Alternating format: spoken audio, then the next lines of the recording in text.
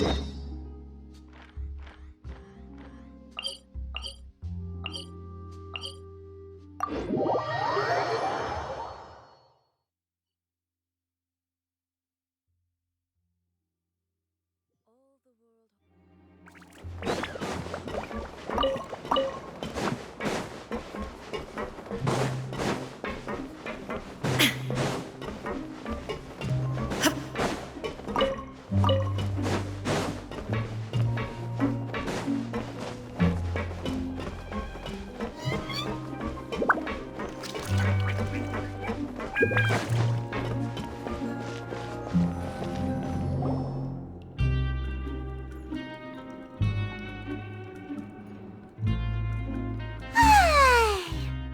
for a little rest after breakfast.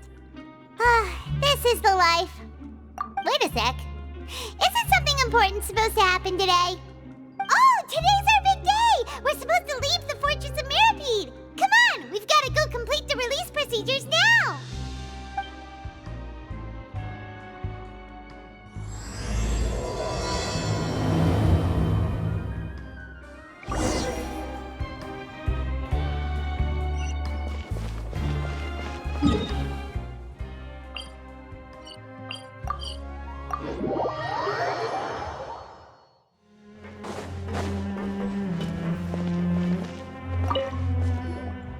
Please, sign here.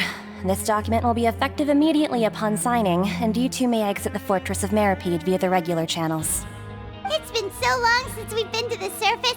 Let's hurry up and... Huh? What's happening?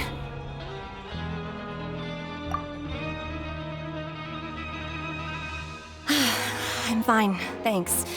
But I wonder what that tremor was just now. Let's go ask the Duke.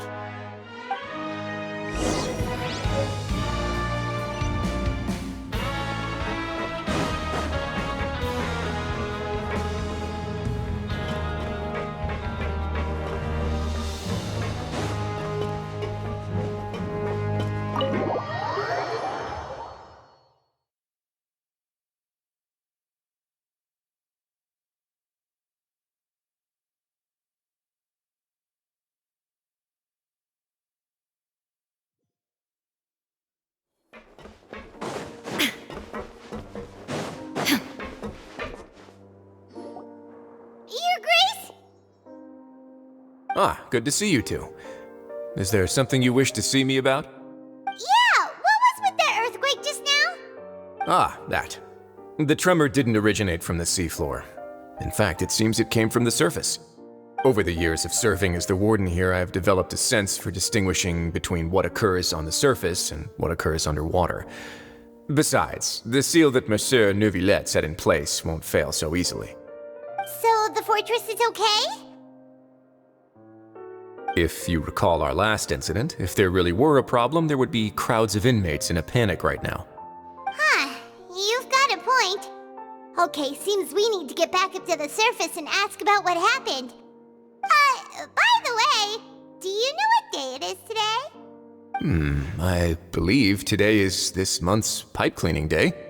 Wait, seriously? Aha, yes. Have you completed your release papers? Yep. It's you two. Are you leaving now? That's right! Today is our last day in prison! But now that Paimon says that, it doesn't feel like we were confined here. It's actually been pretty nice. Oh yeah, Paimon feels fond of this place now. Then be sure to come back and visit. I'll miss you. If you've signed the release papers, then you're free to go. The guards will escort you out. You're not going to see us off? I knew you'd ask. All right, sure. Let's go. Well, you actually agreed. No worries, you must be busy. Paimon was just joking. Ah, so you do have a polite side, I see. After being down here for so long, I imagine you must feel like you're lacking companionship. Shall I come along too? Yeah, don't Don't worry, we'll come back to see you. Paimon really likes the cafeteria here. The chefs sure do know how to make good grub. I hope you won't be here as convicts the next time I see you. We'll do our best to stay out of trouble. Well, it seems our work in the Fortress of Mirapede is finished. That's the end of another chapter in our journey. And since Nervlev was the one who asked us to come here, we should probably go report to him now. Next up, the Palais Mermonia. You're going to see Monsieur Nervillette? Please pass on our kind regards. I'm sure just your regards will do, no? I believe it would be the polite thing to do. You're right. I've heard the Palais has been terribly busy these days. Tell him that I hope he hasn't been overwhelmed by the recent string of troubles.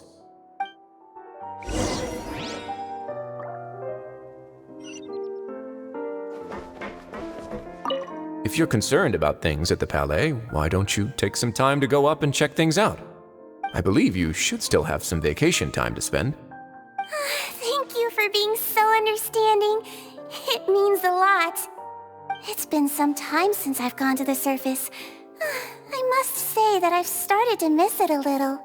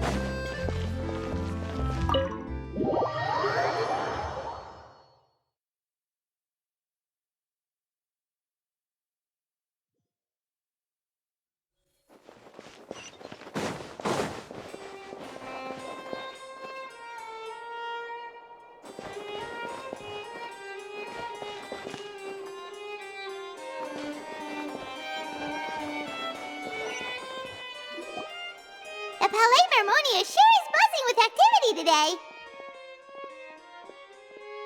Halt! Huh? Oh, it's you two. Apologies. Monsieur Nervillette did say you'd be welcome at any time. Excuse me, would you mind helping me take a look at this report? I'll be right there. Sorry, I've got my hands full here. You can see yourselves in. Everyone's so busy. Seems a lot has been happening.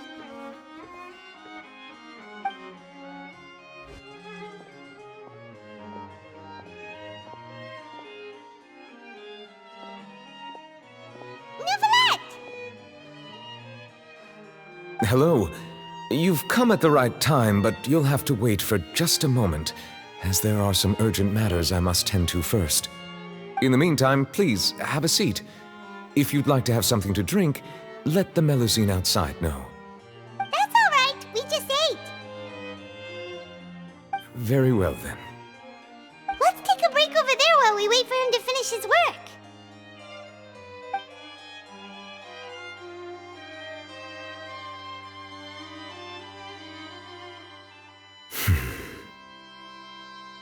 All right. That should wrap things up for now. Are you done with your work? Yes, sorry to keep you waiting.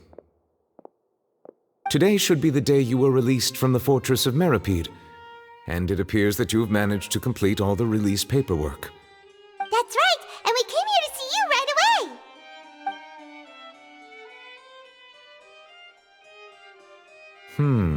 A massive whale. Do you have any idea what that might be?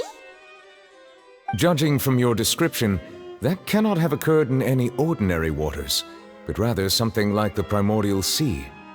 A whale of that size and shape cannot usually be found in the waters of Tevat.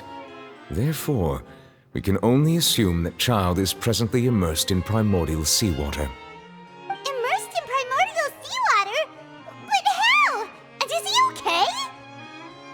Most people wouldn't be capable of entering in the first place. I'm not completely sure how he could have gotten there myself. Yes? What is it? Ah, right! Paimon felt it too! We asked the Duke and he said it wasn't from underwater, so we figured you might know something about it.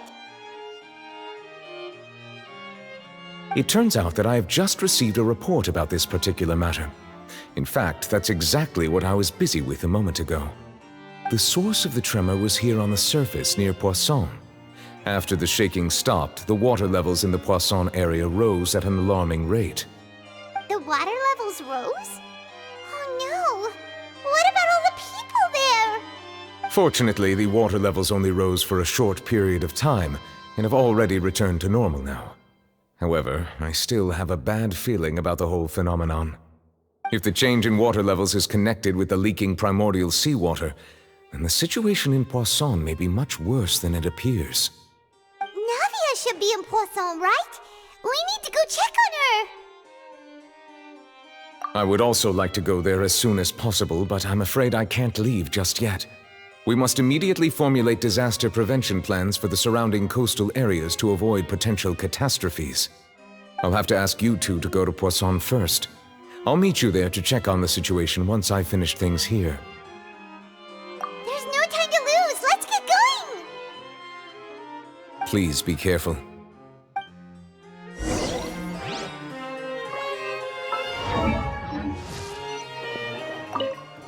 The two of you have my thanks.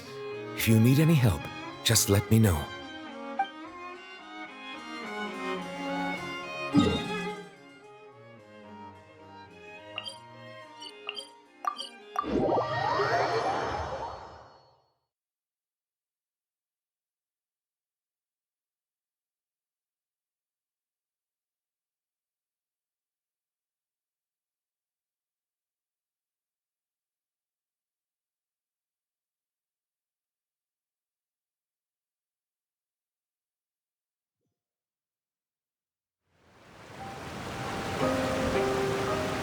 Oh no! What happened here?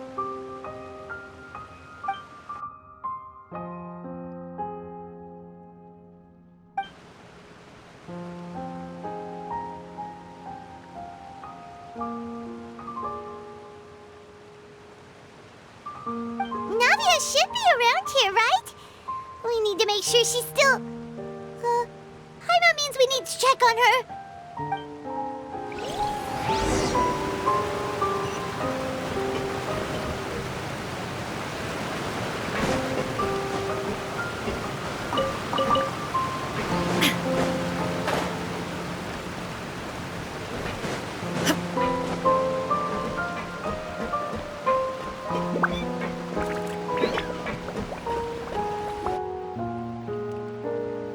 We haven't seen a single soul all the way here.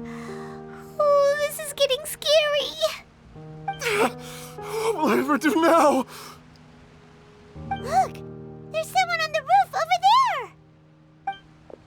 Just stay put! We're coming up! Watch your balance!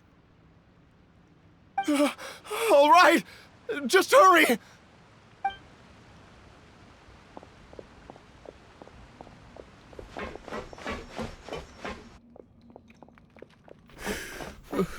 I'm not young anymore.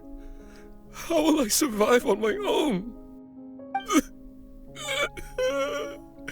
My Desiree! Oh, he looks pretty sad. My leg! My leg! How could this have happened? It hurts! Just hang in there. Help is on the way. You can hold my hand if it makes you feel better.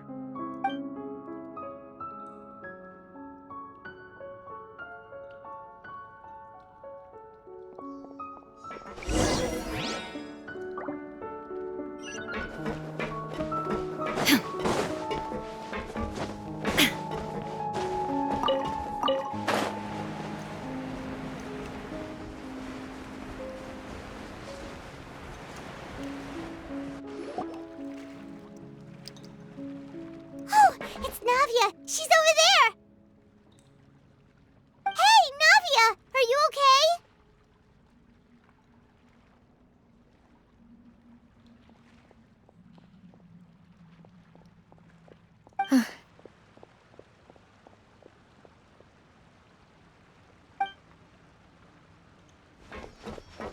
You're here.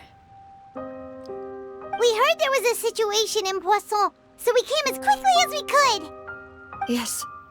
As you can see, the water level suddenly rose. It caused quite the disturbance, in fact.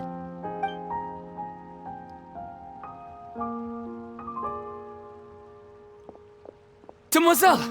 There was a wounded resident next to a building southeast of here. We've already transported him to safety, but we've run out of medical supplies. He's wounded? How badly? He fell, so it's probably a broken leg. He's pretty shaken up. When the water level rose, he desperately climbed up to the roof. Once the water receded and he saw the ground, he became terrified and eventually...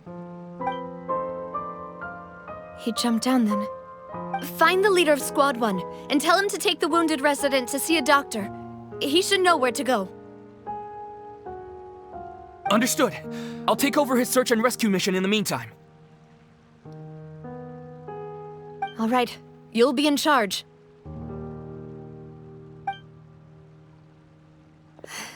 I'm sorry.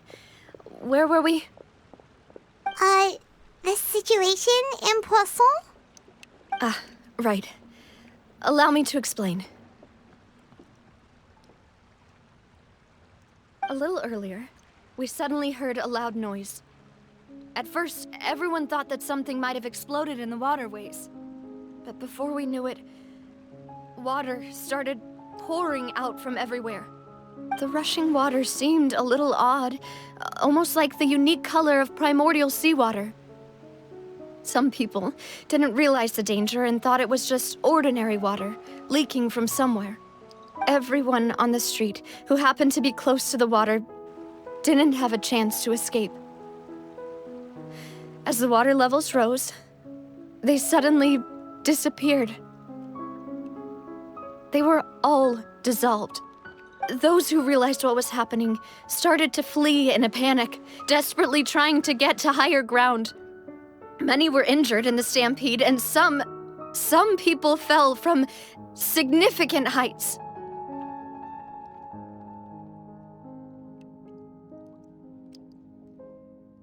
The Spina di Rosula initiated rescue operations as quickly as possible, but there have been a lot of casualties.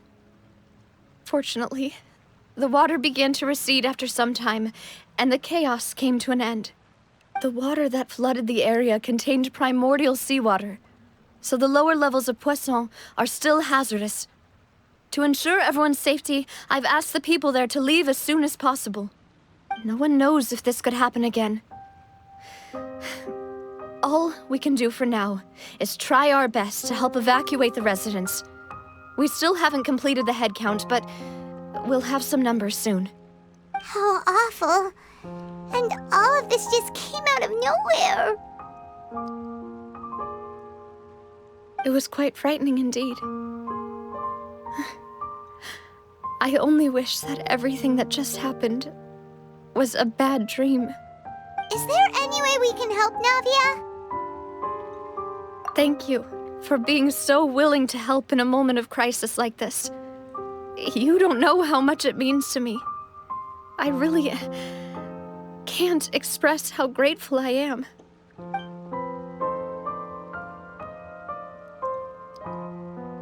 Don't say that, Navia. That's what friends are for.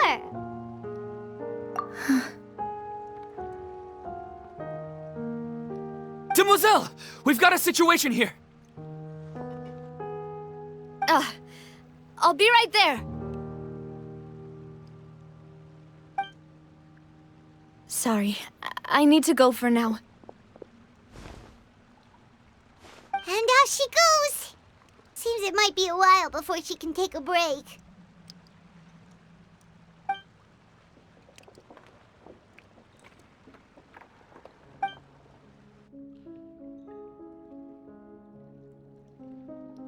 Okay, the wounded are being tended to, and we finished a preliminary head count. More support has just arrived, so I suppose I finally have a moment to focus on my own matters. Of course, We should remain ready for anything, and continue doing our best to rescue others. I'll be sure to have everyone at the Spina di Rosula ready to render assistance. Traveler, Paimon, would you two accompany me to my father's grave for a moment? Huh? Right now? Thank you.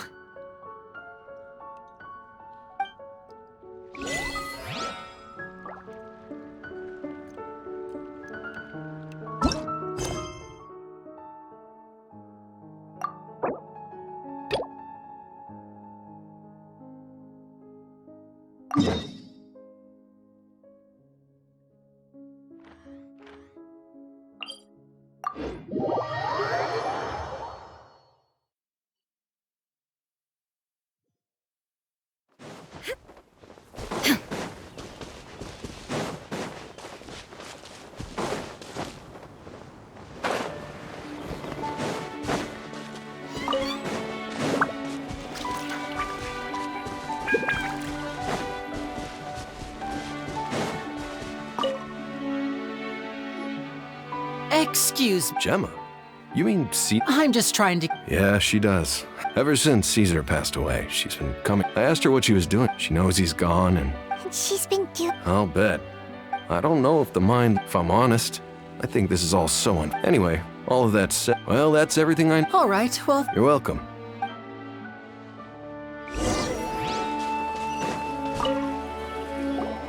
Did you hear the news? They're saying the Phantom... You're kidding. I don't know anymore, but what if? Just... Called it. Oh, please. Wait, did I say that? I don't seem to recall. Hello there.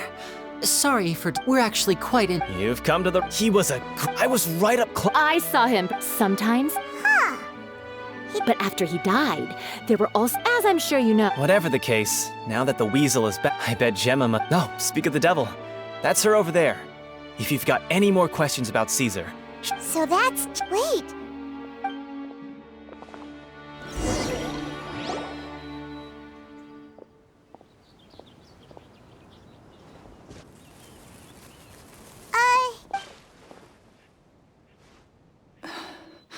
Who's asking? Don't be afraid. We mean... It looks like you're injured. Thanks for your concern. My name is Linny. My name's The weasel posted a warning. You knew Caesar better. I promise you... No. Got it. If you don't have any more questions, please leave.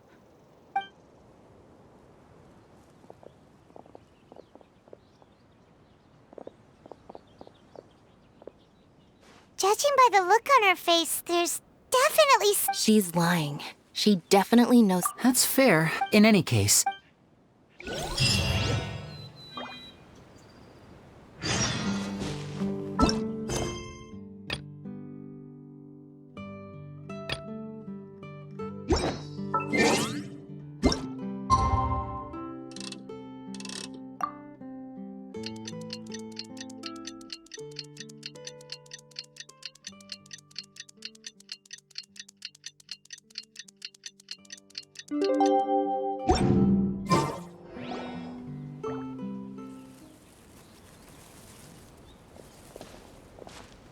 Not a lot of people here, huh?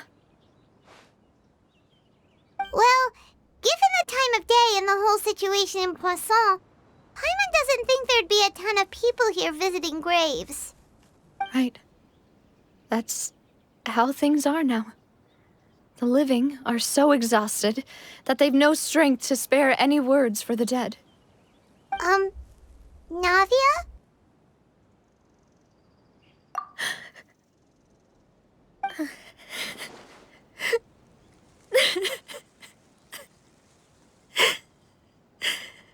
Navia, what's wrong? Sorry. I just... Malus and Silver. They won't ever come back here again. What should I do, Papa? Huh?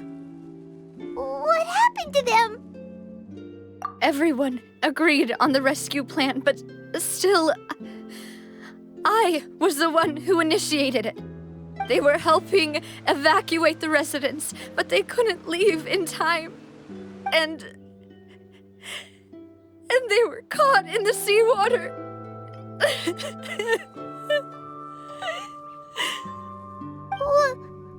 What should we do? I've known them for so long. And I know they weren't afraid. But I could at least hold a funeral for my father. And I know where he rests. But as for Malus and Silver, they're just gone. I just can't.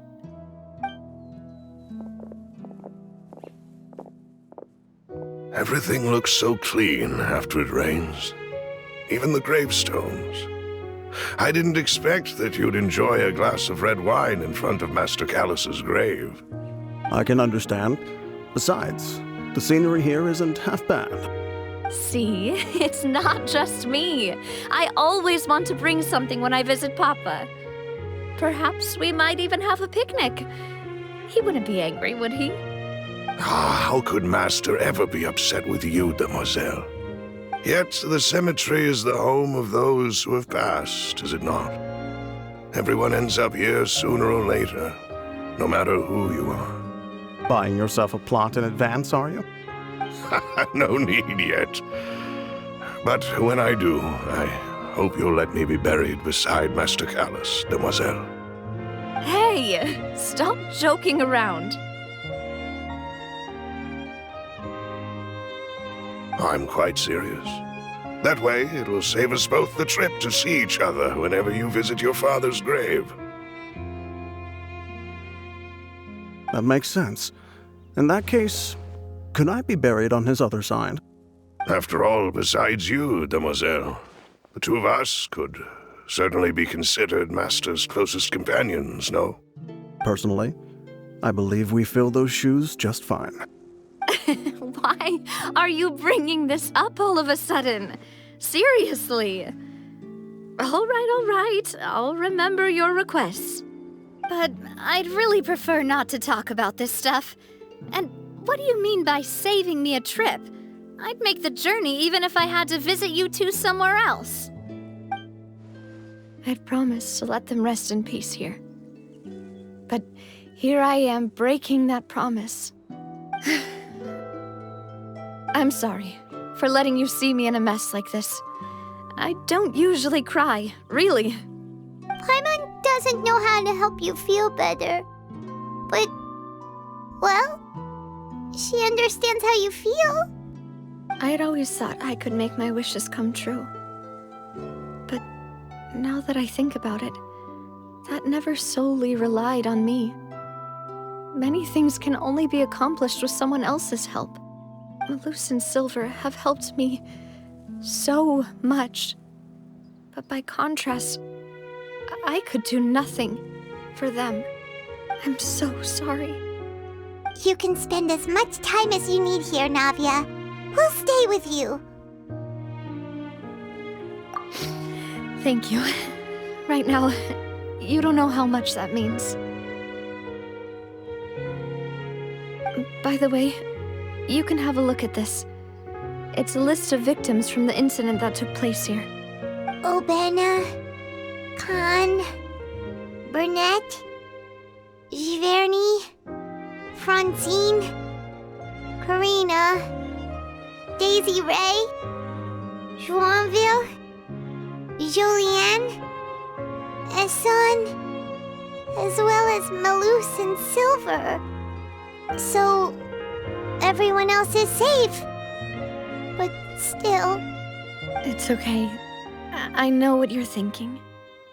And you're right. We lost Malus and Silver. But we were able to save more than we anticipated.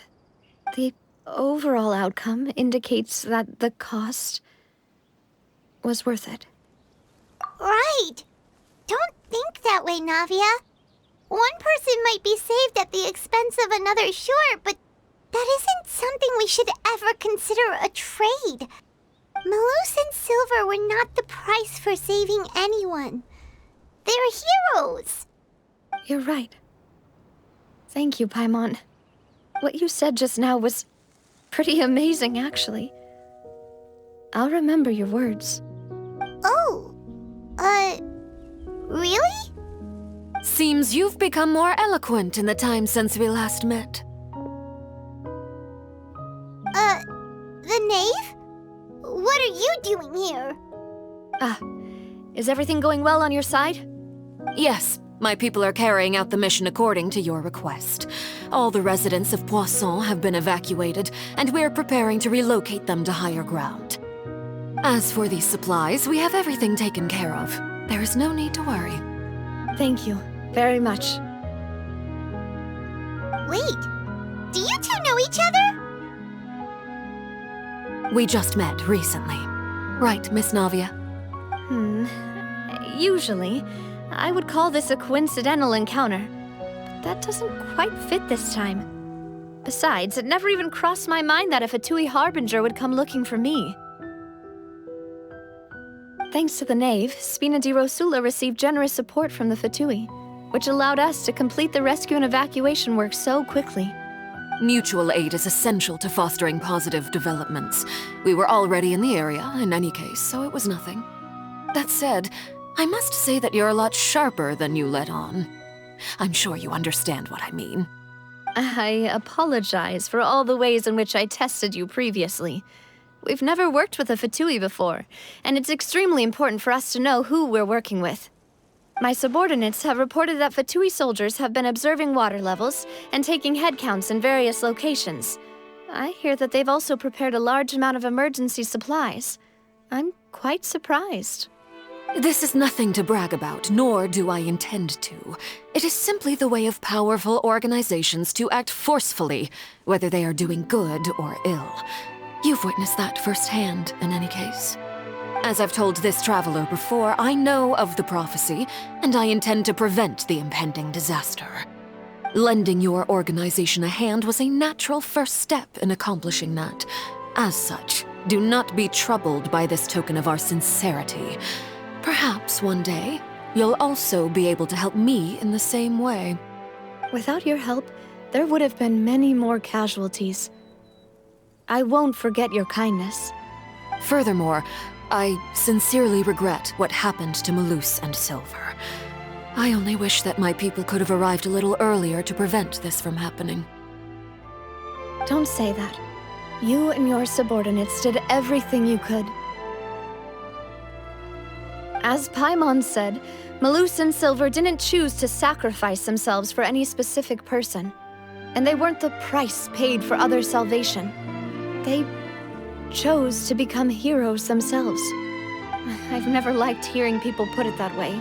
It's like trying to relieve pain by saying some noble-sounding words. But right now, there's nothing more suitable. They really did become heroes. You're right. I'm sorry for your loss, Miss Navia.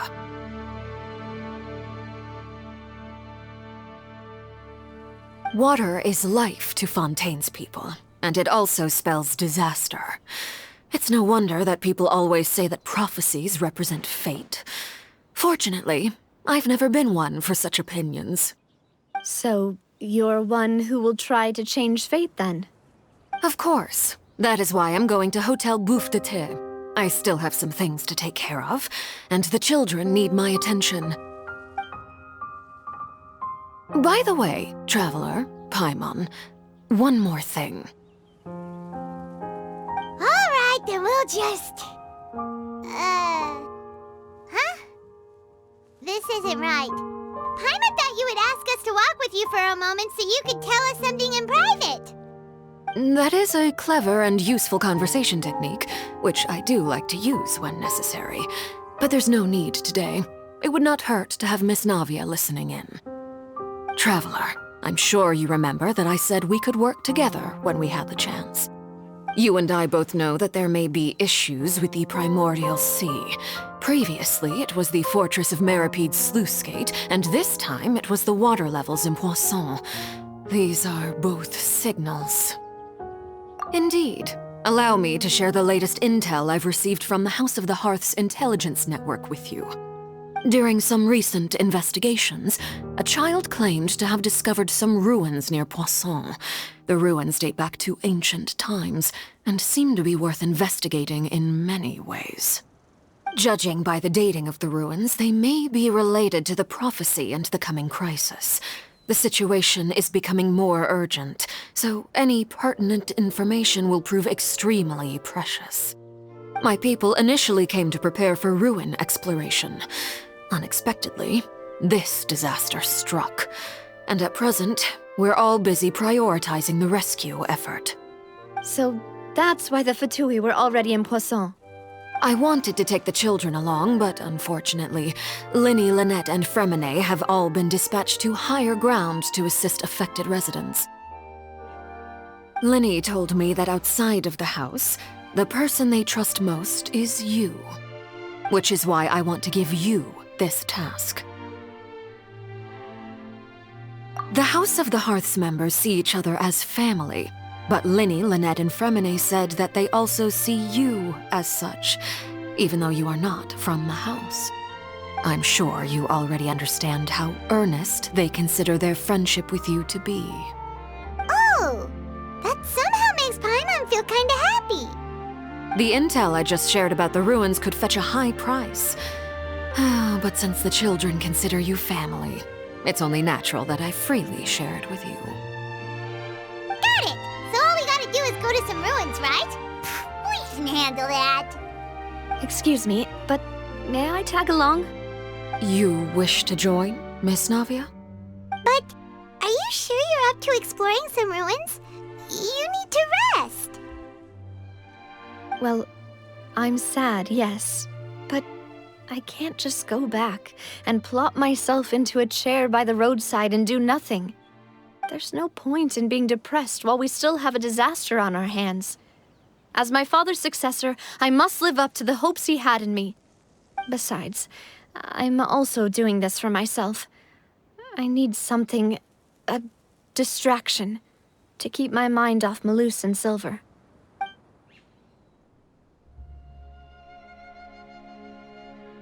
Since you put it that way, I have no objections.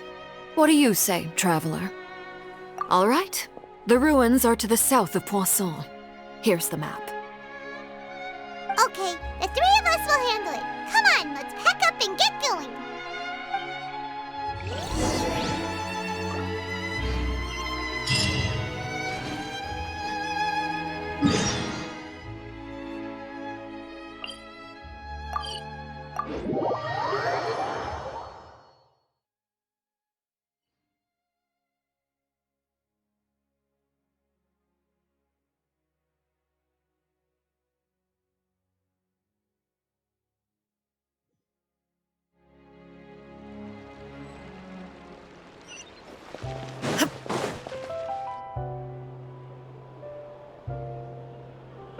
Over here.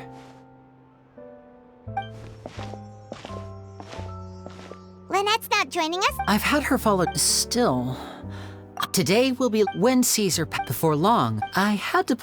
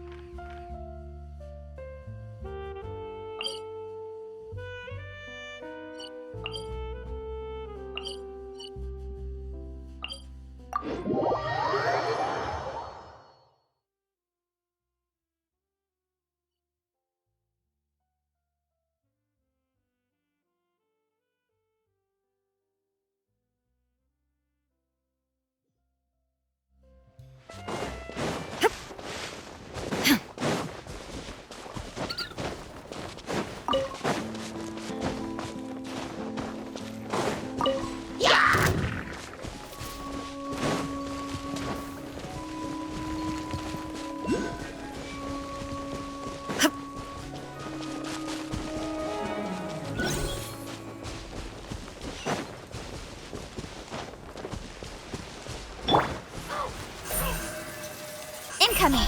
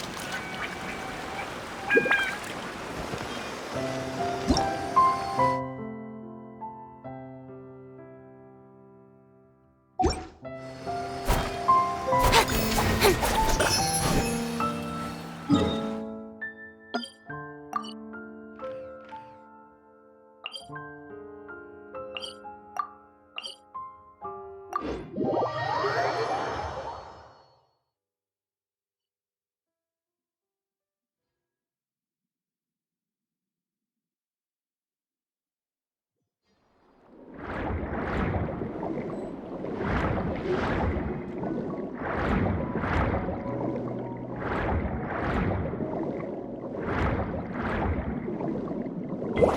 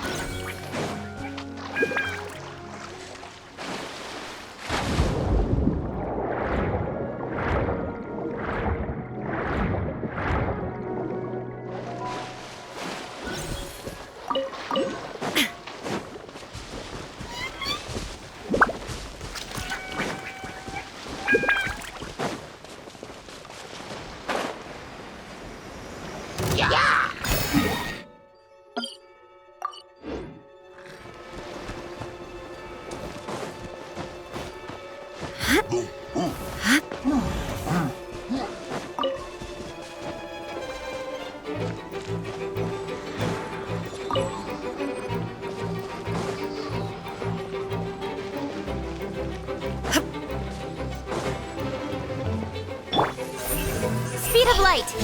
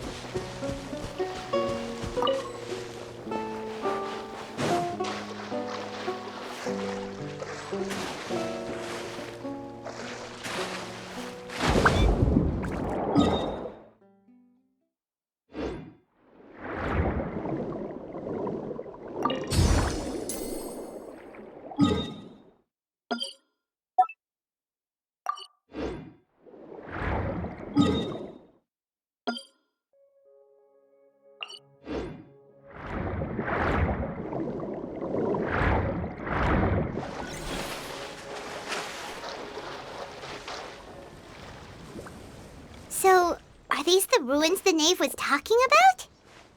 Whoa, talk about old. They seem to be pretty ancient, all right. Let's go in and have a look. Just be careful.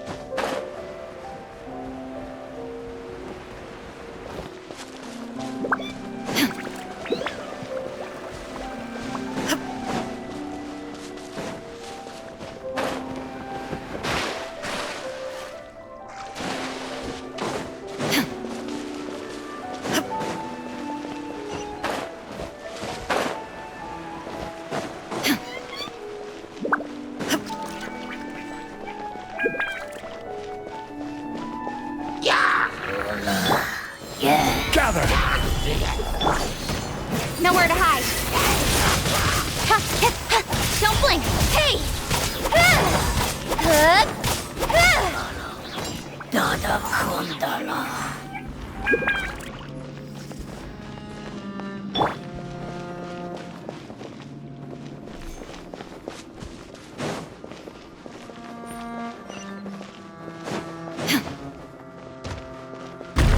Watch it! The floor here isn't safe!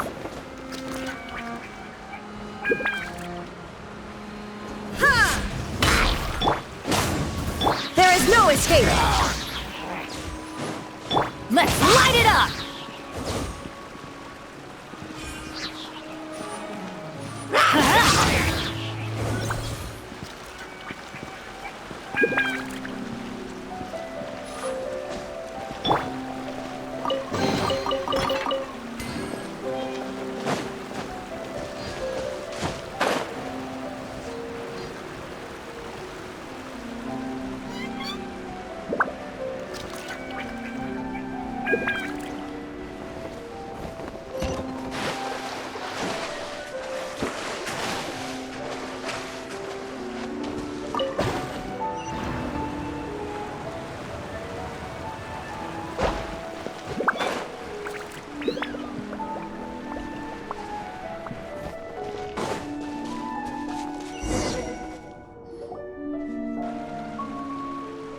This place has also been contaminated by primordial seawater.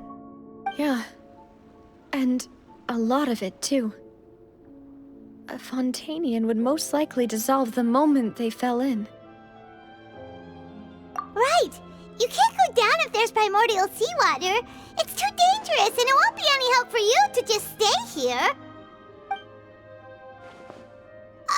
Don't get Paimon wrong. We're not saying you're useless. It's just that... No, you're right. I can't do anything in this situation.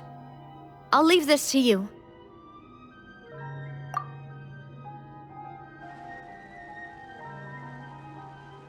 That complicates things.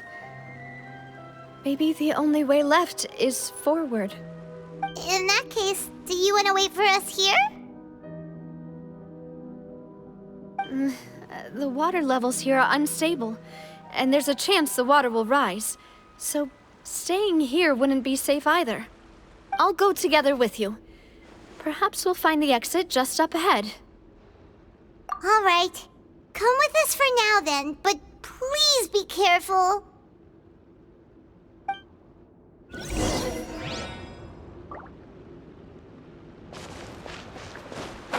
Oh no, it's a dead end! Let's try climbing over from the side.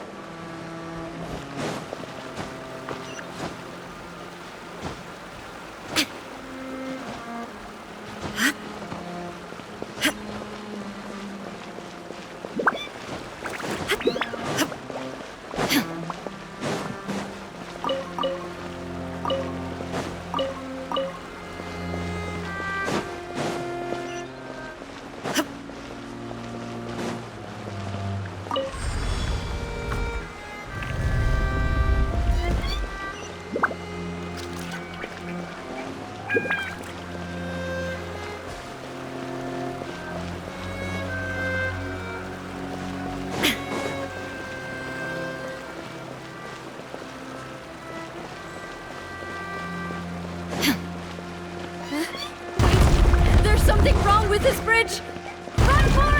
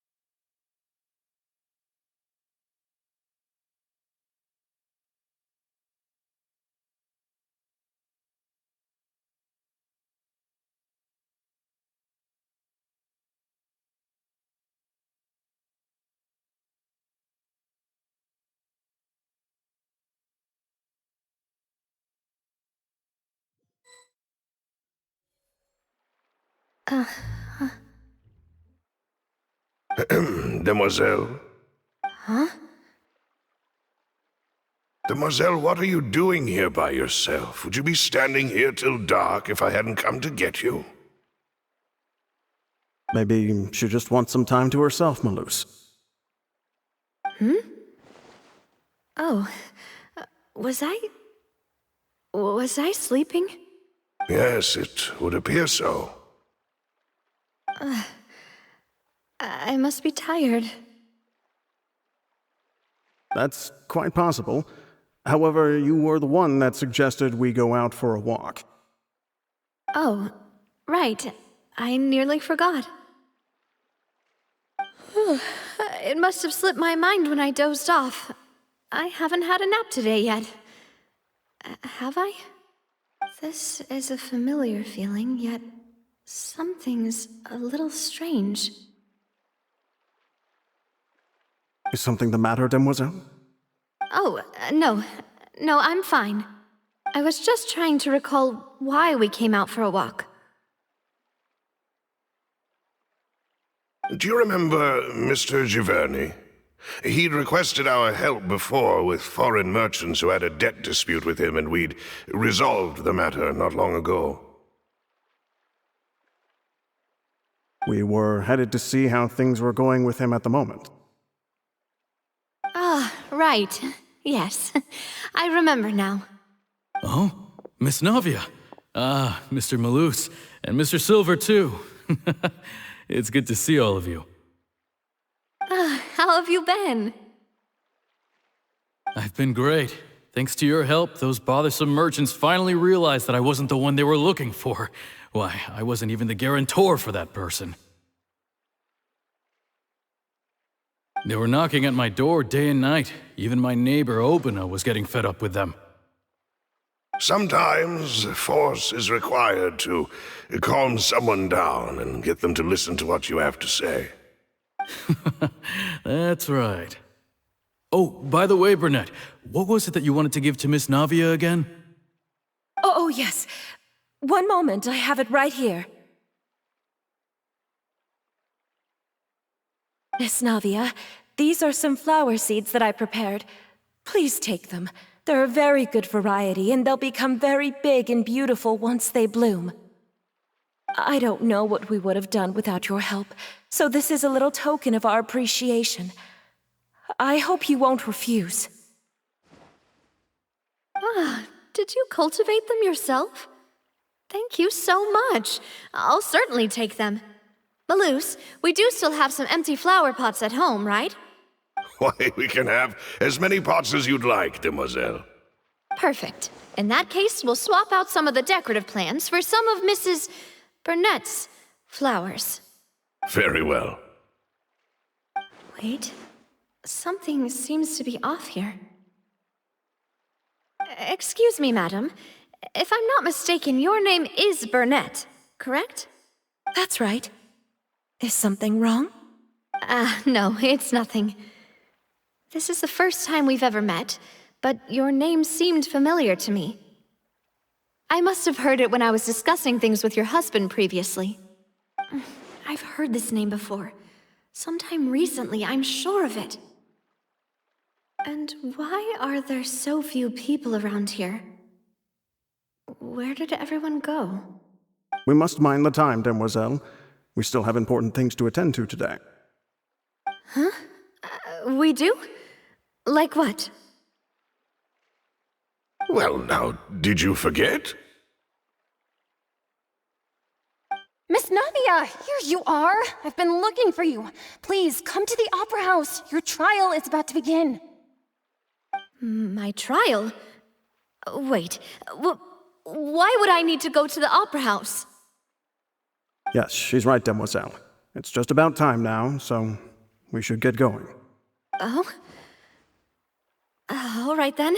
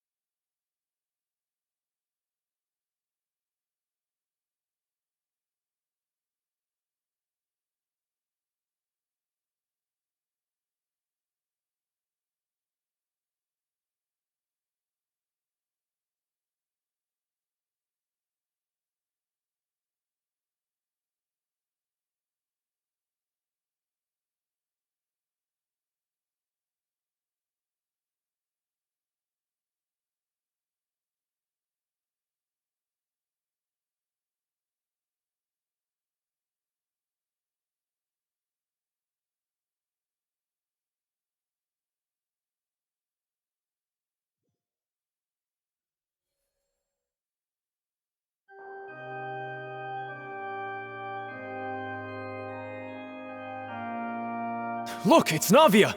She's here! And her two attendants are with her! Goodness, everyone's finally here. There sure are a lot of people here to see the trial. And they all seem to be oddly excited about something. I even know some of these people. Karina, Desiree, Joyville, Jolien, Essen. Why are so many people here? And why do I have no recollection of this case? And as for the judge... huh? Where's Monsieur Neuvillette? Please sit in the defendant's seat. Don't worry, Silver and I shall accompany you. All right.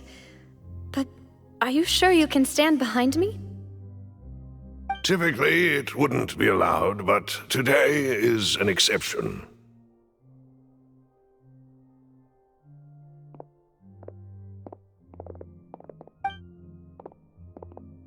Hey, what kind of place do they think this is? Come on, do they have any idea what they're doing? Seriously. Enough with the whispering! Could someone please tell me where Monsieur Neuvillette is? And why I'm standing trial? My dear Miss Navia, have you not yet realized what you've done? In that case, allow me to explain. As all here know, you are Master Callus's successor, the head of the Spina di Rosula, someone held in high regard by every soul in Poisson. After you took over the Spina, you treated all of us just like the late Master Callus had. If anyone in need reached out to you for help, you responded. Not only you, but your butler, your subordinates, nearly everyone in the Spina di Rosula fought for the well-being of those in Poisson. Wait a moment. Aren't you just proving that I'm a good person? Yes, correct. Absolutely right. And that is why you stand accused. You have helped so many people get through so many difficulties. You are one with us. We are inseparable. We are one big family, all of us who are from Poisson, inextricably linked. And with you being so important, we couldn't possibly do without you. Therefore, this fair and honorable court shall declare you guilty, and you shall stay here. You will be together with us forever. Huh? What are you saying? Everything you have said is correct. I have indeed done a lot for my hometown, and I would be willing to be with you all, but what is the purpose of having me stand here like this? What is there to discuss? Ah, well, if that's what you think, then I have no further comments. How wonderful, Miss Navia!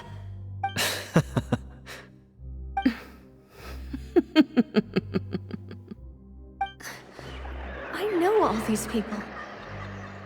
Why are they laughing? I seem to remember now. Yes, I get it. This trial is... Wait just a moment. This isn't right! Malus? What was that, Mr. Malus? Our conclusion is very clear and unanimous. Let the court judge her now. She's guilty! Stay here, Navia! You're one of us! Demoiselle, don't admit guilt. This trial means to keep you here forever. I wish to exercise my right to defend Our Lady. Mr. Joinville, you only know of Navia's goodness, but nothing of her utterly independent mind. She was born a free and independent spirit. She has never been tied down by anything. Indeed, even the death of Master Callus couldn't stop her. Her actions cannot serve as proof that she identifies herself as part of any group. She merely acted as an individual, extending her hand to help others. Please do not mistake her actions as being otherwise. Really? As an individual, you say? Don't forget, we are all Fontainians here. This is the nation of justice, the nation of Hydro. Even if Miss Navia only voluntarily rendered her assistance, that doesn't change the fact that her beautiful soul must return to everyone. Water accepts all, blends with all. It will surely accept her kindness. Everything is measured here in the nation of Hydro, and in the end, everyone shall meld together. Thus, when a unanimous opinion emerges, that opinion represents justice. Now I speak for everyone. Our opinion is consistent. Navia should stay.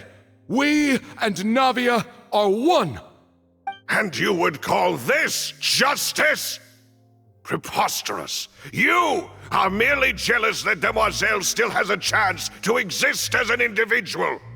Have you forgotten how much you all once longed to become individuals, to become independent?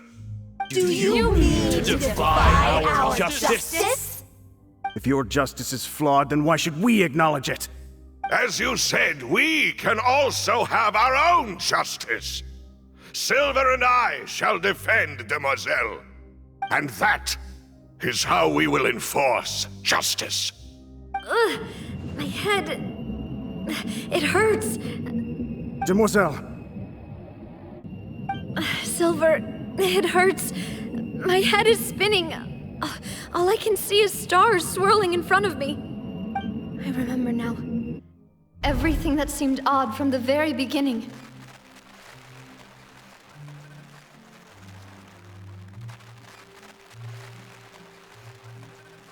Karina, Desiree, Joyville, Jolien, Essen, and Mr. Giverny and Mrs. Burnett, who we met earlier. Even Malus and Silver. I don't want to admit it, but they're all dead. Don't be afraid, and don't admit guilt. We will protect you to the very end.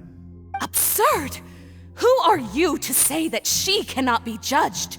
We are the majority, and in the nation of trials, the majority is absolute justice.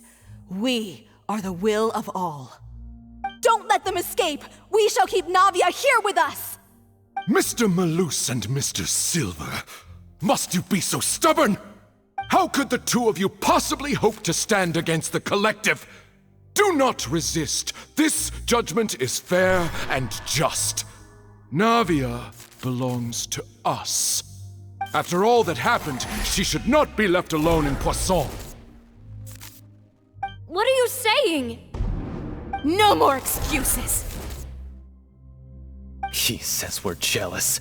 Jealous? How could she possibly be an independent individual? What's with these people? Who's jealous of her? She belongs to us! Miss Navia, she... Silence! That's...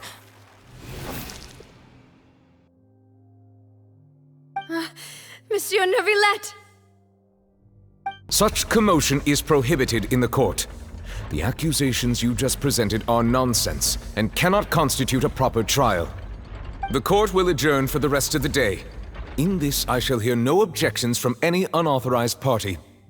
Our thanks, Monsieur Neuvillette. Please leave with me, Miss Navia, while there is still time. But... Go on now, Demoiselle. This is your only chance to leave this place. What, can't bear to leave us behind or something? Malus. My apologies. I couldn't resist making one little joke once I realized that this shall be our last goodbye. Malus... Silver... Quickly, you must come now! Goodbye, Demoiselle. Farewell.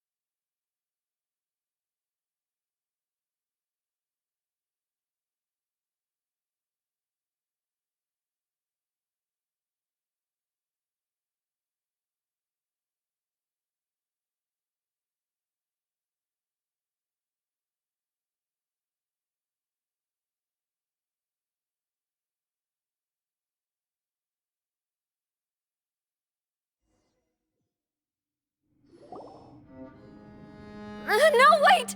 Just a second! Navia? You're awake. Good.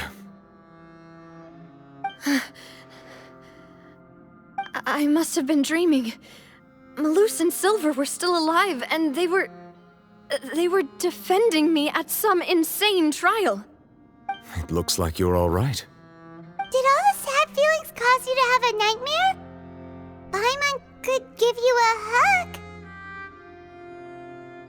The ruins you were exploring suffered a cave-in. When I arrived, I found you falling toward the water. You were just about to be dissolved within, but I...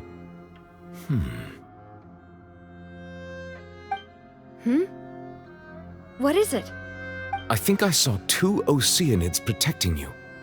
It was only for a moment, perhaps even a fraction of a second, but they gave me the chance to retrieve you. Were it not for their intervention, I would not have been able to rescue you before your consciousness dissipated. Wait, did you say Oceanids? You mean like what happened with Kay? Perhaps those 2 Oceanids were the people you saw in your dream. I always told them that they didn't have to protect me. To think that they'd keep doing so even after death.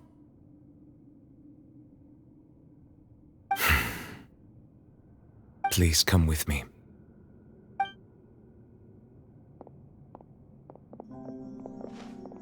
Neverlet, are you okay? Oh, I am quite all right. Perhaps there's something we could chat about? Why do you look so stiff all of a sudden? Oh, Paimon knows. You're the type who feels awkward when there's nothing to talk about, right? I merely thought that we should give Navia some time to herself. Huh? Why didn't you just say so then? Don't you think it's even more awkward to call us over like this and then have nothing to talk about?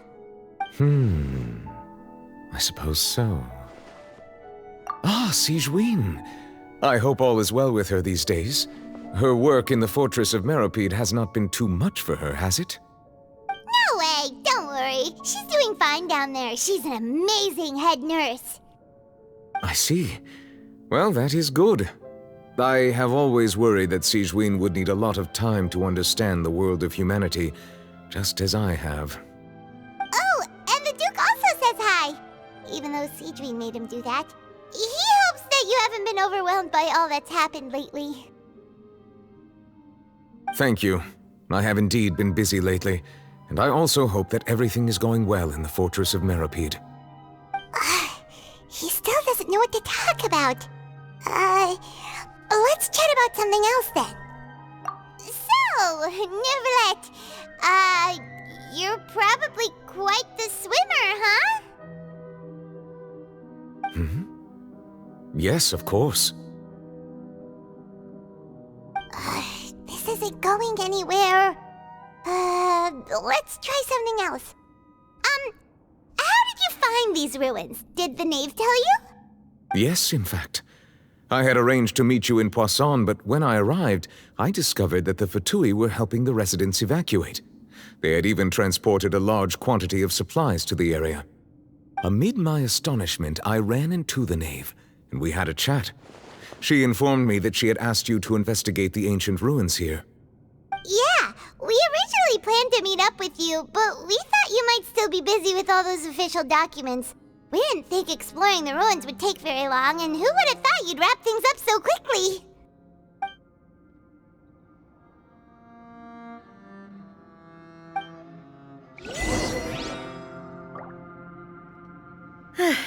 I'm sorry to have kept you all waiting like that. I'm feeling much better now. I guess we should get going again. Will you come with us, Monsieur Neuvillette? Yes, if you wouldn't mind my company. All right! Another one joins the party! Let's get going then!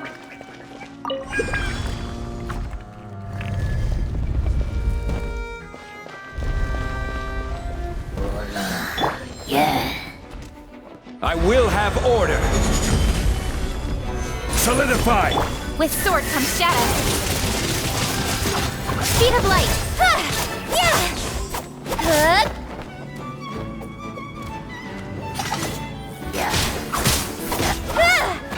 Dada Kundala.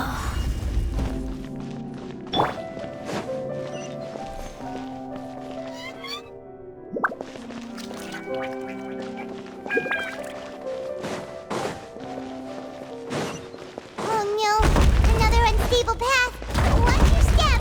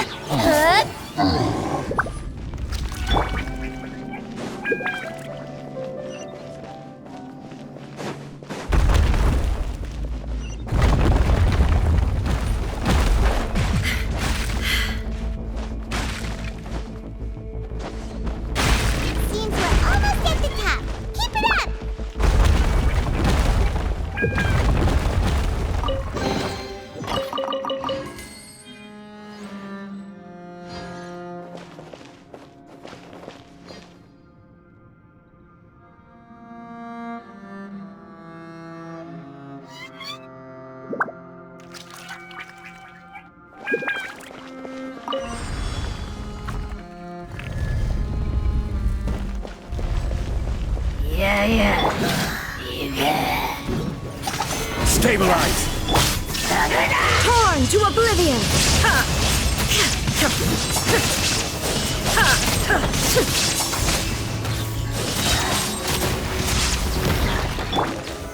Solidify! Order guide you!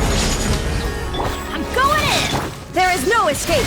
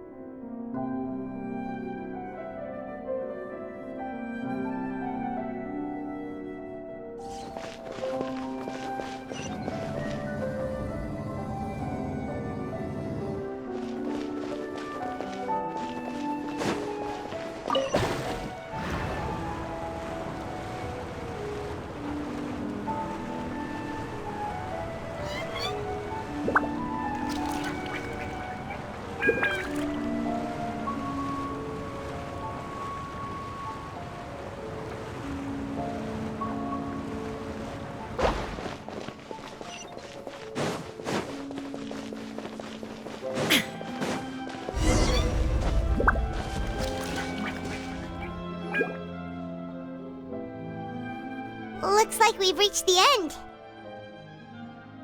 This is the place.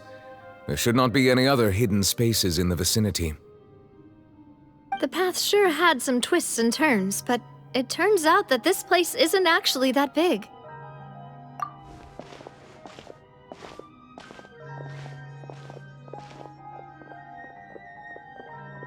Stone slates?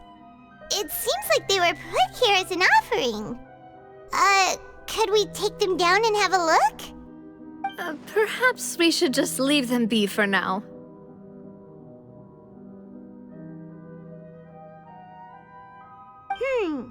There are 4 locations in total, but only 3 stone slates. The slate that should be in the first empty spot is missing. The surrounding walls also show signs of damage. There's something written below. Let Paimon see. reason dictates that this nation be destroyed. I shall record the history of its future here in its past. Say what? It feels like someone left these slates and these words here for a purpose. But does he mean that Fontейн should be destroyed? That would fit the circumstances dictated by the prophecy, yes. Indeed, the slate's contents correspond to it. Take the second slate, for example. There's a person kneeling here. She seems so dedicated. And there's a whole bunch of other people behind her doing the same. She's facing this... what is this? Some kind of island in the sky? And is that Lady Farina in the third image? Did the Hydro Archon fall into the water? And is that a ring of people around her? Paimon doesn't quite get it. Are they all in the water? The fourth image. I know this one. This exactly matches the content of the prophecy. The people will all be dissolved into the waters, and only the Hydro Archon will remain, weeping on her throne.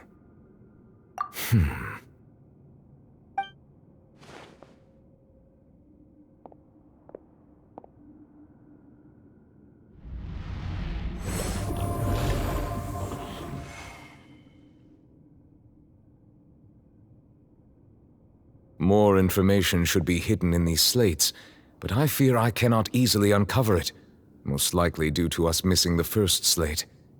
I am very sorry. Don't blame yourself, Monsieur Neuvillette. Deciphering ancient stone slates isn't one of your duties. Ooh, Paimon's getting the chills just looking at these slates. This says that it's the history of the future, right?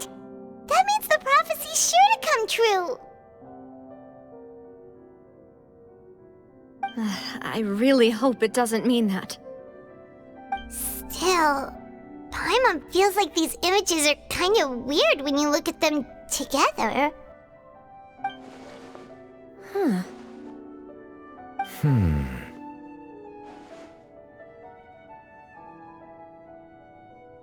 That's right! If the images are in chronological order, shouldn't the fourth, the waters drowning Fontейн, come before the third, where the Hydro Archon herself falls into the water? And yet the order is reversed here.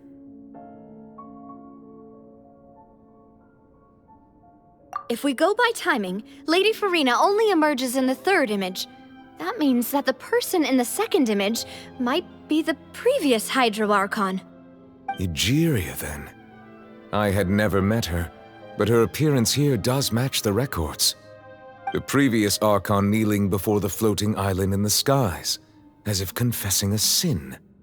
Did she herself commit that sin? And if not, why would she be in such a posture? Also, I'm still wondering why these ancient stone slates are here at all.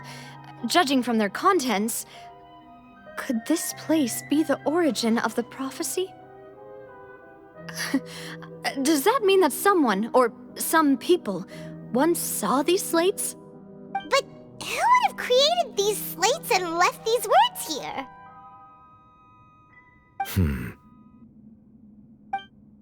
It seems that any further clues will have to come from Farina. In that case, there's no time to lose. There's nothing else to be gained here, so let's head back first. Yeah, we better get somewhere safe for now.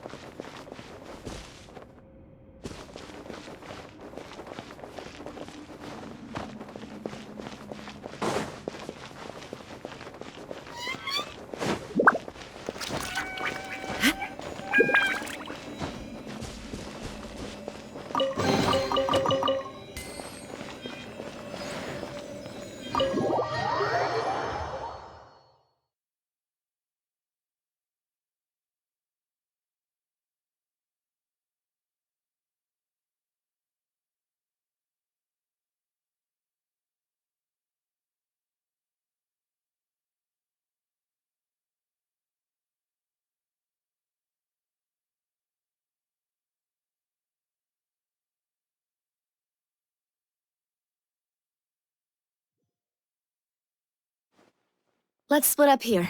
I'm going to check on what's happening with the Spina. You know how it is. There's some things you just need to be there for yourself. You still have energy for that, Navia? Paimon's already beat!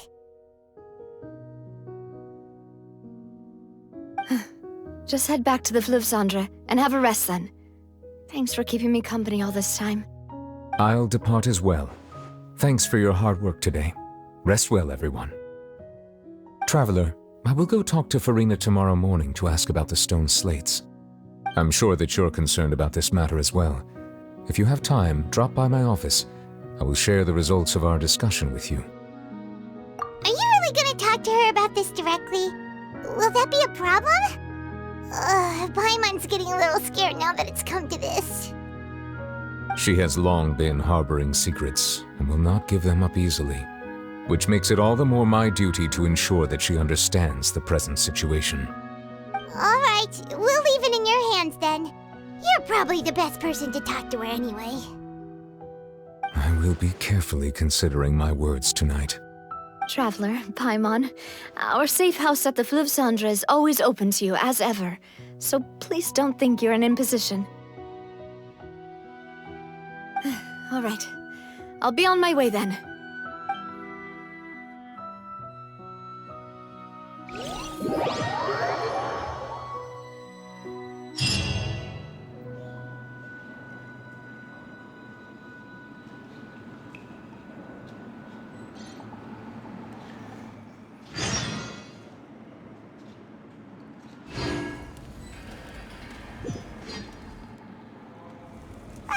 We're finally back! Welcome back. We've got a special menu prepared for you two tonight.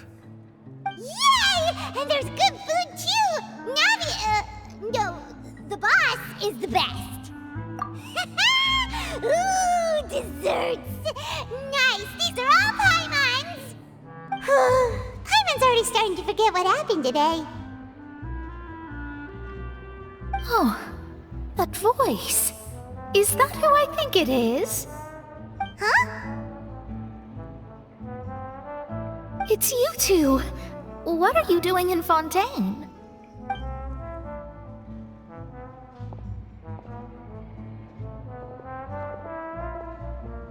Mona?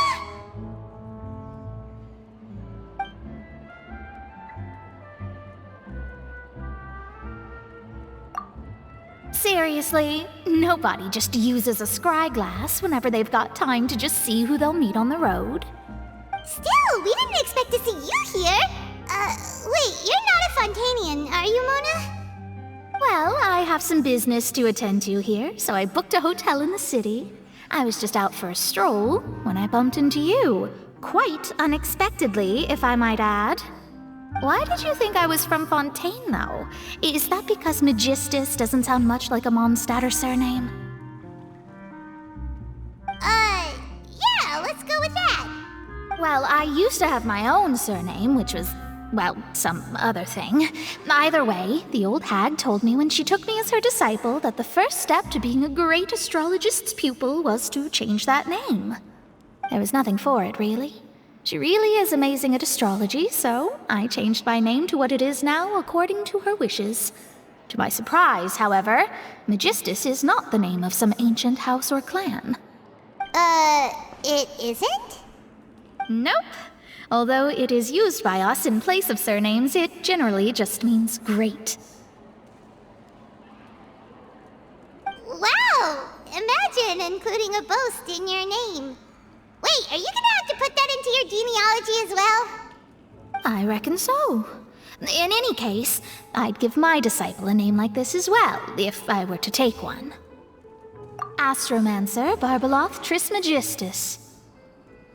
Whoa, that's a long one. Does it also mean great or something? My name means Mona the Great Astrologist. As for the old hag, hers is, in plain speech, the thrice-as-great Scholar of the Stars. Just take it as a title specific to astrologists. Thrice as great? That's so petty. I know, right? That's just how she is. She used to call herself Magistus, actually, but when she took me in, she changed her name to Trismegistus. Talk about excessive. Magistus is thus the calling card of our school, so to speak, which makes it about the same as a surname. It's all right if you don't get it. You can look into it further should you need to study astrology more deeply. That sounds terrible! Ugh. But anyway, you're not Fontainian, are you, Mona? You're from Mondstadt, right? Well, I was born in Mondstadt, yes. My parents migrated to Dorman Port, and I traveled with the old hag for a while, after which I settled down in Mondstadt City. Oh, that's a good thing then. At least we know you won't be dissolved by Fontaine's waters. Speaking of that, I'm sure you're aware that a bunch of things have happened here in Fontaine, right? I know you're not a local, but I'd avoid getting too close to any water that looks strange all the same. There's something ominous about it. Well, the water, I mean. That was the main reason, yes. Just a while back, the Steambird invited me to take part in a panel and speak about the circulation of the prophecy as an astrologist. The invitation was sent quite early on. I don't think anyone expected Fontaine to be in this much trouble. What do you make of that prophecy, Mona? Just tell us what you think as an astrologist. Your word would go a long way to make things more certain and less scary. What I can tell you is that I'm an astrologist, and that this prophecy concerns the fate of Fontaine, even that of Altivat. Ascertaining this is akin to reading the fortune of the whole world. I'm afraid that this is not something that just anyone can do. If I could do it, you would no longer call me an astrologist, but a visionary. But on the flip side, the prophecy is so huge and powerful that it must surely come from a powerful visionary. Its contents involve the fate of the world. Disregarding it would be a mistake. A visionary? Sounds really powerful and all, but does such a person really exist? Of course. The old hag could do it, and I'd bet there are others amongst those Hexenzirkel colleagues of hers who could do something similar. Huh? Are you sure? All right, I'll help you. It isn't often that I see you with such a serious look on your face. I'll tell you once I hear back from her.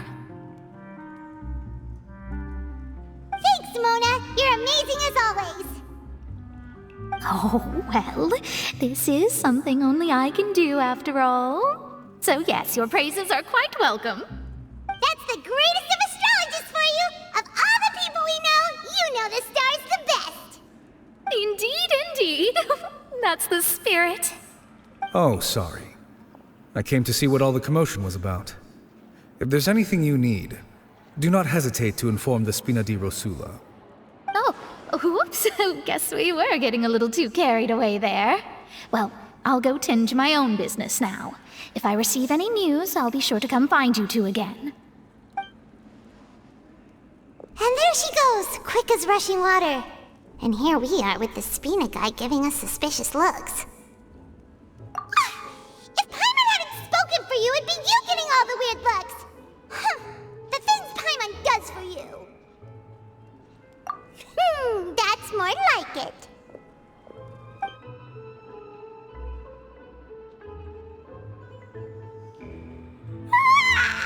Good morning.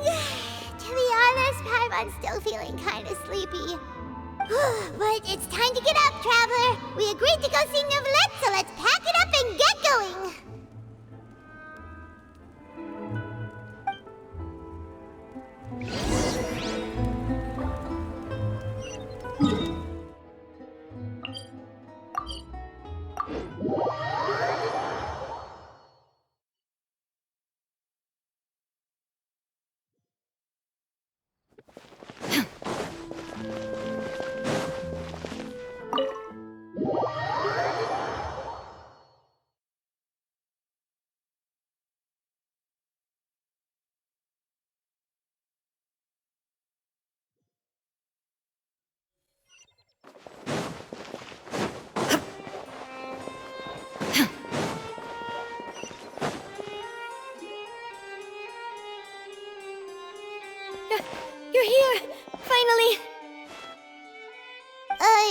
something wrong?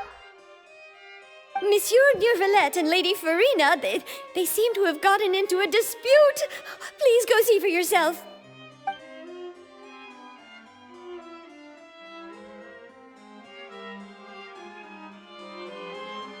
Like I said, I've already explained everything. And yet the problem has not been properly solved. There is little space for excuses between us. It is not my intention to offend you, but please, tell me where you stand. You are the Hydro Archon Focalor, are you not? Look at this. This is a list of the victims from the recent Poisson incident.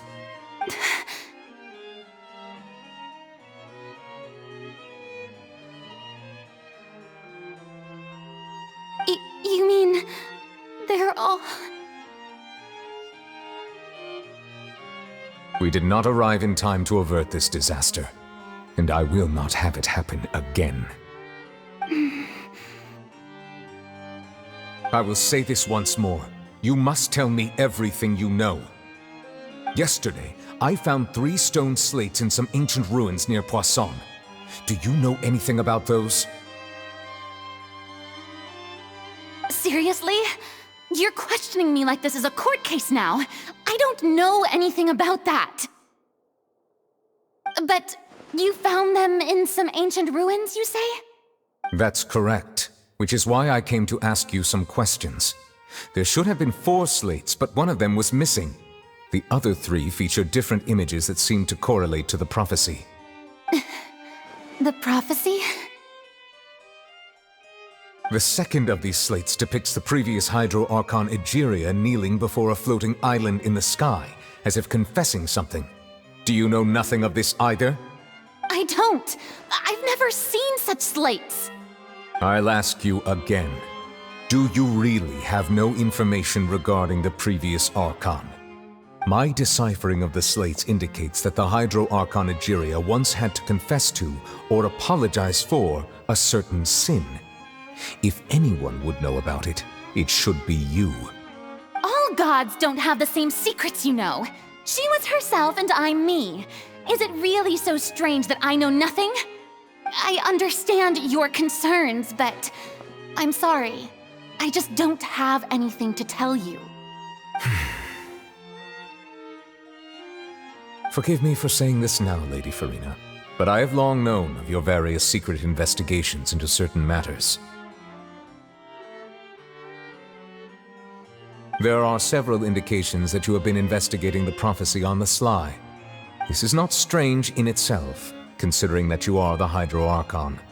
But it is strange that you should also claim to not know any of Egeria's secrets, as well as do nothing following your inquiries. You have never been as superficial as you have presented yourself to be, nor are you a fool. And yet, your behavior is very inconsistent.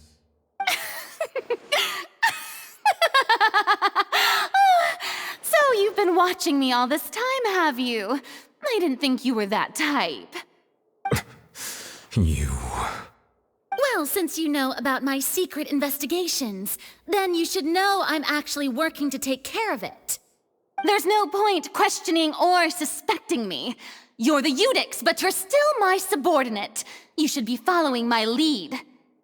Just trust in me, your Archon, and do as I say.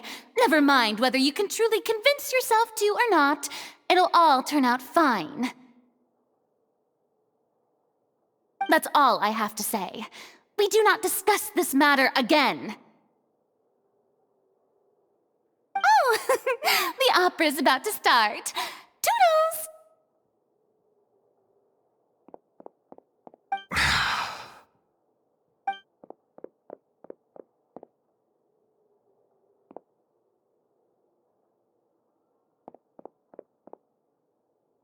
Did Farina not notice us standing by the door? Wonder what's up with her. She was smiling. She didn't seem in the mood to care if we were listening in or not. I assume you've been outside for a while now? Oh! You noticed! Seems Farina didn't even realize we were here. She was in a great panic, though I cannot discern the reason. Our discussion reached impasses time and again, a state of affairs that we cannot allow to continue. Still, I do not understand. Dialogue is the basis for understanding, so why did she keep refusing to engage?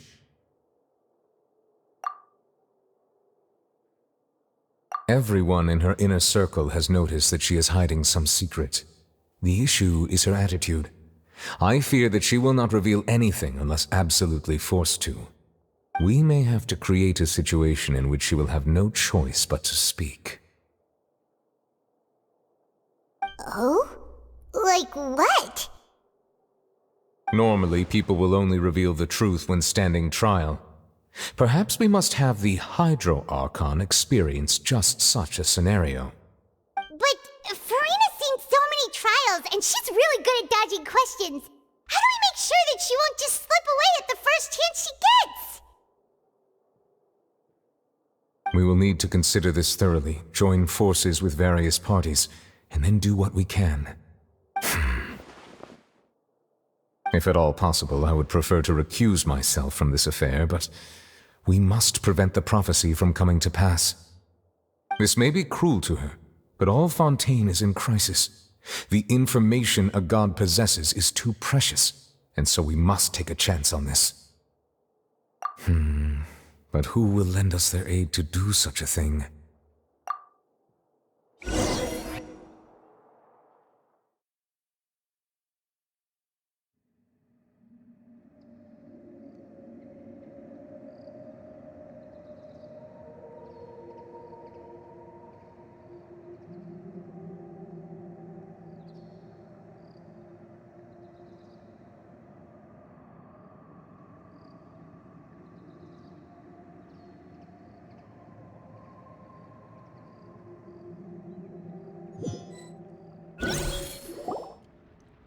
Well, that's everyone, huh?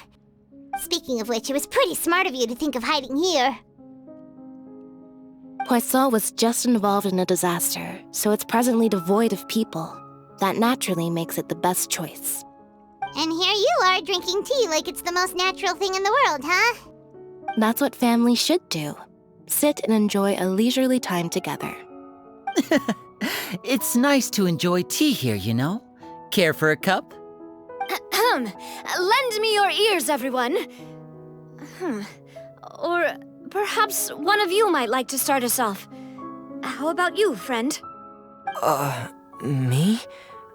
No, I don't think I can. Then, how about you, good sir?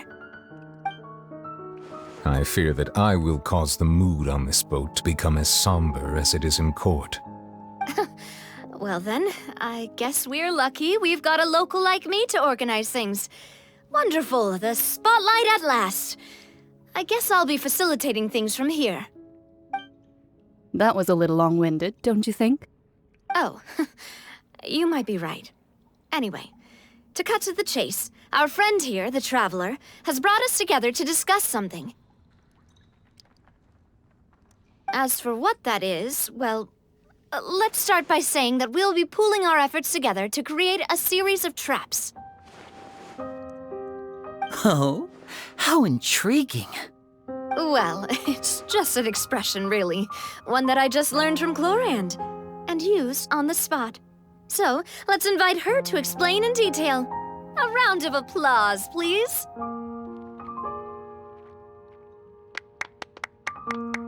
Huh? Didn't you say that you would be facilitating this? Oh, come now. Your work doesn't involve much public speaking, right? This is a good chance to practice. You might even pick up some fancy oratory tricks to impress your boss with in the future. I see. And what does my boss say? He is glad that you consider him your boss. Do go on.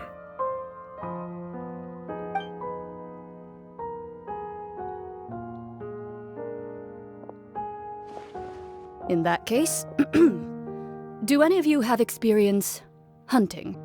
Not that I recall. Fremine and I once used a wooden stick in a basket to catch wild rabbits when we were younger. As for Lynette, oh, right. You were sick that day, weren't you? I've also gone diving to catch some fish before. Does that count? I'm afraid not. You may or may not have heard, but Fontейn once played host to a group known as the Marechaussee Hunters. Though that was their name, they did not hunt animals, but rather various monsters left behind by the ancient dynasty of King Remus. Today, Fontaine's monster population has already thinned greatly, so the hunters have blended back into society, taking up arms in other lines of work. They even left a unique methodology of hunting in their wake. A trap comprises of the following components: bait, a trigger, and a containment device. Sometimes a lethal implement will also be necessary to deal with the prey. So, if we were to build a trap together, right now, what would you choose to build it with? For me, I would prefer something basket-shaped. Pigeons and rabbits will see the bait and naturally enter the snare. Our line of work requires a deft hand, and we're some of the best in the industry, so you can count on our techniques. You used some of those techniques while moving the people of Poisson, didn't you? My subordinates mentioned that you even performed some magic for the bawling children. Yes, and I even managed to gather some intelligence in the meantime. I'm quite the multitasker if I do say so myself. I'm afraid I can't claim that as my strong suit. I prefer more stable methods, like placing bait in the water and waiting for the fish to come within reach.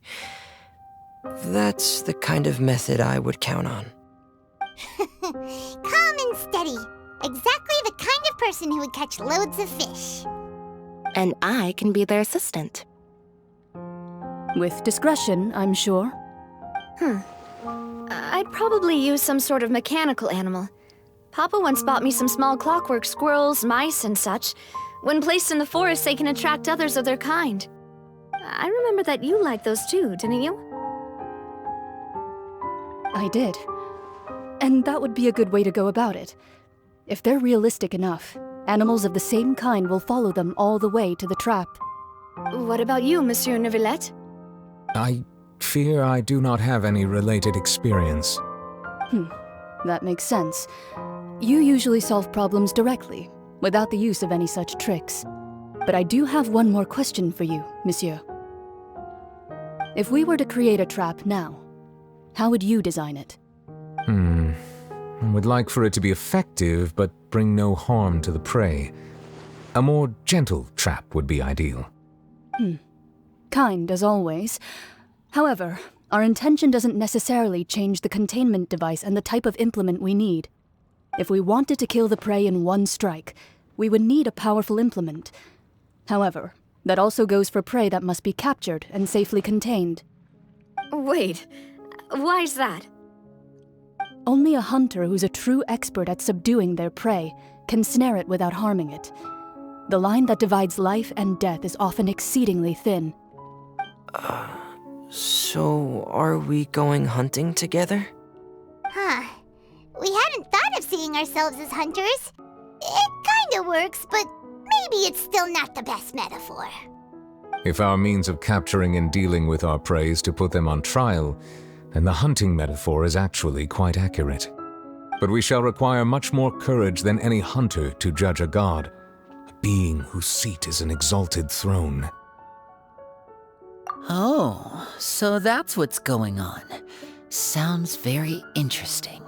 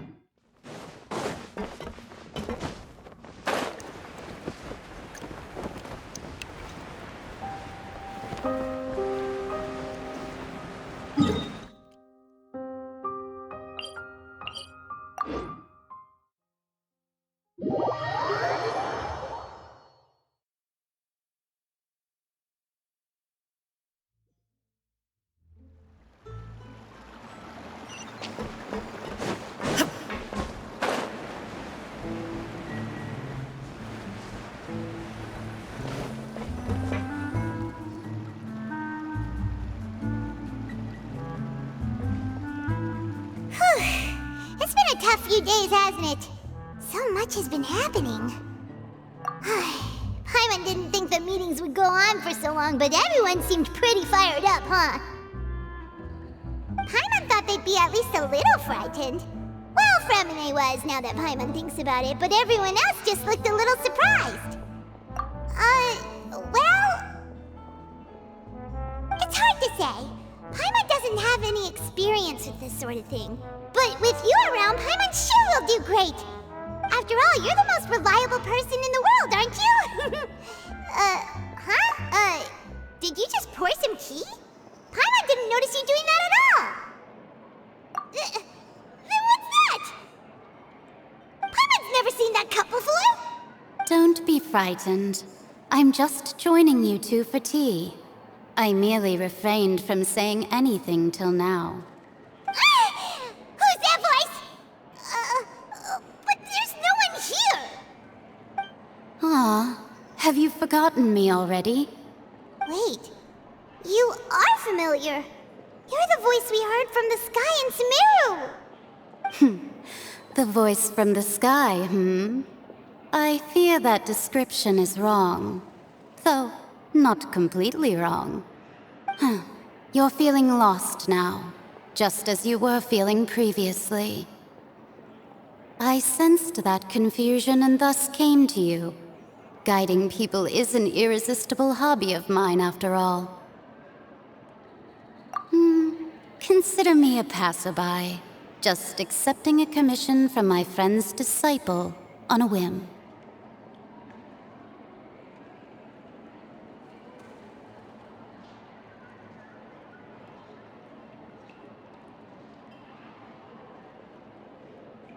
The prophecy.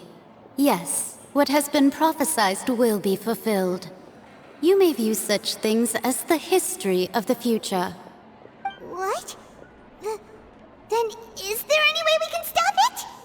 I believe you have witnessed a failed attempt with your own eyes. Can everything in Teyvat so easily be changed? So you've caught on. Just as prophecies are usually only the future as seen from the perspectives of the gods, could things be happening in hidden corners where the gods' gaze does not fall?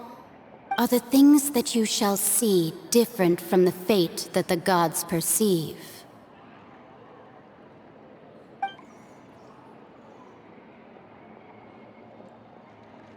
What is she talking about? It all sounds really impressive and important and stuff, but it also sounds kind of scary.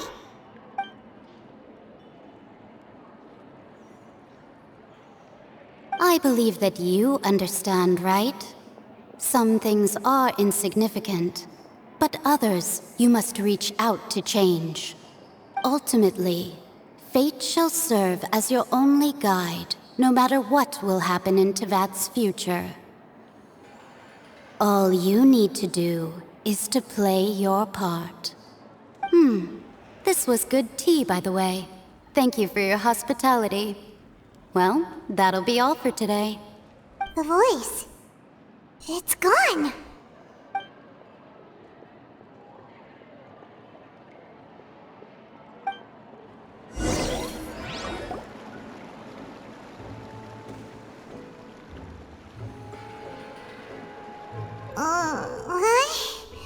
I want to hear someone talking. All right, coming. Hey, it's you who's getting lazy, okay? Well, I see I've walked in on some lively banter. Luna! Fine, just fine. I went to take part in that Steambird panel. It turned out to be more interesting than I expected. Not all Fontainians are pessimistic about this. One journalist mentioned that sitting around and waiting for the end to come would be wrong, and that they should make their own rescue preparations. I agreed, so we had a brief chat with her. Did she have pink hair by any chance? Why, yes! It was Charlotte. You remember her, right? That daredevil journalist? I'm in full support of her view. Prophecies are very important, but How can people allow their lives to be commandeered by just a few words? That's right! Paimon's glad to hear something sensible for once. Ah, yes. About what we had discussed before. I did try, but I'm afraid I couldn't reach the old hag. I'll try again tonight, but I wouldn't get your hopes up. Huh?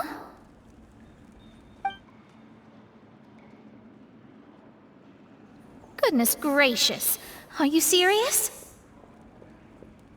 She said that even the god's gaze has blind spots. Pretty bold if you ask Paimon. Most people would believe the gods to be all-knowing, right? The Hexen Circle members are certainly anything but ordinary. As for the mage named N, the old hag has mentioned her a few times. She said that N's sense of direction is incredible, and that she loves guiding those who are lost. But I've never met her, and if she were still alive, she'd be... well, suffice it to say that the hag's at least a few hundred now, and N's been around for longer than that. Whoa. The Hexen Circle sounds like a scary group. But they must really stay in shape to live so long. Their abilities alone are pretty terrifying. If she came to see you personally, then the problem you're facing must truly be of great importance. Well, it's not like Paimon could understand anything she said. Yes, she was quite cryptic, but I suspect she means that there is still a way to turn things around. She didn't say when or what that would be, though, so... perhaps it is something that you cannot know right now.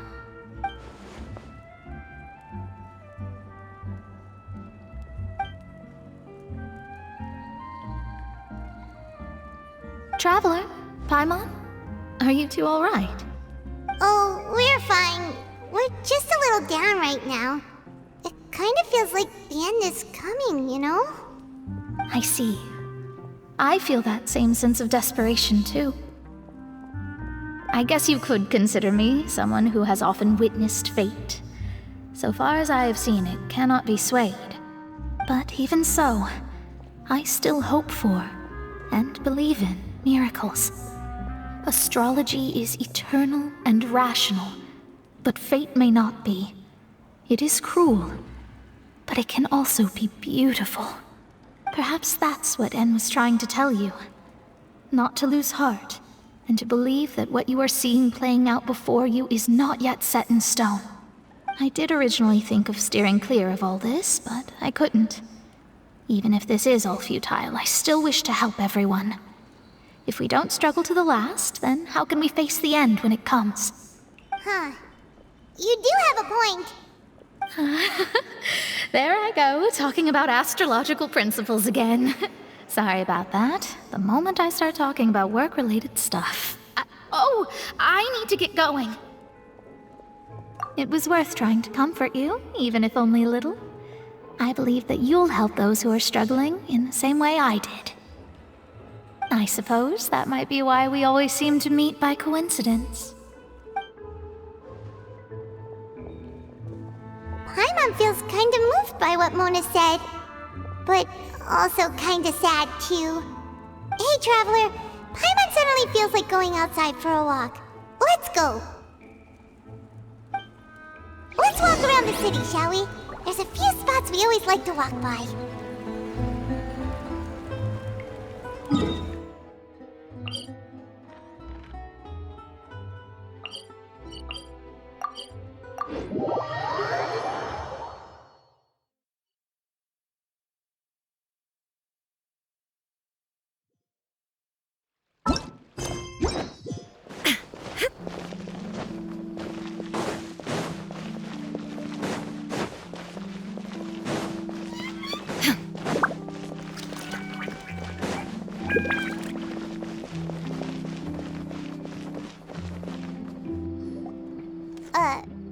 Huh? Our names are written in this newspaper. What's going on? Let Paimon see! The underwater stronghold, the Fortress of Meripede, has continued in its noble autonomy, but that does not mean that others cannot interact with it. My recent attempts to enter the fortress bore little fruit. Huh. Guess Charlotte still hasn't given up on that. Thus, did an Outlander friend become the focus of this report? A blind adventurer with their white fairy, legends trailing in their wake. It is said that this mysterious traveler once visited the underwater fortress. So while the fortress's interior remains a mystery behind closed doors, do not fear, for the tales of the traveler contain surprises in spades. Journalist Charlotte's biggest scoop yet, the Traveler's Trail, World Blocker. Huh. Charlotte took so many awesome photos of us and we never even noticed her! She hasn't been able to get a hold of anything at the fortress, so since we're easier to find, she's using us as the subject matter instead? Ugh, seriously? Well, fine. Those headlines and photos do look cool, so Paimon will forgive her this time.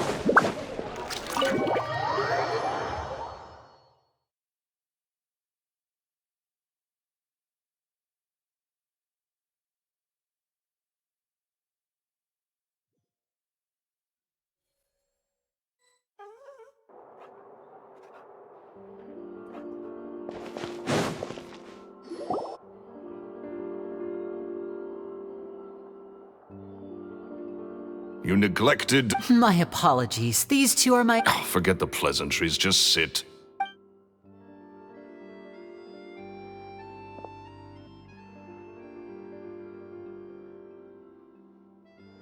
Get a load of this guy. I only agreed... Much obliged, sir. Yesterday morning, I have to get to the bottom of this to ensure... What is there to investigate? Caesar was the weasel. Please, sir, no... Possibility, it's... The weasel is dead. Period. Everyone... Oh, sir, my pride is a... Your pride? I want to find out the What would that accomplish? Uh-oh. This is... Renzo? Is that? Oh, it is you! Another day, I'm busy. Oh, come on, you can't... If I wanted your life advice, I'd ask... Sorry, my good sir. I don't believe I've had... Oh, hey! This is your first time meet... and he wonders why he can't get a girlfriend, despite being...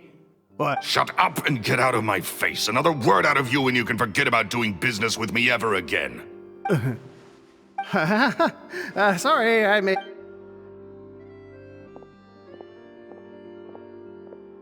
I think it's high time I made a move as well. If you really want to investigate this, Linny, be my guest. But if nothing good comes of it, don't say I didn't warn you.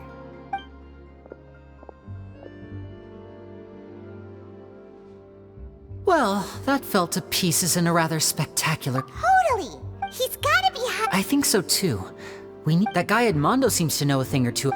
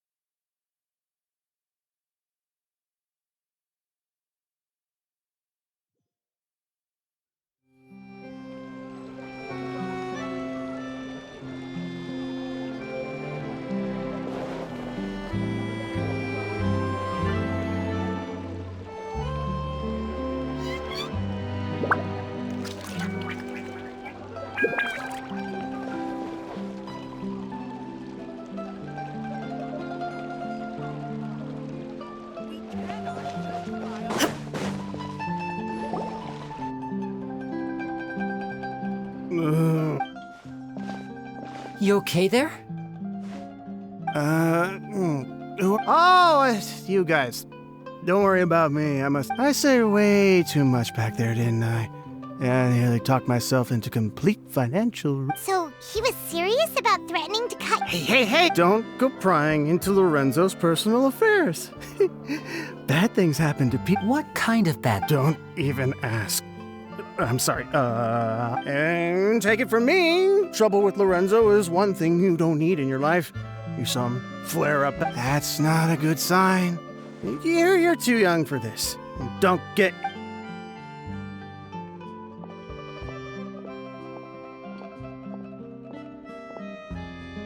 And there he goes.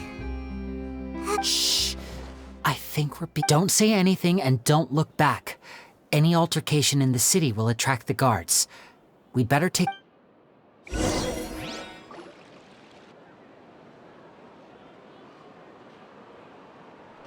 here! Paimon's hungry. Should we go in and get something to eat?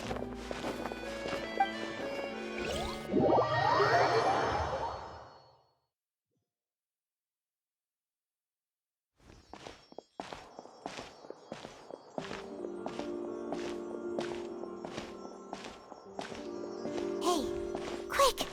Look! That's the limited edition, only 16 slices a day cake!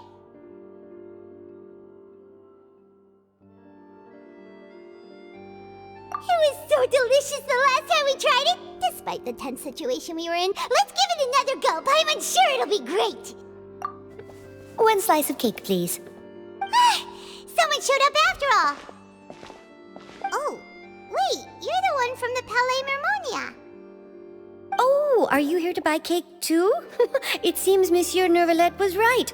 You really can eat. Wait, did he really say something like that? That's right. Even he has his own preferences when it comes to food. As for me, I love the cake and coffee here. Do you come here often? Usually every day. Every day? It's part of my daily schedule, apart from work. I shall have my cake and coffee. Then what if someone told you one day that this place would be closing soon, and you wouldn't get to eat cake here anymore? What would you think?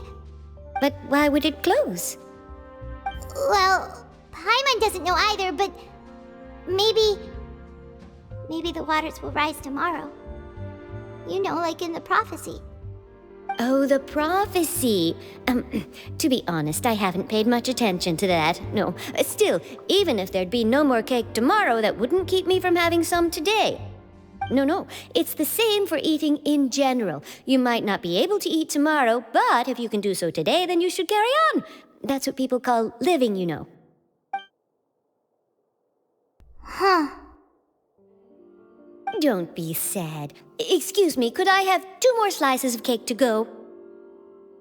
These 2 slices are for you. Sijuin said that this kind of expression you're making is what humans call being sad. Oh, you know Sijuin? I sure do. She was born before me, and she sometimes comes to the surface to teach us things about humans. She said that humans are creatures that are saddened easily, yes, and you can only lift their spirits by feeding them delicious food. So please try the cakes here. I've got something else to do, so I'll be going now. You two try to stay in a good mood after eating, all right? Bye.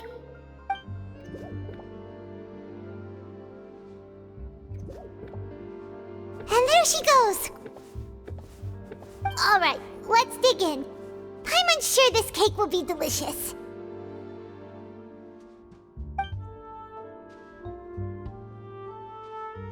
It's more delicious than last time! And the flavor gets even better with a sip of tea. It sure would be nice if we could come again tomorrow. Sure would be nice if we could always eat delicious food here.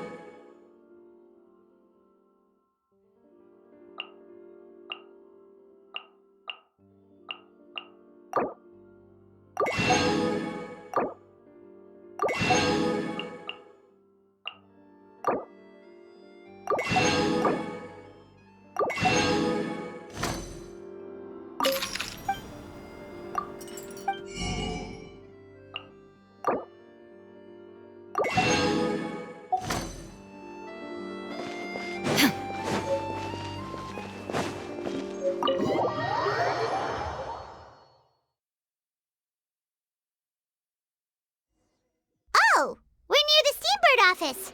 Let's go look for Charlotte and have a chat.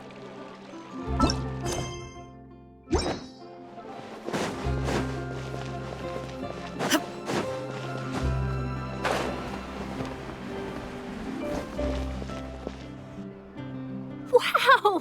If it isn't the Traveler and Paimon! Oh, have you seen the article I wrote about you? Ha!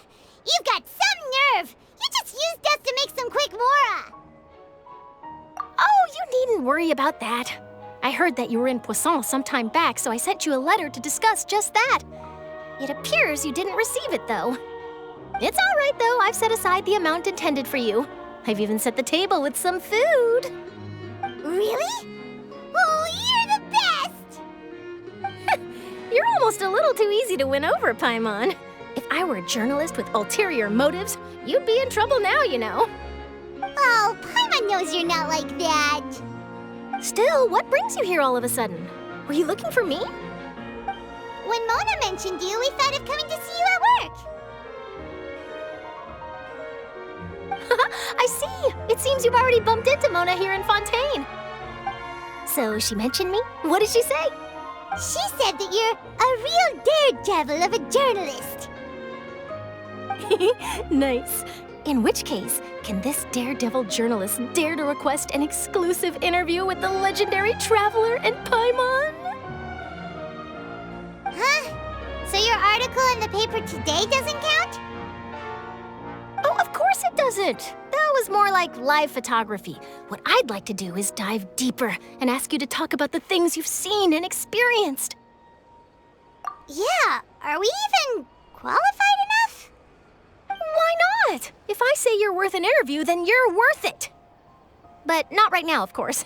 I'll need a few days to prepare.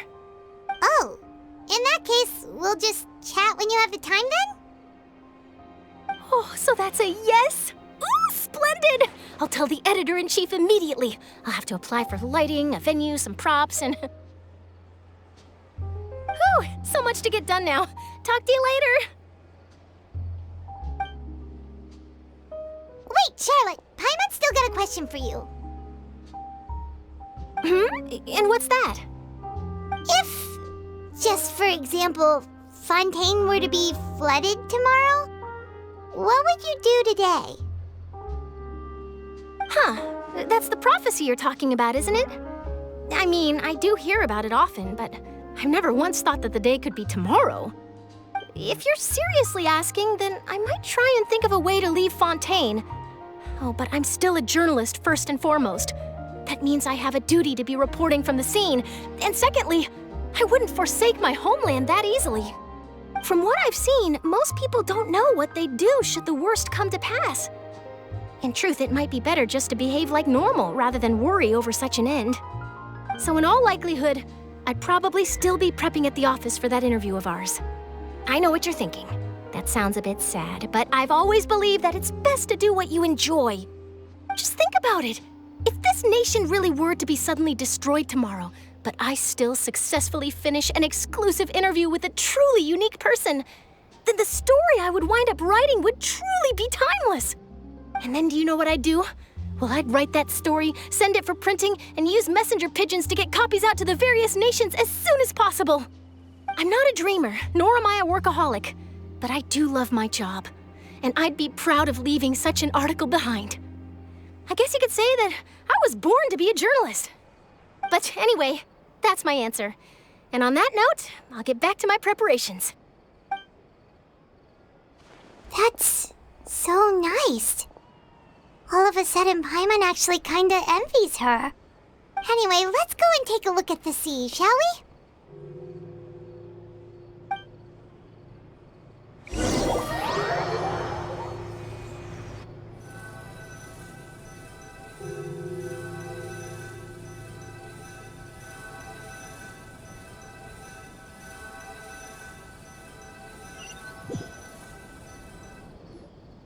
The sea breeze and scenery can be a pretty soothing combo, huh? Paimon's been thinking. If it wasn't Fontaine, but all of Tevat that would be destroyed tomorrow, where would we go and what would we do? No, Paimon should ask, if you could choose, what would you like to do?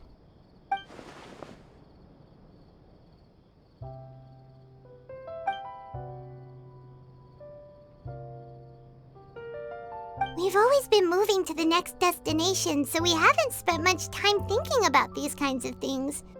We didn't have to either, with us always being on the road and whatnot.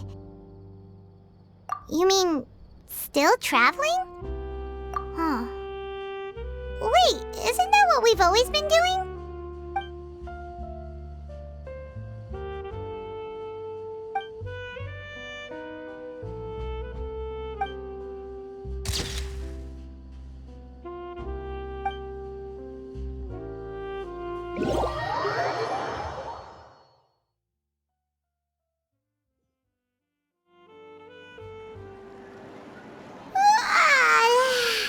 Feels like you'll grow mold if you stay here long enough. But it's still better than the Fortress of Meropide, that's for sure. It's not only damp there, but salty too. Ah, so the two of you are still here. Wonderful. Oh, you're from the Palais Mermonia, aren't you? Yes, I'm Isadora. Monsieur Nervillet sent me to look for you two before. I heard that afterward you went to the Fortress of Meropide. Not at all. I'm well aware that you're friends of his. Actually, I'm here to pass along a message from him. Yes, inside the Opera House. The Maréchaussée Phantom has declared the incident a small-scale riot. A riot? Well, that said, I don't personally think it was that serious. Lady Farina was watching a performance at the Opera House, and while she was resting during an intermission, some other audience members suddenly started harassing her, loudly accusing her of doing nothing about the prophecy crisis. And before she could respond, others started to join in. The crowd continued to grow, and protests against the Hydro Archon started to break out. So people have started to put the blame on Farina. Guess they finally found an outlet for the pressure they've been under due to the prophecy. I agree. People will naturally rely on gods, as is customary. But the moment people feel threatened, gods are also the first to be blamed. So what happened after that? Is Farina okay? Seeing that the situation was spiraling out of control and that further argument was pointless, she claimed that she'd gotten tired of this and left in a hurry. The Maréchaussée Phantom had their hands full maintaining order and did not catch where Lady Farina had gone. Only when things had stabilized did we realize that she had gone missing. So, you mean she's still missing? That's right. The Maréchaussée has dispatched many people to search for her, but we don't have any leads yet. That said, I don't think there's much to worry about. She is a god, after all. Even if she were to fall into the hands of rioters, what could ordinary people do to her? Good. Monsieur Nervillet sent me to tell you about the situation, but he didn't say anything else. Don't worry, this is more than enough to go on. Thanks for keeping us informed. Ah, is that so? Well, all right then. In that case, you two take care. I'll be heading back to the Palais now.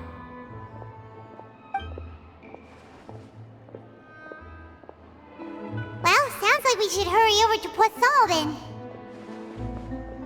If we know Farina, she won't try to fix things in this situation. Instead, she'll look for a place to wait out the heat. And as we also know, she may be loud and dramatic, but she doesn't have a heart of stone. When Nervillet was talking to her in the Palais Mermonia, and she heard about Poisson, she couldn't hide her sadness and remorse. It would be hard for her to ignore being accused by the public today.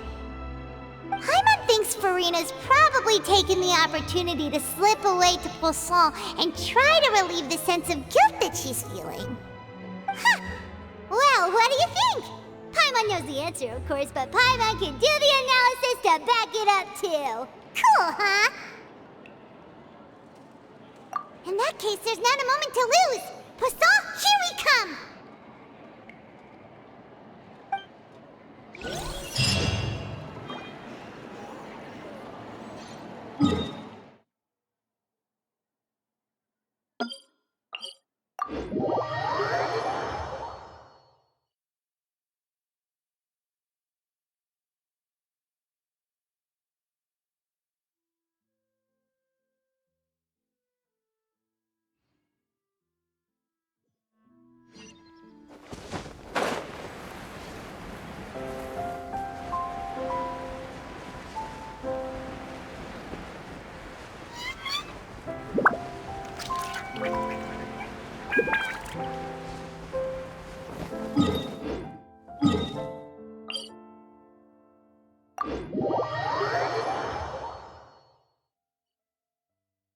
This place looks deserted.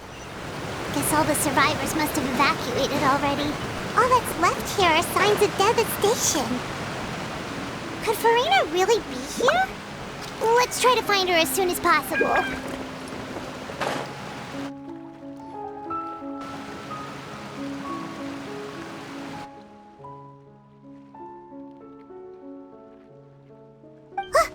That's Farina, right over there. She really is here all on her own.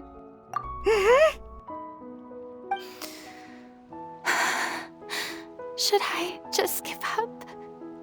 This is all meaningless. What was meant to happen did happen after all. Everyone's dead. I'm sorry. I am so sorry. Give up, Farina. There's no point in holding out. I'm sorry. But what can I even do other than to repeat meaningless apologies over and over? Who's that? Don't worry, Farina. It's just us.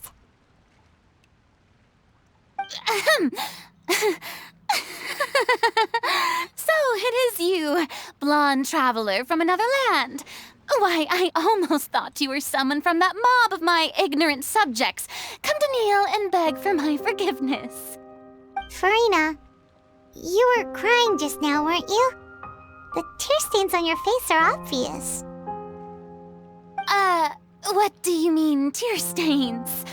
Oh, I remember. The show at the Opera House earlier this morning was so moving. I'm still trying to process it. Who did that uncivilized rabble think they were, disturbing my enjoyment of the arts? They even dare to tout their Archon. I must teach them a lesson. I can just imagine their twisted and frustrated faces once they realize that I'm nowhere to be found. Oh, and I'm sure Nouvellette and those people from the Maréchaussée Phantom are freaking out right next to them, too.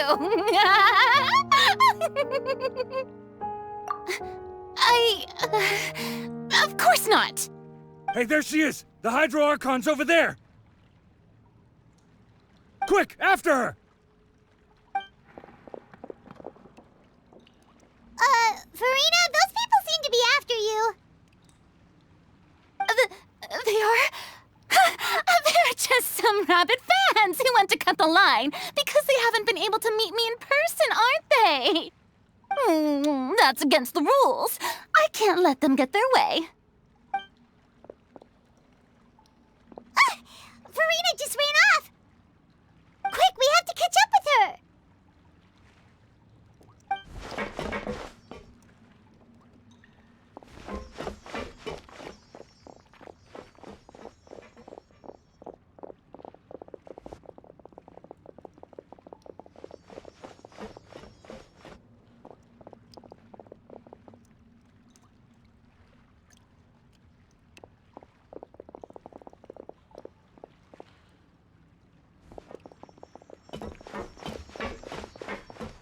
This should be the place, right?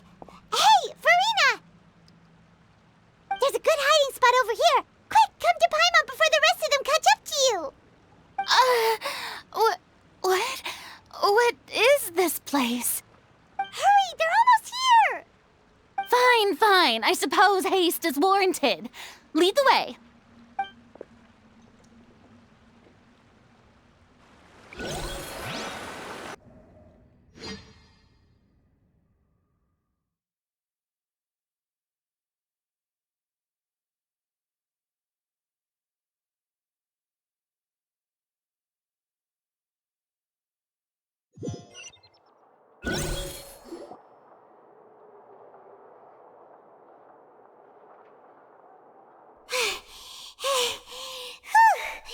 Paimon's exhausted.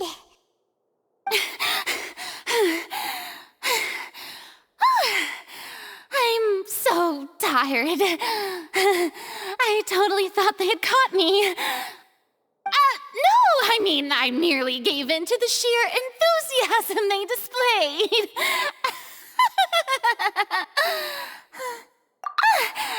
You're right. Yep, that's a good girl.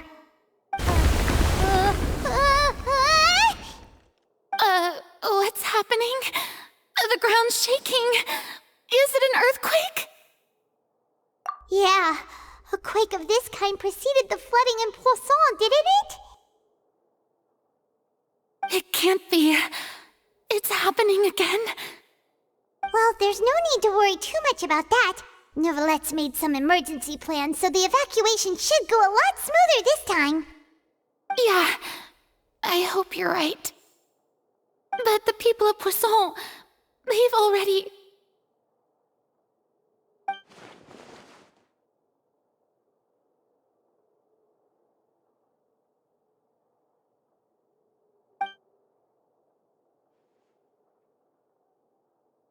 It's true. I've been investigating the prophecy for hundreds of years. I once had informants all over Tevat, searching for clues and feeding information back to me. I've tried all kinds of ways, too, to hold back the sea. Anything to keep the coastline from advancing. But all my efforts proved to be futile in the end. Really, the truth has been clear to me for a very long time. We cannot make an enemy of the divine. No matter what we do, the will of the heavenly principles will have its way, and the prophecy shall be fulfilled.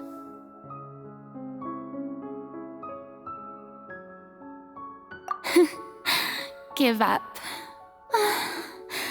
I do love the sound of that phrase.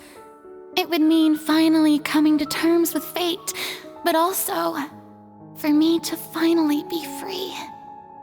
Indeed, I've thought about giving up so many times, especially after we almost lost Poisson.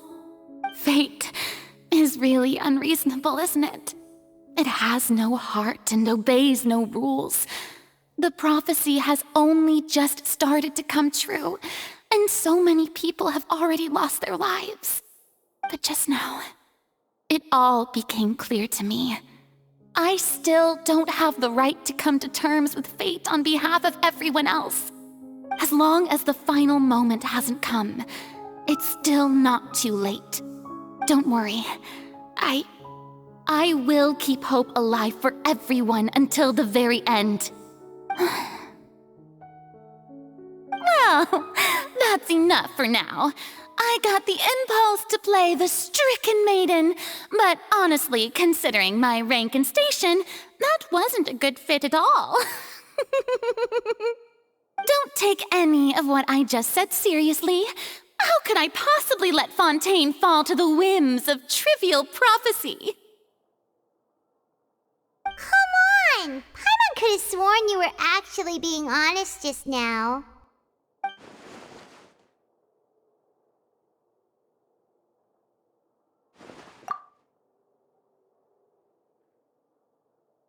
Share my burden. That's impossible. It was fated right from the start that this would be my duty alone. A witness. Yes, I've heard that you came to Tevat from beyond the stars, yes. In other words, you never belonged here. And if Tevat is, in its entirety, a show on a stage, then you're just a spectator, aren't you? If that's the case...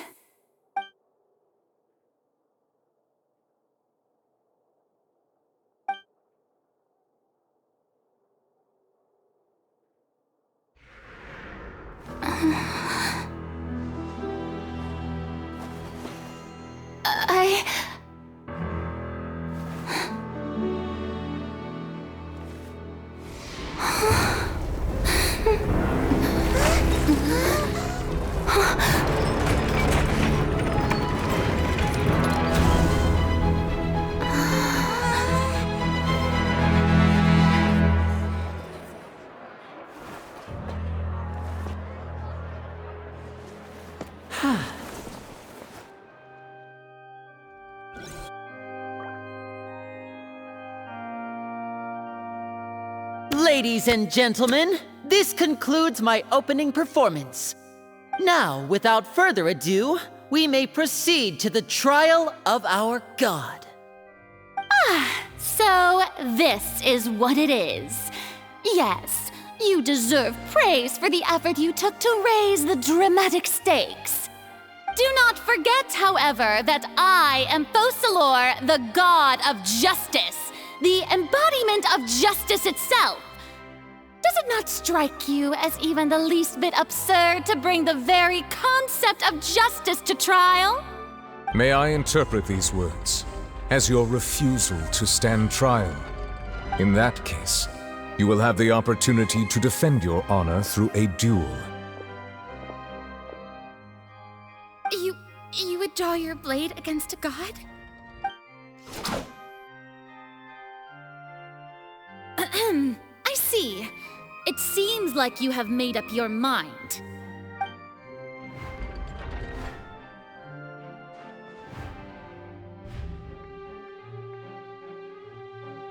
Paimon can't believe it. She just surrendered. What the heck is going on? Did I just see an Archon surrender to a human? Wow, how utterly humiliating. Lady Farina, what is the meaning of this? Shh! It would seem that there has been a misunderstanding. To be clear, the raising of both hands is not always an indication of surrender. Looking for excuses again, huh? I raised my hands just now to indicate my acceptance of the trial. No duel shall be necessary. I will admit that I've been running away for a long time. I'm sorry, everyone. I was unable to protect the people of Poisson. It is my duty to stand trial for my crimes. You are not the only ones to be disappointed in me. I, too, am exceedingly disappointed in myself. But now, it is time for the Hydro Archon to show you her courage and resolve. I, Farina, will use this trial to show the world the true meaning of justice! This time, I will protect you. Applaud and rejoice! One of the most outrageous and fantastical arcs known to the opera epiclese is now unfolding before your eyes. Mark my words, this shall be one of the most exhilarating and brilliant shows ever to grace the stage of Fontейн! The trial of the Hydro Archon, Focalor, will now begin! Woohoo! Oh, now we're making history! Why does it feel like Farina just took over the whole thing? Like, come on! Didn't she just get forced to stand trial for her crimes? Also, even though she's still acting super dramatic, she is taking this seriously this time, right? All right, then. Who will be my opponent in this trial? The court asks the prosecutor to please take the stand. Is that so? Very well. Then please speak, witness of Tivat, my accuser and fated opponent.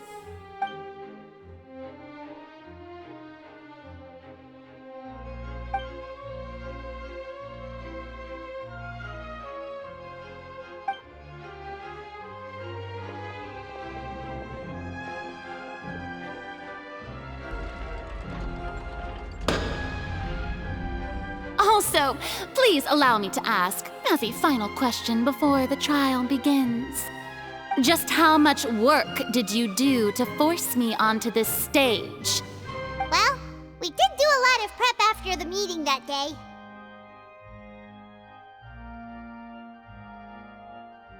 I can go over the tasks assigned to the Spina di Rosula, since they were rather straightforward and easy. Navia, the president of the Spina di Rosula. Most of the people who participated in the disturbance this morning were my subordinates. They changed into plain clothes and came to the Opera House as regular audience members. waiting for the perfect opportunity to incite insurrection against you. The people's resentment against their Archon has been building as more and more of the prophecy is fulfilled. A spark was all we needed to turn smoldering anger into a flame. Moreover, according to our understanding and analysis of you, when something like that occurred, you would likely flee the scene and head to Poisson by yourself. So, we arranged for a second group to lie in wait there. So, you mean the ones who scoured the settlement for me were also from the Spina? And their goal was to force you to step into the giant magic box so you may personally participate in the greatest magic performance in all of Fontainian history. That's right. That house was a magic box, rather than someone's residence. As the super ultimate version of the setup that I used when I first performed at the Opera Epiclese, the volume of the box was increased by a whole order of magnitude, and the distance it traversed was the entire gap between Poisson and Areneas. Its cargo, of course, was an Archon instead of a human. My thanks, Farina. Without your help, we could never have pulled off such an extraordinary performance. You're welcome? Of course, this performance was only made possible with Father's support. The House of the Hearth spent a massive amount of labor in Mora to pull this off.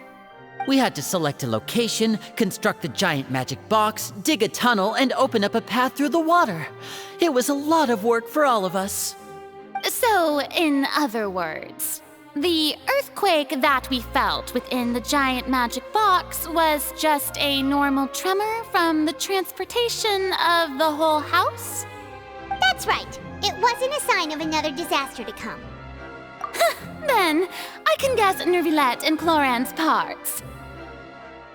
You gathered a crowd, prepared a stage, and made sure that the champion duelist would be immediately ready for a fight.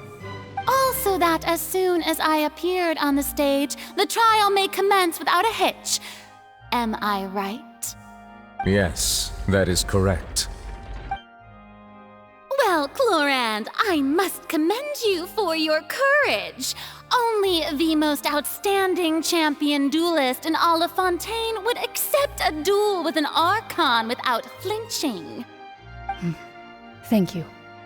As for you, Traveler, I suppose your role was to keep me distracted with conversation once you found me in Poisson.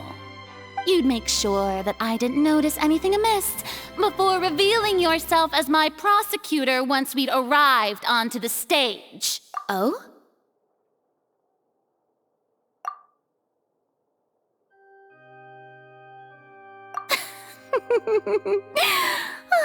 Is that so? Then I suppose I must have missed my final chance. It's fine. It matters not. What's done is done. The stage is already set, so there's no reason to disappoint the audience. Let's see this trial through to the very end.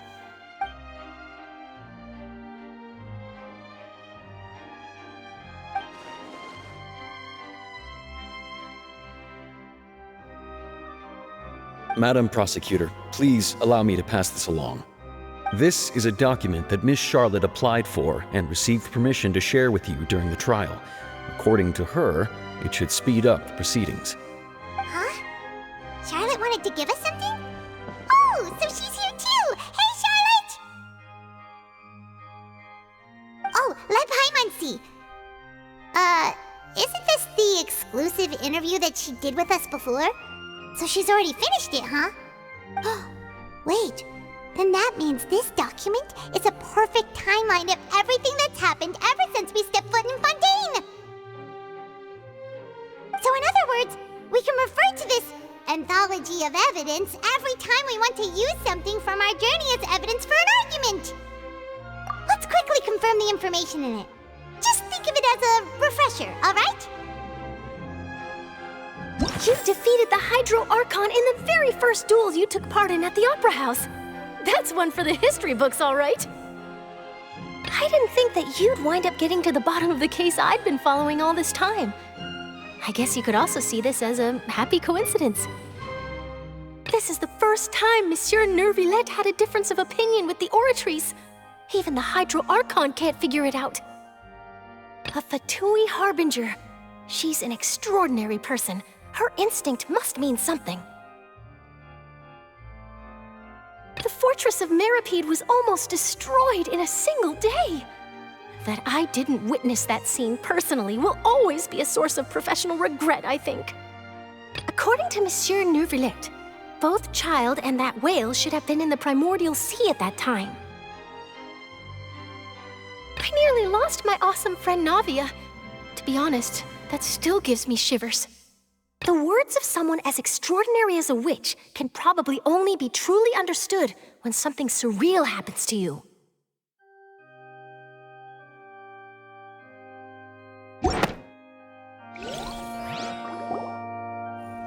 The prosecution and the defense are both in position. The trial shall now begin. Oh, come on, Nervillette. There's no need to repeat all the unimportant legalese. Just fast forward to the part where the prosecution lays out my offenses.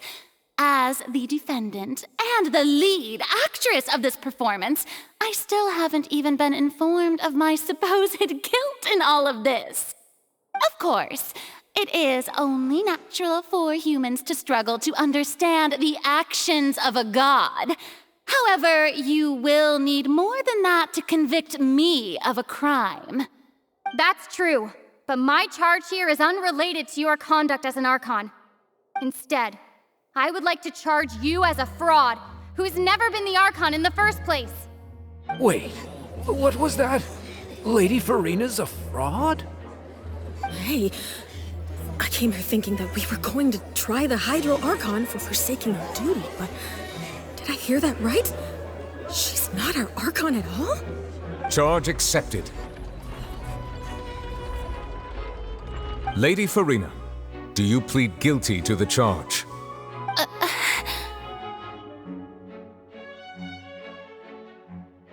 Lady Farina. I plead not guilty. How can I be guilty? There is no way that I, Focalor, otherwise known as Farina de Fontaine, a member of the Seven and the Regina of all waters, kindreds, peoples, and laws of Fontaine, could be anything other than your true Archon. Yeah, even though Lady Farina can be rather eccentric, isn't it going too far to doubt her very identity? Yeah, I've never questioned her identity either. Sure, Lady Farina can be super irresponsible, but what grounds does that prosecutor have to make such a huge claim? I have cause to believe that common sense will prevail in this case. Many of the members of the audience have known me as the Hydro Archon ever since they were born. There would be no fooling their memory. See? Even the Oratrice has decided to show me its favor. Are you sure you want to commit to a charge that will never be upheld? If you wish to drop the case, I can promise you as the God of Justice that you will not have to face trial for making a false accusation. We will treat everything that's happened as a dramatic spectacle and move on with our lives. What do you say to that? An argument with near impossible odds, huh? We have to not only refute Farina's claims, but also overturn the long-held beliefs of the people. Well, I tried to give you the chance to surrender. If you must persist, then let me ask.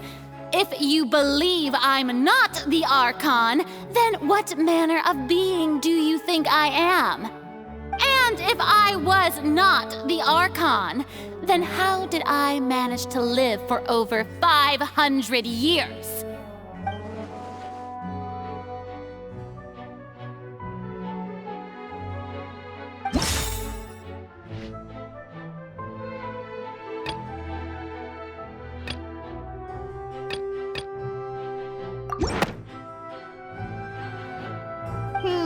That doesn't sound right.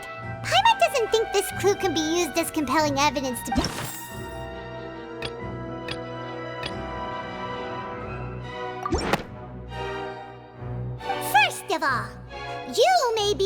member of another long-lived race, which would allow you to naturally possess an extended lifespan. And second of all, even if that wasn't the case, there could be other ways to extend your life. Who gave you that idea? Was it the knave? You'd sink so low as to use a harbinger's words against me. A curse? I once thought it possible that the aura of an Archon might naturally resemble a type of curse. But in light of this claim, perhaps what I sensed was not your divinity, but a curse after all. You sensed it too, huh, Neverlet? Lady Farina is actually a human? Well, it is true that it's extremely difficult to tell humans and gods apart just by looking at them. It's not impossible.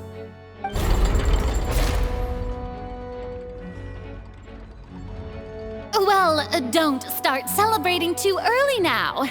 Even if I have been carrying a curse like you said, how does that prove that I am merely a human being? Besides, everyone knows that the main difference between a human and a god is the possession of authority. Gods can do what humans cannot. That's why they're worshipped as gods. For centuries, manifestations of my authority have served the nation of Fontain.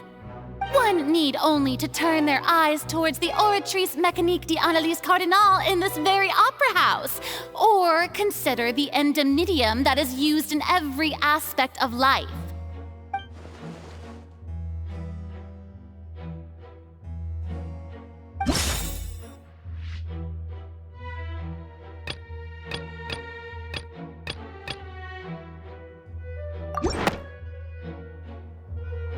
You tried to reference the Oratrice, but weren't you as confused as all the rest of us when the Oratrice declared Child to be guilty without any proof? Otherwise, you should have come up with a good explanation for that by now. Didn't I make myself clear at the time? The decisions of the gods are naturally difficult for humans to comprehend. There is no need to provide an explanation. Lady Farina, I believe a reminder of your current circumstances is in order. While the court is in session, the principles of justice and the law must come before all else. While you are an Archon, you are also first and foremost the defendant in this trial. You will prove yourself unable to defend against the prosecution's charges if you continue to withhold vital information against the rules of the court. I never thought you'd use that kind of rhetoric against me. That was no trick of rhetoric, Lady Farina. I've merely reiterated the rules of the court. Rules that all should respect and follow. So, you neither knew why Child was declared guilty, nor did you understand the structure and operations of the Oratrice.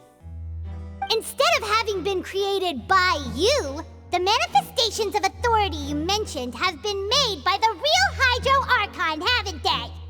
The real Hydro Archon? Well, now you're really losing me. It is true that I did not know why the Oratrice gave out a guilty verdict that day. But the Oratrice handed out that verdict unilaterally, and it has been operating independently ever since it was first created. You can't argue that just because a divine creation is flawed, that the god behind it must also be no god at all. She's still throwing out all kinds of excuses. Seems like she's confident that we won't be able to produce proof that she has no power over the Oratrice. My power as an Archon. There are many ordinary citizens in the audience. How can I just carelessly demonstrate the formidable power of an Archon? If that poses a concern, I'm prepared to extend my protection to the audience. You don't need to go that far.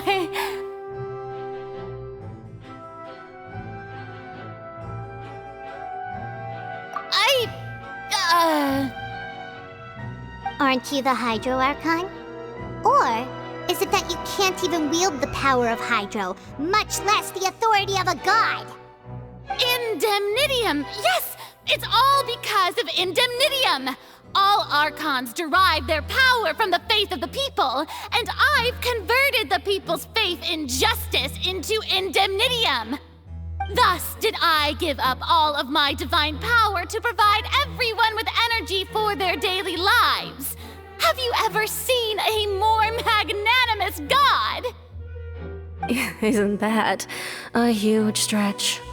Yeah, no matter how generous an Archon can be, how could they give up all their power? Can a god with no power even still be called a god? It seems like nobody's buying Furina's excuse. Hey, come now, everyone. Please don't stare at me as if I was a liar. I'm still the same Furina you knew, right? The one that you loved. Shouldn't you want to believe in me? Please? You've got to believe me. If what the prosecutor said is true, she really has committed a grave offense. Did she deceive all of us? And all of our parents and grandparents too? And then all of our ancestors? Ever since they were born? Enough! That's enough.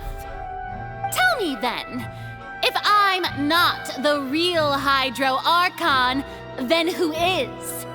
If you have no evidence of another Hydro Archon's existence, nor can you find anyone who can back up their claim to be such, then what grounds have you to say that I'm not actually the real deal? Wow, she came up with yet another argument. How can we refute her now? Seems like she really doesn't want to give up.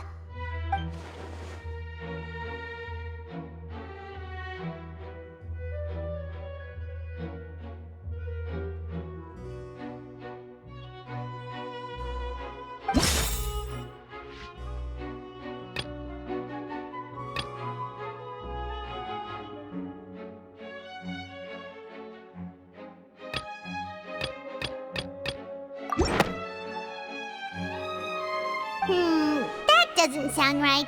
Paimon...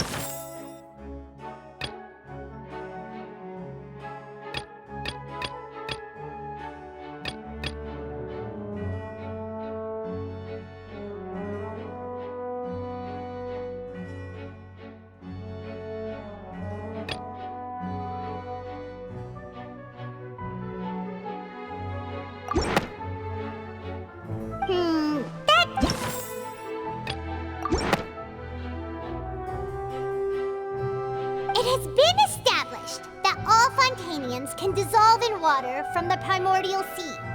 And that means... Since you insist on claiming to be a god and not a human, then there's a method that you can use right here and now to eliminate all suspicions of you being the latter. Miss Navia, please apply to serve as a temporary attorney for the prosecution before addressing the court. Though you act in partnership with the prosecutor, you must still adhere to proper procedure. Super sorry, Monsieur Chief Justice. I swear this really will be the last time that I'll speak out of turn. Now, I've brought some seawater from Poisson. As everyone knows, a massive flood struck the area not long ago, taking many lives, including those of some of my closest friends. So, Miss Furina, would you dare to touch some of this seawater? If we are to believe that you are indeed the real Hydro Archon, touching this seawater would have no effect on you. All it should do is strengthen your case. But if you don't dare to touch it, then we would have basically proved the reverse. Oh, and I must remind you that after the disaster at Poisson, nobody wants to see any more people dissolve. I do hope you'll act prudently and choose the simpler path of admitting guilt. Navia from the Spina di Rasula. The Spina has governed Poisson for many years. I guess her suggestion is valid. If Lady Furina is indeed just a human, she's probably Fontainian like all the rest of us. Would she really dare to try?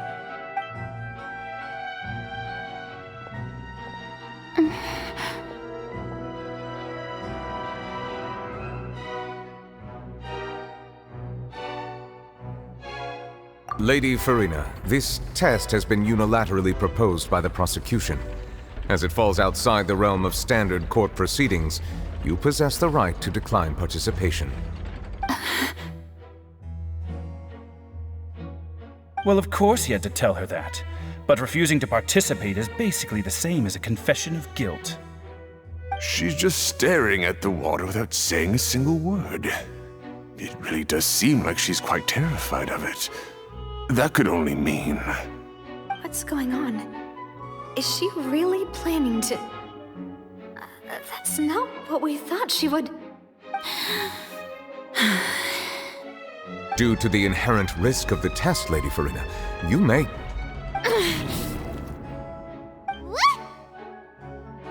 Hey!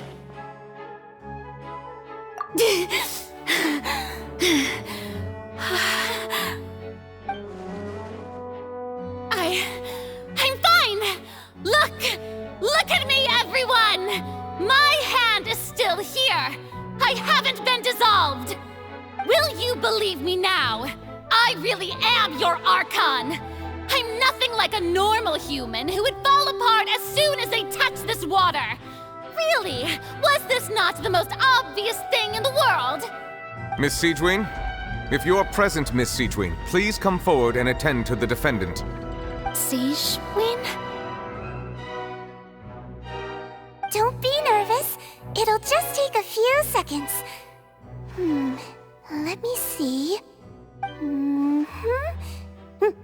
That should be enough. Please announce the results of your evaluation to the court, Miss Siegewin.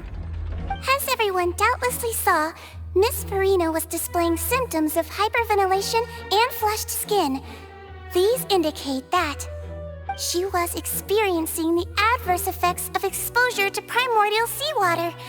The extent to which she was affected is the same as other humans when exposed to primordial seawater of a similar concentration. Thank you, Miss Siegewin.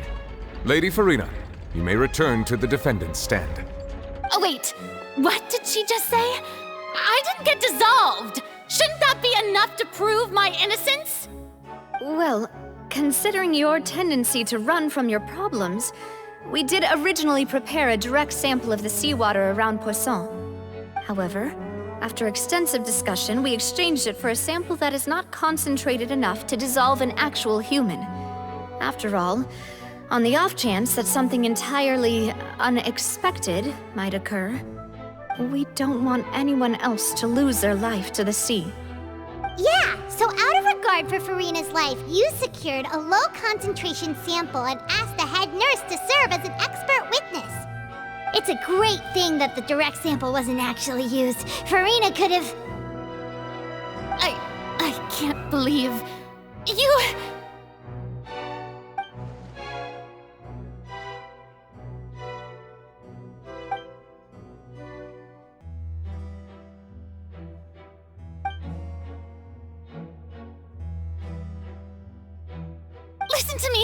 Listen to me, everyone! Please don't give me such cold and disdainful looks! What happened just now didn't prove a single thing! Think about it! How can you conclusively prove that an Archon can't also be affected by the primordial seawater? Also, if I was really just a human, why would I dare to just put my hand in that kind of water?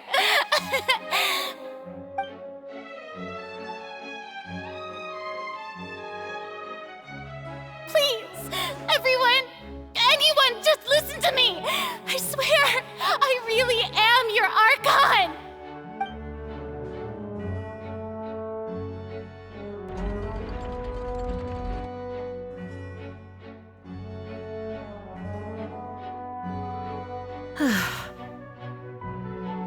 I don't think anything she says at this point will sway anyone. The odds are just too stacked against her now. With all the things that have been said, Paimon doesn't think there's any way left for Farina to win. I believe the time for arguments and presentation of evidence has come to an end. If there are no objections, we will move on to the final judgment.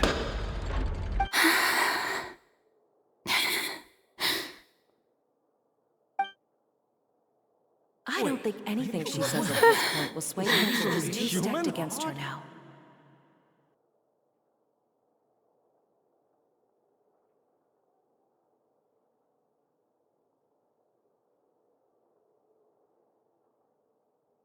In my capacity as Chief Justice, I shall now render judgment on Farina's misrepresentation of herself as the Archon of Fontейn. As a human who knowingly deceived her fellow citizens, Farina is guilty.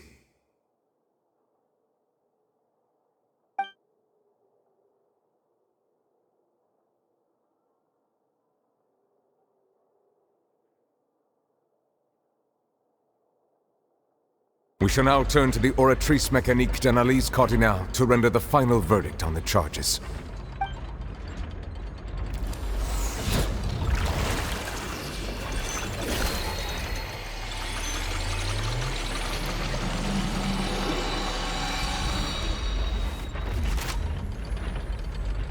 According to the judgment of the Oratrice Mécanique d'Analyse Cardinale, Farina is...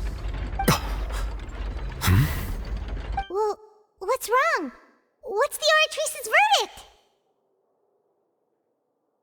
No, the Oratrice also displays a guilty verdict. Isn't that correct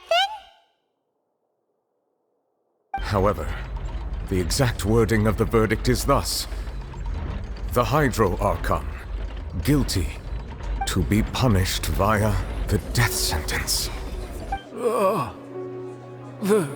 The death sentence? That's actually one of the available sentences? I've always thought that it was just a myth. The one and only time the death sentence has been handed out at the court, and it's been given to the very person we've worshipped as the god of justice? What an unexpected twist. Farina's been sentenced to death by the Oratrice? We just wanted to use the trial to show her the seriousness of things so she'd tell us the truth. How did things escalate this quickly? This outcome is indeed quite strange. According to Fontaine's current definitions of justice, as well as its recommendations for criminal sentences, is this sentence really appropriate for the crimes that have been committed? Yeah! Even Fauché wasn't sentenced to death by the Oratrice.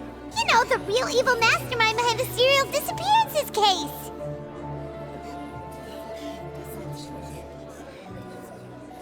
Indeed. Not only is Farina's sentence overly excessive, the very point of our trial today was also to prove that Farina has never been the Hydro Archon in the first place. But now, the Oratrice seems to have deliberately invoked the title of the Hydro Archon. What does this mean?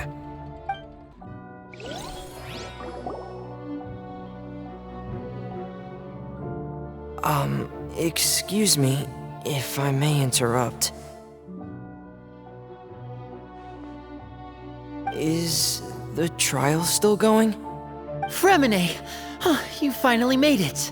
I assume this means you've completed your mission? Mm-hmm. Any mission Father assigns to me will always be top priority.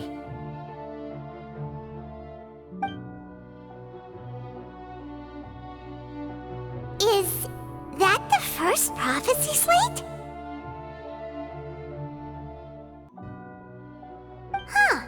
So the knave privately arranged for Fremine to try and find the missing slate.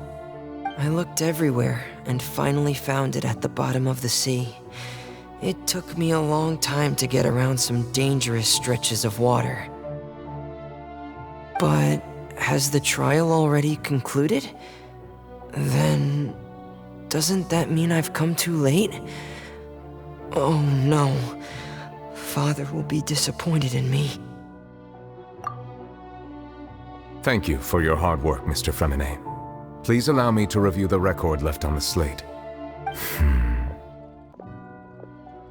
Traveler, I believe that you have already seen the other existing slates, and would like you to come here and confirm their contents.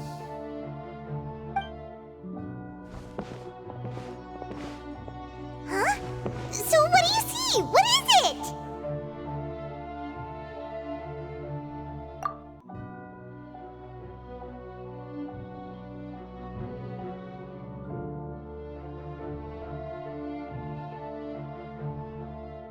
I believe I've now made sense of the Hydro Archon's crime. It has to do with Fontaine's lost history. Huh? Isn't the Hydro Archon just guilty of deceiving her people? Oh, wait, no, that's Farina, and we've already proven that she's not the Hydro Archon. So when you say Hydro Archon, do you mean the real Hydro Archon we've been kinda talking about? In truth, everything that you've encountered in Fontейн up until this point can be traced back to the contents of these stone slates. However, I'm uncertain as to how much sense they currently make to you. Okay, let's try to recall the contents of the other 3 stone slates. Paimon will do her best to help you remember.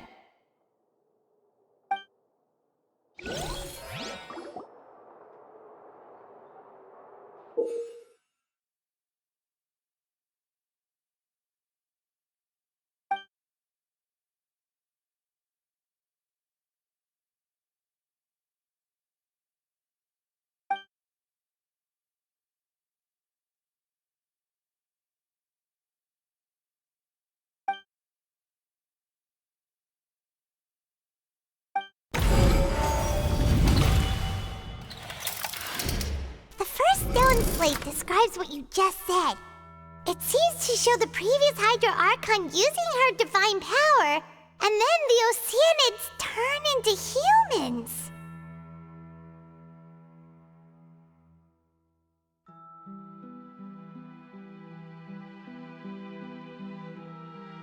Does that mean that Fontainians are transformed Oceanids? Oh, Paimon wasn't expecting that. But if Oceanids can turn into humans, then perhaps this process can be reversed as well. The second stone slate shows Celestia floating in the sky, and the Hydro Archon and her people worshipping it together. But the heavens still brought judgment down upon them. This must be the point when the Hydro Archon and the Fontainians were branded with their original sin. Does this mean that the original sin and the Hydro Archon sin are the same thing? The third slate shows the Hydro Archon sinking into the sea surrounded by many people. That reminds Paimon, didn't we also watch that happen to someone else? Well, the fourth slate is the prophecy the Fontainians have been talking about. People dissolving into the sea, the Hydro Archon crying on her throne, and so on. We didn't believe that such a crazy disaster could happen at first, did we? But after that incident, it was just a question of when and not if.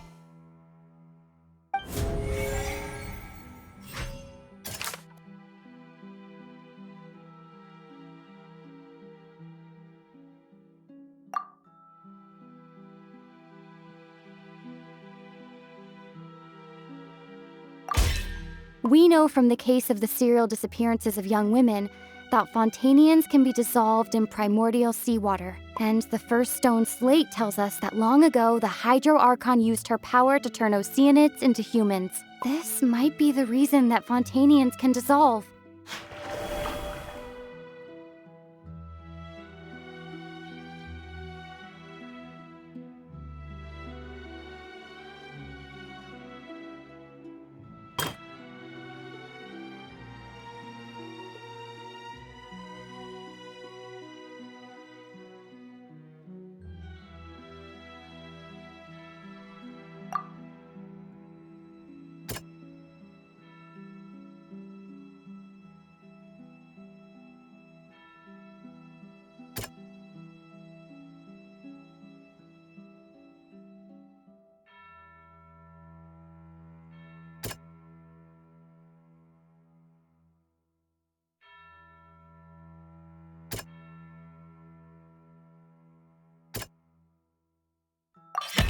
Perhaps what is about to take place has all happened before. The true sin of the Hydro Archon that Nervilette mentioned, and the original sin cast down on the people of Fontейн by Celestia as recorded on the stone slates.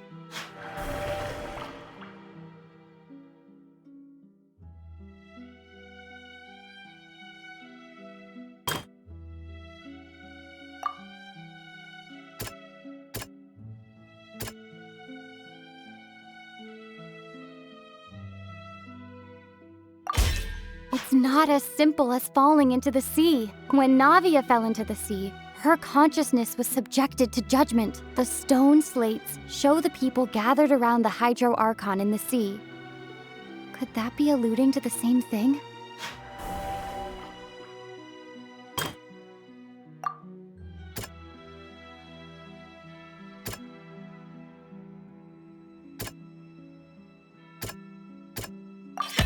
The prophecy from the stone slates found its way into society, but not many people believed it at first. The fortress of Meropide was nearly flooded with primordial seawater, which we know can cause Fontainians to dissolve. It seems increasingly likely that the prophecy may come true. If we hadn't dealt with it in time, things could have gone very badly. They'll dissolve into the primordial sea but won't cease to exist. Their essence will flow in the seawater, converge, and take the form of an Oceanid. The Hydro Archon was sentenced to death in court, shocking everyone present. Perhaps this means that her sin was actually Fontaine's original sin. Navia fell into the water inside those ruins, and she nearly dissolved. She was surrounded by the people of Poisson in a court within her consciousness, and was forced to take part in a trial meant to make her stay. The eruption of the primordial sea at the fortress of Meropide was the surest sign that the prophecy was about to come to pass no matter what. The prophecy's contents can all be verified by recent events. If we combine what we know together, loads of truths should come to light.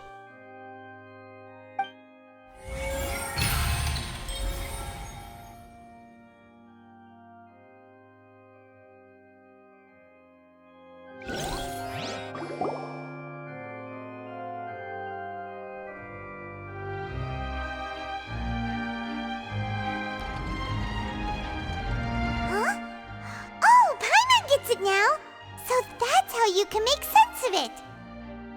But then it feels like we're going to have to share some truly shocking revelations. Let's hear them.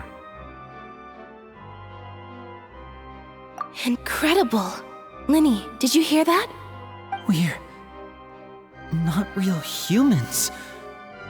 All Fontainians were originally created by the late previous Hydro Archon, with Oceanids as their basis. The evidence for that can be found in how only Fontainians could dissolve in primordial seawater, and how all the girls Vacher dissolved were also turned into Oceanids. Oh, and according to Navia, when she was about to get dissolved, she also saw everyone gathered around for a trial, all of them in the shape of Oceanids. Indeed.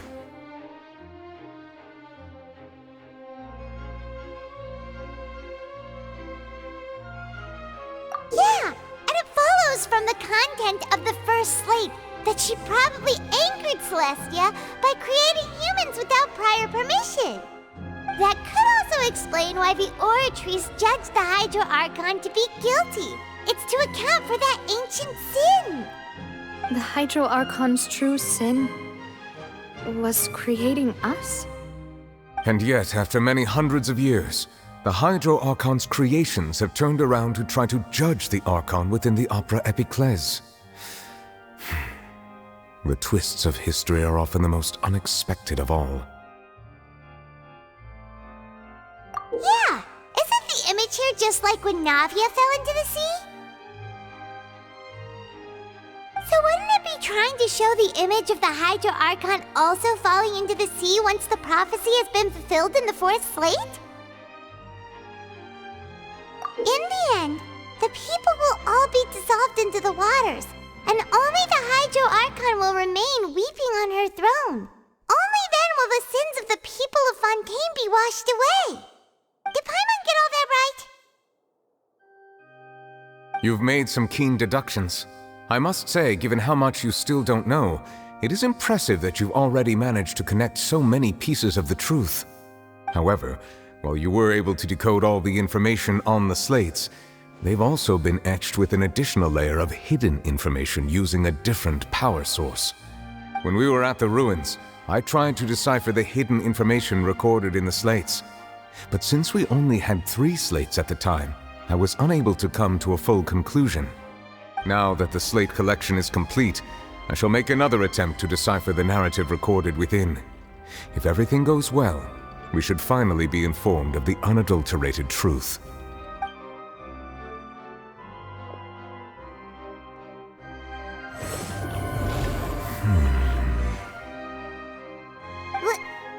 Well? Did you get it? I believe I should share this truth not only with you, but with all the people of Fontейn as well. I will try to briefly summarize it for you.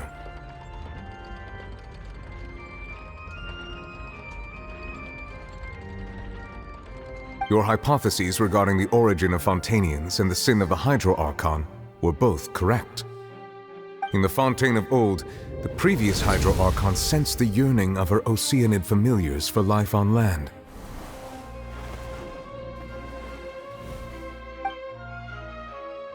The Oceanids were enamored with the beauty and romanticism of human beings, and wishing to have those experiences for themselves, expressed to the Hydro Archon their desire to become of a similar kind. However, even though water as an element is intricately linked with the power of life, the Hydro Archon, as one of the 7, did not possess the authority to create a new form of human life. Not one to give in, she eventually found a way to create permanent humanoid bodies for her familiars by appropriating the power of this planet's primordial sea. She poured primordial seawater into the Oceanids' blood vessels, creating humanoid mimics in the process.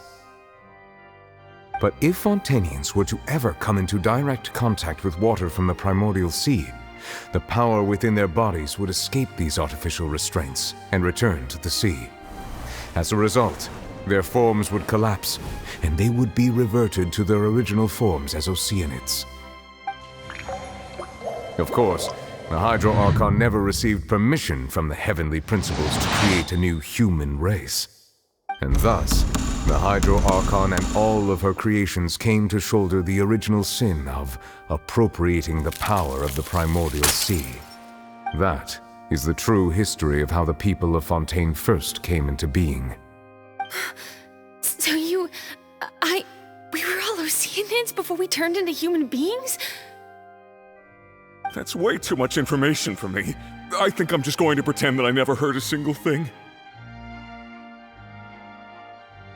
Wait, but if that's the truth, we can't let the Hydro Archon be sentenced to death. After all, her only sin was creating us. This really might be too much information for your regular Fontainian, but it does answer a lot of our questions. Alas, your hypothesis regarding the 3rd and 4th stone slates was inaccurate. The slates' respective positions are, in fact, correct. A key point of the visual on the 3rd slate is how all the individuals depicted in the water are humans rather than Oceanids. They have not been dissolved, which implies that the water depicted in this slate is not water from the primordial sea. The nation of Fontейн is the nation of Hydro, as well as the nation of trials and justice. Instead of being the literal element, the water in the scene symbolizes judgment and justice. You may also recall Navia's experience. When she fell into the sea, her consciousness was surrounded by that of many others who intended to hold a trial to determine her fate. Therefore, the meaning of the 3rd slate is that the people of Fontейн shall try the Hydro Archon at the court of justice. Yes, it refers to our present situation. I think I'm following now. So, what you're saying is, even though we decided to put on this trial to avoid fulfilling the prophecy, in truth, everything we've done has happened exactly as the prophecy foretold. So now, it seems, we're the ones making sure it comes true. What should we do? Huh. No matter what, the prophecy will be fulfilled. Is this what it feels like to be a prisoner of fate? If that's the case, does that mean the scene in the 4th slate will also be fulfilled soon? Traveler, I would like to point out another small fallacy in your deductions. About the fourth slate. You probably thought that the eruption of primordial seawater beneath the fortress of Meripede served as the surest sign that the prophecy was about to come to pass, yes? However, I believe that rather than being a sure sign, that eruption could in fact only be a small warning of something far worse to come. As for the root cause of the catastrophe, I believe you've already encountered it once before.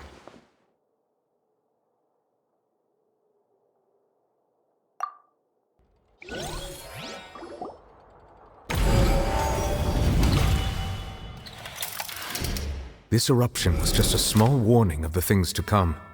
We must find the root cause of the disaster.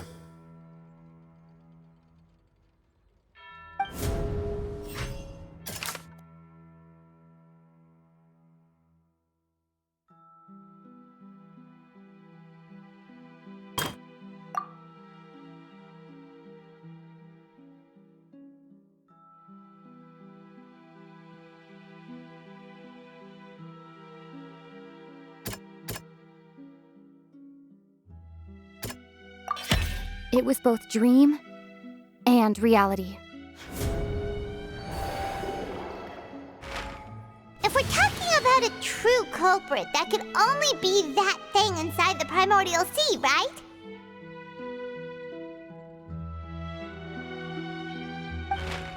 The truth, the original sin, the trial, and the root cause of the disaster.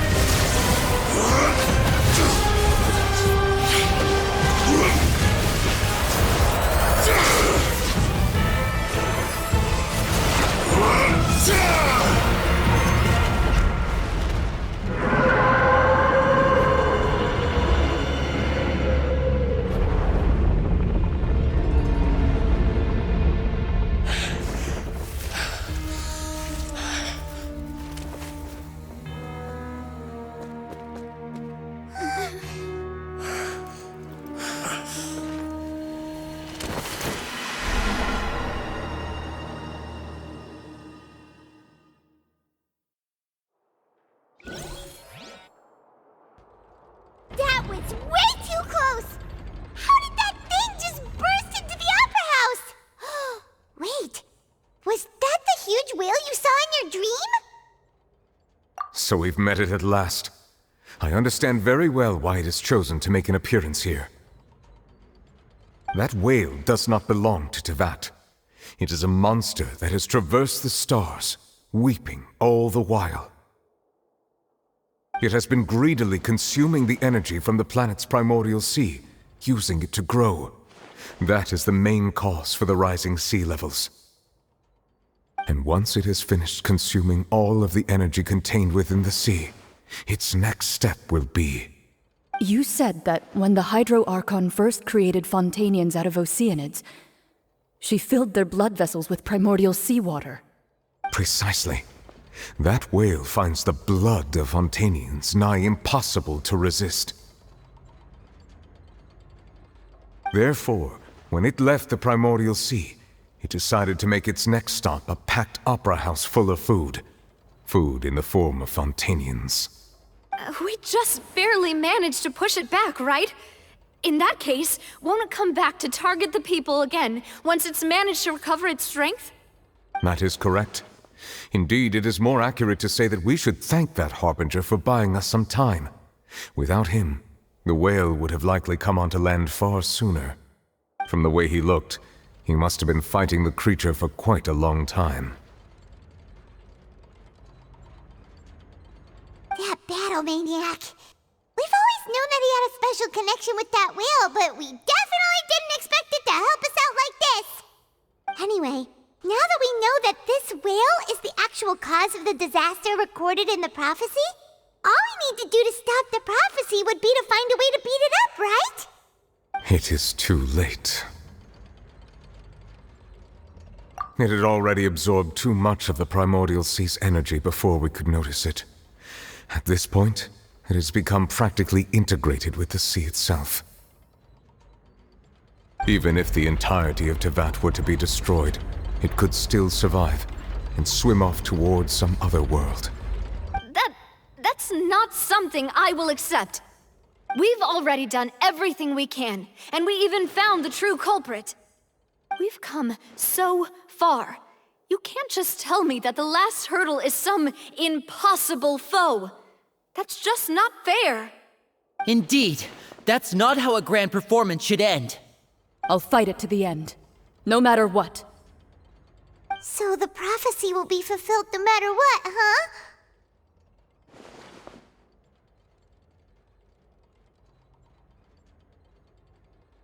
The prophecy.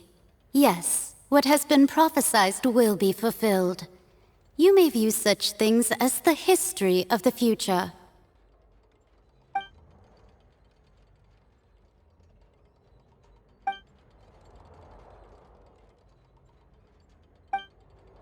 Just as prophecies are usually only the future as seen from the perspectives of the gods, could things be happening in hidden corners where the gods' gaze does not fall?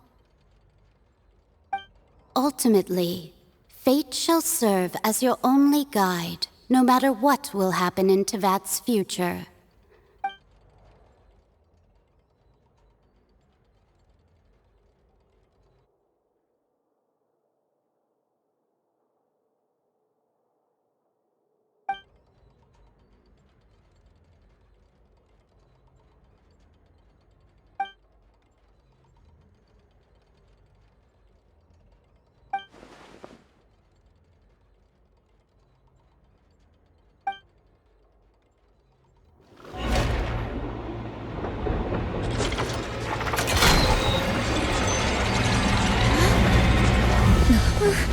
What's happening with the oratories?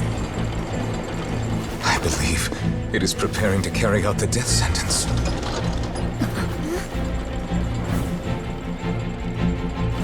Farina!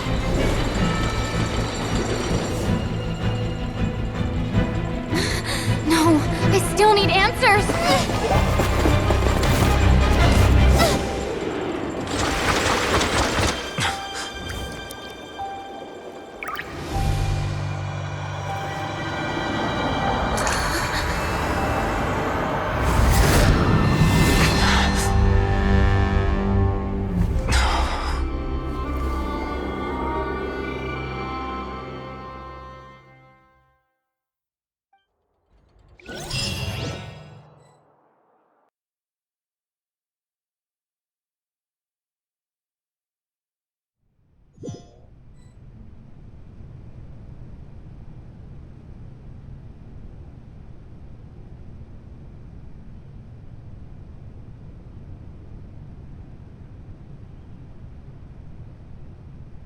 You...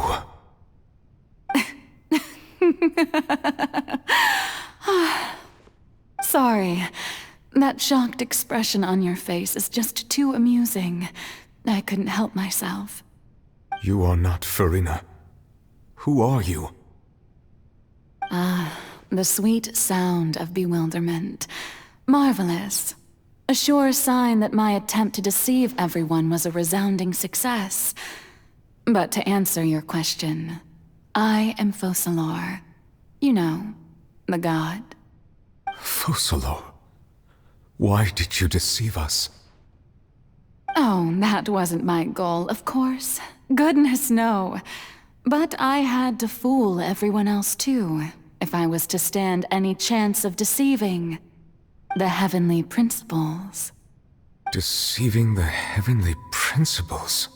It's all because of that pernicious prophecy. Dreadful, wasn't it? Everyone doomed to dissolve. Fontейн condemned to be flooded. One was not amused. In fact, one was positively bemused when that problem was thrust upon me by my dearest predecessor. That's the former Hydro Archon Egeria, for the uninitiated. It hardly gets more disastrous than a preordained national catastrophe, now does it? She knew full well that the prophecy would surely come to pass. And as one of the seven, she also knew full well that one defies the heavenly principles at one's peril. So yes, as you have no doubt surmised, it was a rather impossible situation that I found myself in. I spent a terribly long time mulling it over, alone on the ocean floor. And I was almost growing barnacles by the time I finally realized there was only one possible solution to this confounding conundrum. I had to outwit the heavenly principles, allow the prophecy to be fulfilled, ostensibly at least, while saving everyone at the same time. I'm a genius, I know. I can only assume that's why Egeria chose me as her successor. Although, looking back now, it was hardly the inheritance one dreams of. Between the task of saving the nation, the quotidian duties of the Hydro Archon, and not to mention the original sin of creating a new race of humans, I dare say she left me quite a colossal mess to clean up. But one can only play the hand one is dealt. I did not choose this, any more than I chose to be one of her Oceanid familiars. So you were also once one of the Oceanids, transformed into a human by Egeria's hand? Yes, I was. I always dreamed of becoming human. And I still do, even now. In my eyes, to be human is to be part of the greatest opera ever known. After becoming a god, I separated my divinity from my body and spirit, leaving behind only a self that was as naive and bewildered as my past self on her first day as a human being. The me you see before you now is that divinity, and the human counterpart I left behind, I named Furina. She could feel joy, sorrow, and everything in between. She could be as vain and conceited, or as meek and vulnerable as she wished. Her strengths were of a kind only a human could possess, as were her shortcomings. But in my eyes, Furina's humanity was what made her perfect. She was perfectly human in every way. The person I always wanted to be. Anyway, so then I cursed her. All part of the plan, of course. The plan to deceive the heavenly principles. Do you still remember the final scene of the prophecy? The Hydro Archon alone, weeping on her throne. In order that the prophecy might appear fulfilled, I invited Furina to be an actress, to play the part of the Hydro Archon in the prophecy. Under the curse I placed on her, so long as I, Focalor's divinity, continued to exist, she could not die. But nor was she free to live her life in the pursuit of happiness. Instead, she was forced to take the stage in the opera house, to embrace the role of leading lady, to forever play the part of the god from the prophecy, all to create a deceitful appearance of that prophecy coming to pass. I suppose now you probably understand why your court is called the Opera Epiclese. But Furina is only human, isn't she? Even though she has had a long life, her mind is no stronger than that of any other ordinary human being. I cannot begin to fathom what she has had to endure. It must have been torture for her. It has indeed. And although she is, in a sense, me in human form, I most definitely owe her an apology for it. It's been 500 years, and all along, she's been playing her part in the most unimaginably long, unbearably lonely, and agonizingly painful opera of all time.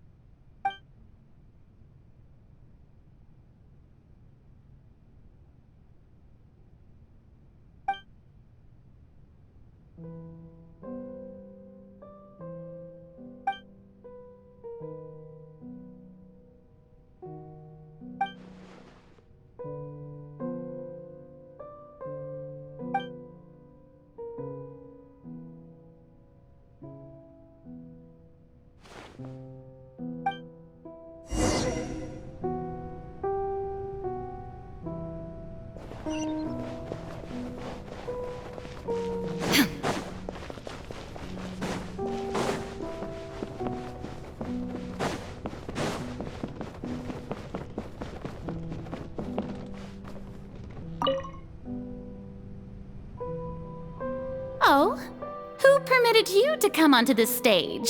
Now, I understand your admiration for my august self, but I must ask you to keep to the rules. All right. It is not my intent to reprimand you. There is no need to state your name. Just be off with you. Do not distract me from my performance.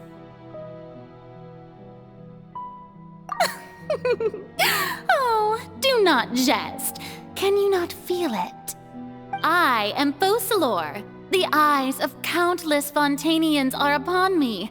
I must, at all times, display the utmost elegance and nobility.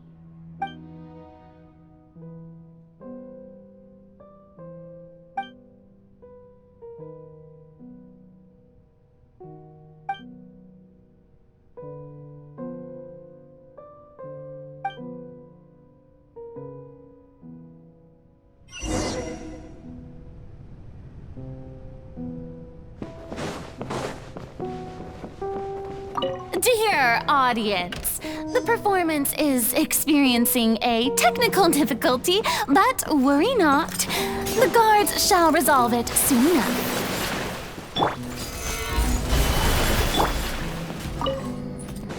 Illusion shattered! Nowhere to hide.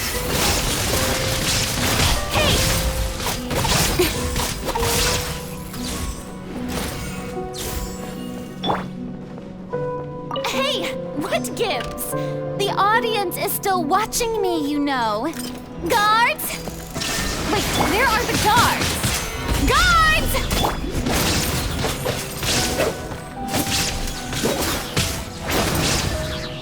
Everybody stand! Inazuma shines eternal!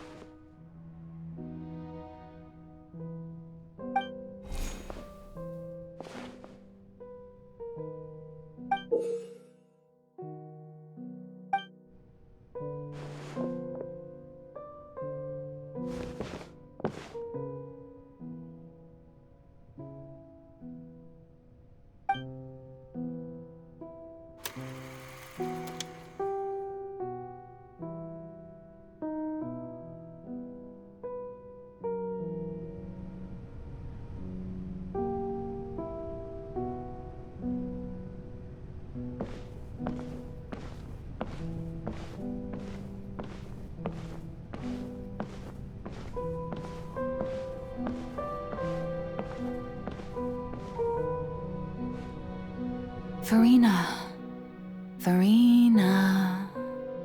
Huh? Who's that? Who's calling me? Where are you? Be not nervous. Be not afraid. I am before you. Wait a moment. You're Mirror Me? How can this be?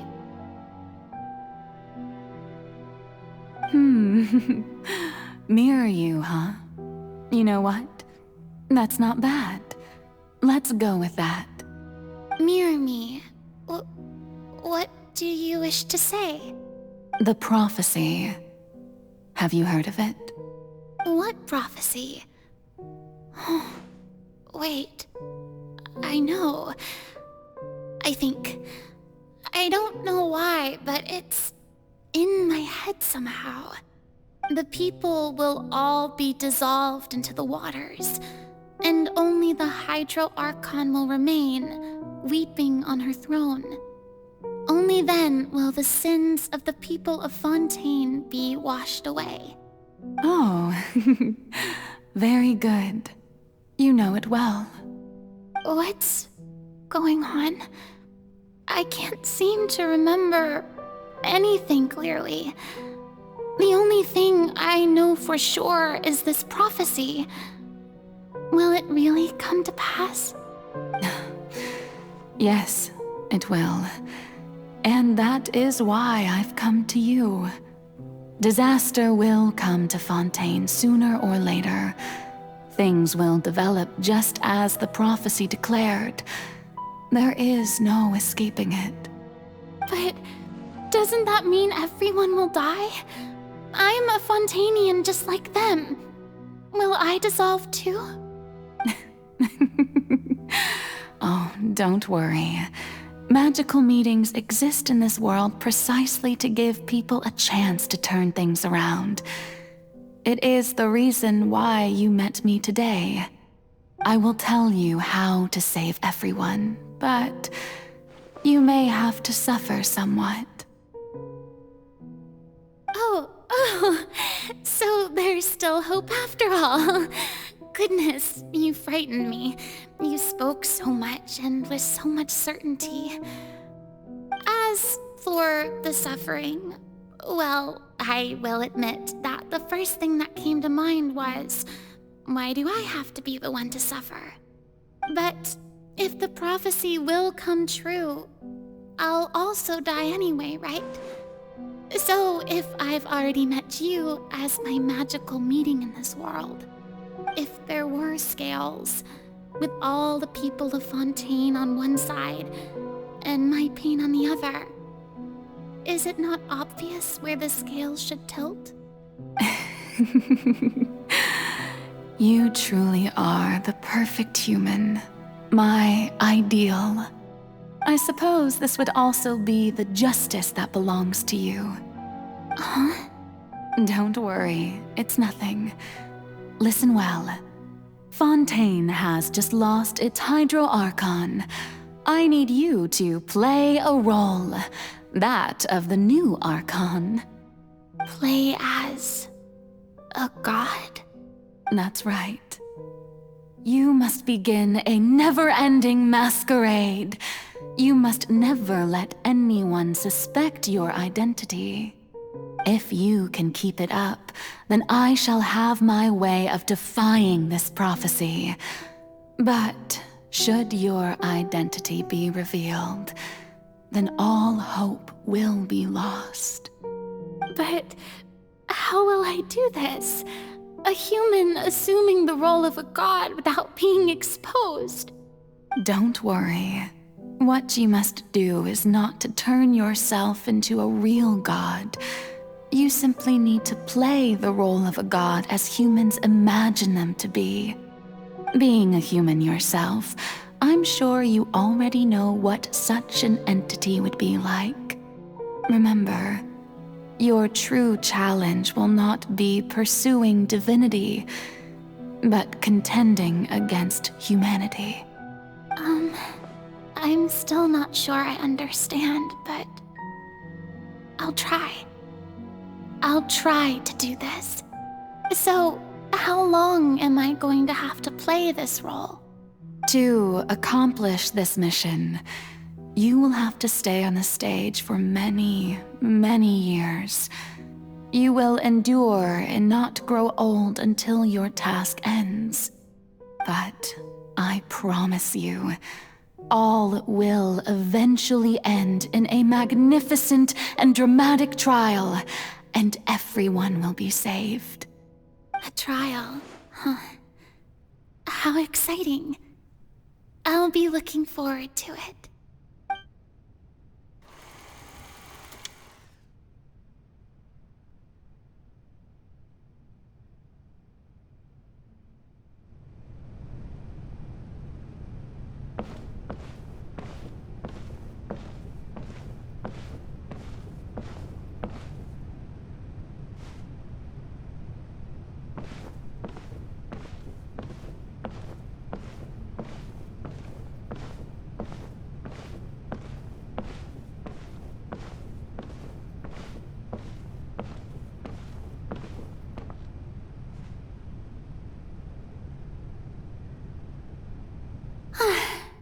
The Maison Cardinalise has announced my accession, but this is my first time facing the people.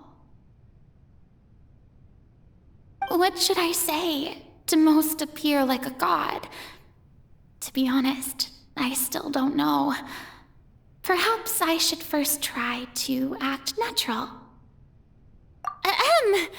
Ladies and gentlemen, good evening, and welcome to the Opera Epiclese. I'm sure you've all heard about how I have taken on the role of Hydro Archon. Indeed, I am Verena de Fontaine, your new Archon. In truth, I know little about becoming a nation's new god, but it will be my honor to guide you all. As the god Focalor, the god of justice, I shall do all within my power to lead you into an age of fairness and justice. Once again, thank you all for coming. If you should have any questions or suggestions, please send them to the Maison Cardinalise.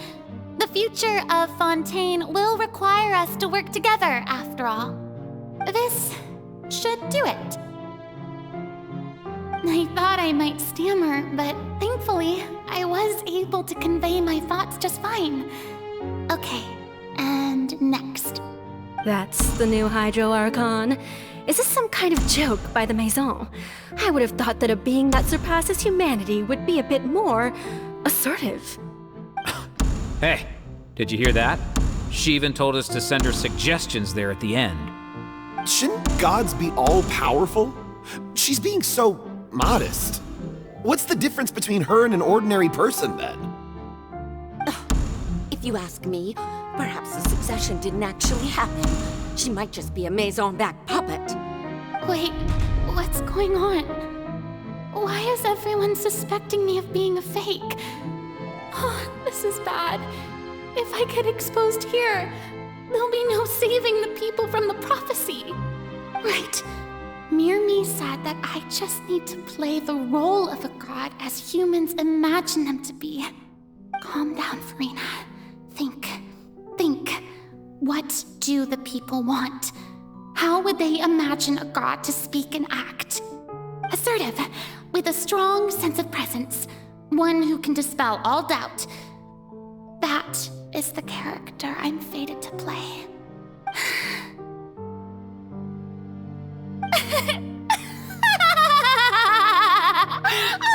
Oh, very good, my people. Only ones such as you are deserving of my rule. Now, I was wondering if some weak puppet were to one day come onto the stage and claim ownership of this opera house, would the children of Fontейн follow them? Well, it seems that you would all see right through them. Having passed my test, you are qualified to witness wondrous trials alongside my august self, here in this opera house. You may consider my previous act a door gift of sorts. I thought it was a debut that suited the atmosphere. Now then, let us be reintroduced. Ah, so that was just a performance. How could I have forgotten that we were inside an opera house? Her personality. It's quite shocking, to be honest, but I suppose it's a better look than before. Such a fascinating and bold deity. How wonderful! Our future may yet be bright after all. It seems I've turned them around. Best follow this flow and restart my accession speech. My dear people, whether you acknowledge me or not, whether you trust me or nay, I say to you, keep faith in your ardor for justice. We have heard it said that this nation's sins can no longer be washed away. Well, I say that justice is most fragrant when it blooms amid sin. The scales of justice should not weigh heavy in the hands of its God. On one side, it must carry fairness and justice. And on the other, praise and applause. May law be the prayer on our lips. May judgment be our worship.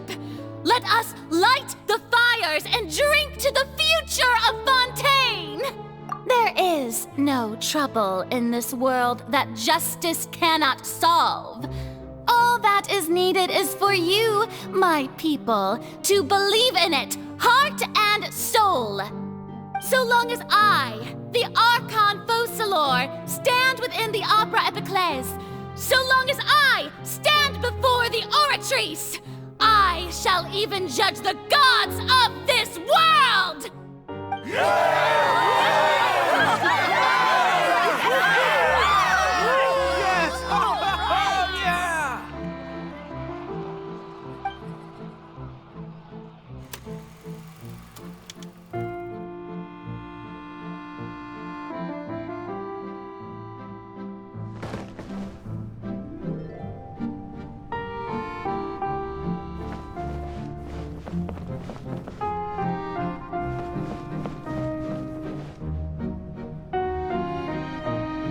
Lady Farina, here are today's case reports, as well as a summary of the follow-up for your perusal. Come now, was I not just at the Opera House in person? Leave these kinds of things to Neuvillette. Besides, none of these trials were the one that I'm looking forward to the most. If I may be so impertinent, what kind of trial are you truly looking forward to? A magnificent, dramatic, and wondrous trial. A trial to end all things. How could you hope to understand? That's true. I fear I lack the ability to grasp your divine thought, Lady Archon. No need for fright, and do not take what I said before too seriously. Go now, do your duties. The trial I await. It will come one day.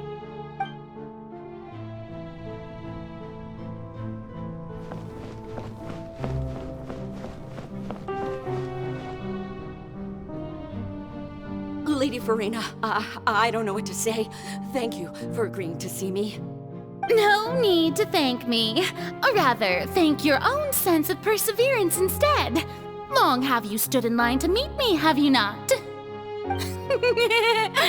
Oh, I'm afraid that's just an inevitable consequence of my divine charm. All right, Deoteria, is it? How is your son's illness? You remembered me, and you knew of my family, too. He is doing much better now. In fact, he is far more of an ardent believer than I. He was the one who forced me to seek an audience with you, and to bring your words back to him. Oh, good. Very good. If this should happen again in the future, please do not hesitate to come and tell me.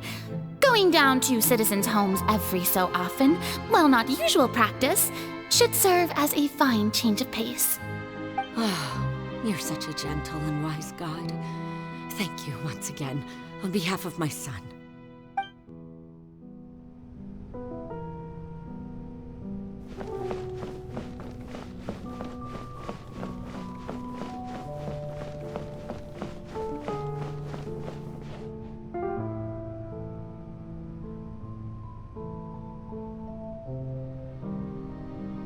Lady Farina, here are the latest hydrological reports.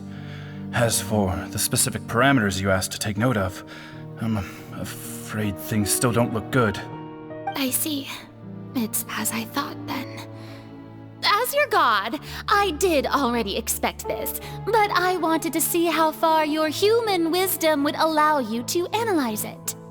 All manner of signs indicate that the prophecy will still come to pass. Forget it. That's not something you need to worry about right now.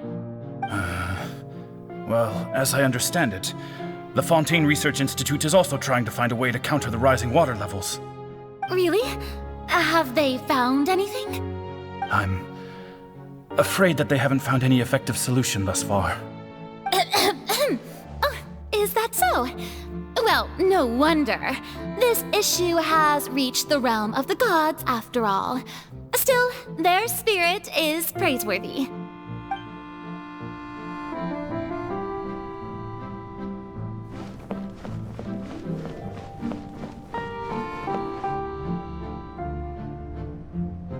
The day is finally over. I haven't had a moment to breathe this whole time. But it's good to see that everything's getting on track. There are no longer any voices of suspicion. Maybe this is fine. I just need to keep going, and everyone will be saved. All right, Farina, don't think too hard about this. You need rest. Tomorrow's a new day.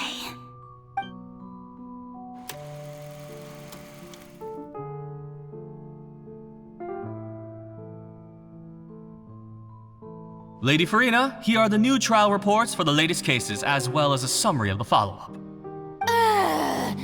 There'll be no need for that. I've seen them already. There's no need to go back over scenes I've witnessed in person before. Lady Farina, I've waited so long for this chance to see you in this manner. Indeed, my dear, loyal citizen. This joyous moment is an honor for us both. Lady Farina, we're detecting significant hydrological anomalies near Poisson. Understood. Keep monitoring. Keep me informed should anything come up at the Institute.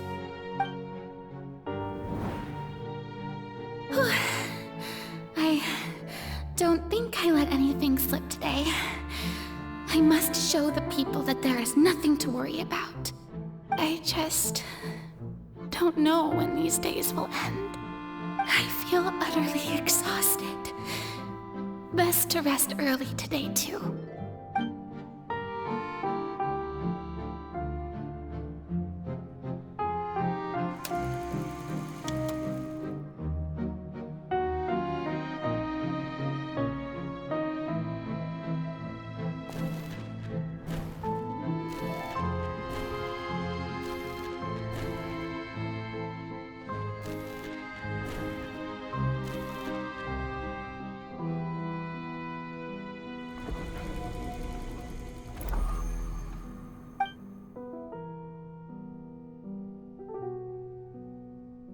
Lady Farina, it's like a dream being able to speak with you up close like this. I've heard that the first member of our family who was honored to receive an audience with you was Madame Deoteria, almost 20 generations ago. And what a fine family yours is indeed. It brings me great joy to meet such a faithful believer, a descendant of a line most ardent. Surely you exaggerate, Lady Farina. My lady? What is it, good citizen? Oh, are you crying? Oh, really now? I didn't even notice. This must be the overflow of hydro from my person. Well, can't quite help being the god whose dominion is the waters, can I? No wonder. No wonder. A manifestation of your power, then. Oh, Archon, I am honored to have witnessed it. Honored indeed.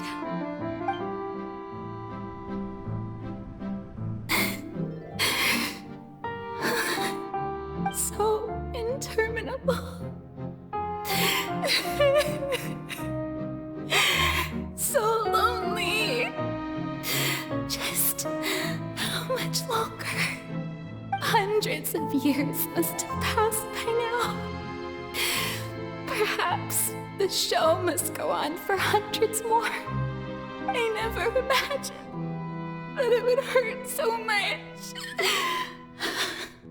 Have I reached my limit? No. Perhaps I reached it long ago. Today I didn't even notice my own tears. I want to tell someone, anyone, about this. But would that not destroy all I've done so far? I've conducted so many investigations across the centuries. But there's not even a sliver of hope that we might break the prophecy. All I can do is keep heart. I must maintain this act. It is the only way to save Fontaine. Please, mirror me. You have to succeed.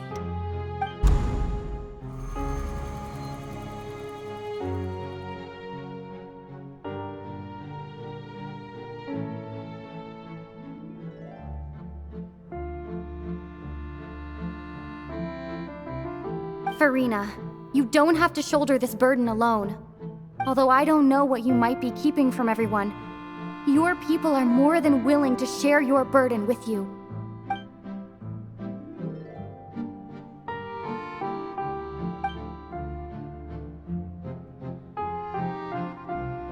Share my burden. That's impossible. It was fated right from the start that this would be my duty alone. But even if your burden doesn't need to be shared, you can still choose to confide in someone. Just share it with me. I'm what you'd call a witness. A witness? Yes, I've heard that you came to Tevat from beyond the stars, yes. In other words, you never belonged here. And if Tevat is, in its entirety, a show on a stage, then you're just a spectator, aren't you? If that's the case... She's right. I could confide in her, couldn't I? But if things don't play out as expected, the people of Fontaine will be the ones to pay the price. No, Farina. You shouldn't be selfish. But what if it's really alright? Farina, you've worked so hard for so long. Surely it would be okay to put yourself first for once. Just this once. Is it such an outrageous thing to do anyway? To find someone in whom you can confide your frustrations and sorrows? Surely it could not hurt.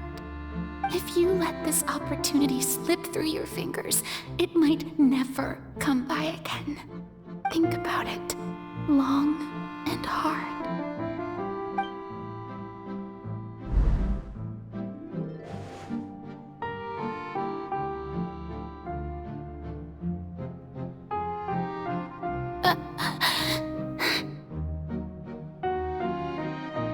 No, I have nothing to say. I am Farina, the Archon of Fontaine. Everything will surely get better. All you need to do, dear spectator, is to witness my performance until the curtains fall.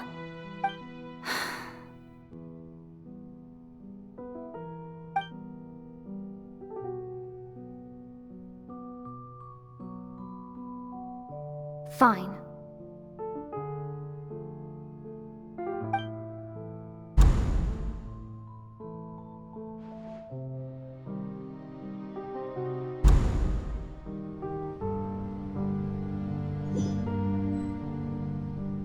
So even Farina doesn't know the truth?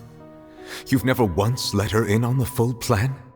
Yes, it had to be done. To deceive the heavenly principles, you must first deceive yourself. She did very well. If she had let her resolve falter even once in these 5 centuries, Fontaine would have been doomed to the most tragic fate. It seems that trusting humanity was the right decision after all. I believe that I understand how your deception works, but that is only half the truth, is it not? How would you build on this foundation to save the people of Fontaine? That is the most important thing. Ah, good. Of course, the Iudex of Fontaine has pinpointed the crux of the issue. I'm sure you've long sensed that the Oratrice is no simple machine, yes? I've always suspected that it had its own consciousness, and Lenny did mention that he heard a human voice within the core chamber.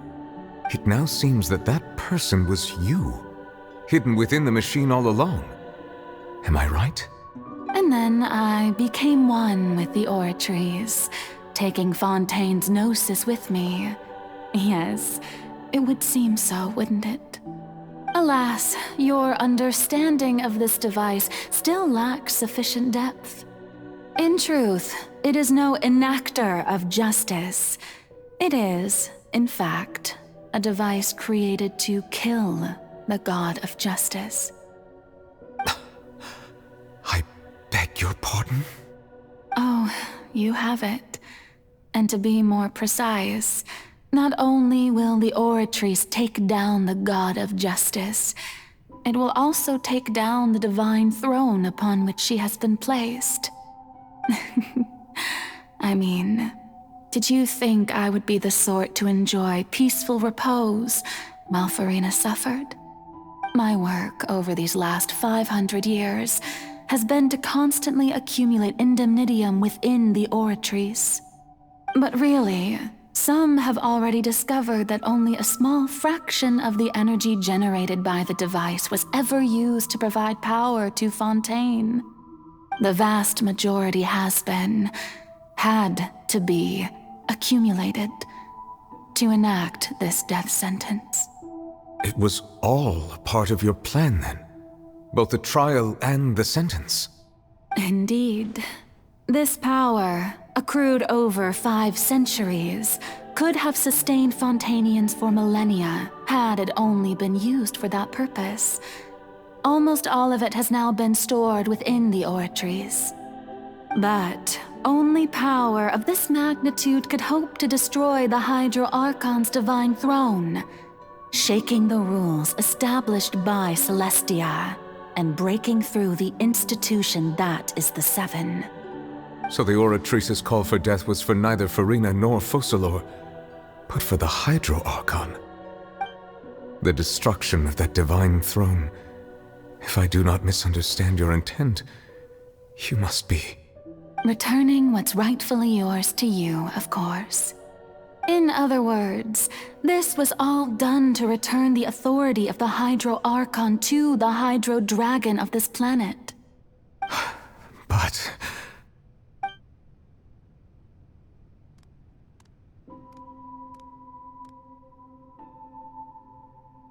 Oh, what? Getting sad again, are we? The authority of the ancient dragons shall soon be yours once more, O Hydro Dragon Sovereign. And this is the face you make. all you've done throughout the years is just so you can sacrifice yourself at the very end. I've never quite seen it that way, you know. Even now, I'm quite pleased at how well my deception worked.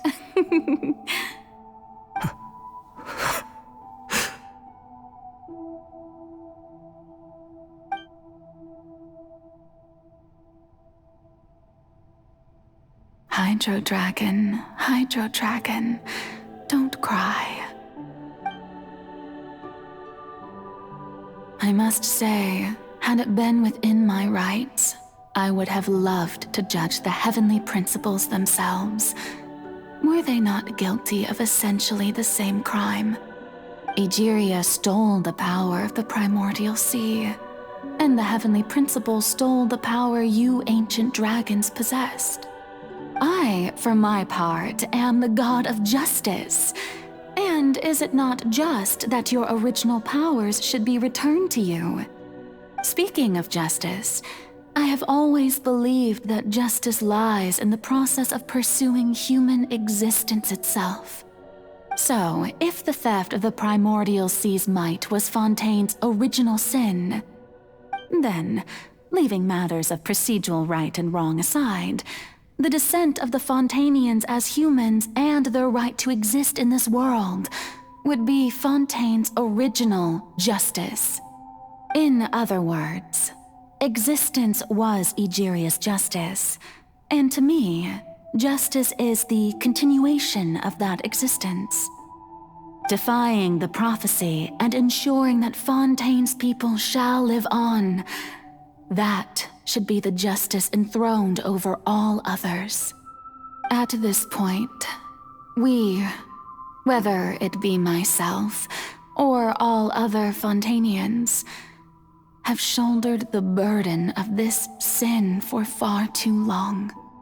Iudex Neuvillette, the highest judge in our land, when you regain your full power as an elemental sovereign, what verdict shall you pass upon us? So when I was invited to the court of Fontaine to serve as Iudex, I see now that that was your idea too. At last, I now understand the true purpose behind this position. In the beginning, I was uninterested in human existence. But these 5 centuries of living alongside them have gradually brought about mutual understanding between us. And I have even attempted to feel as they feel. You are a devious one, Focalors. Things being as they are, surely you know that I could never declare them to be guilty.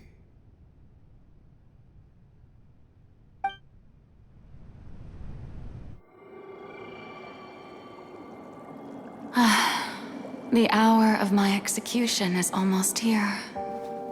For the sinner, the curtain call has come.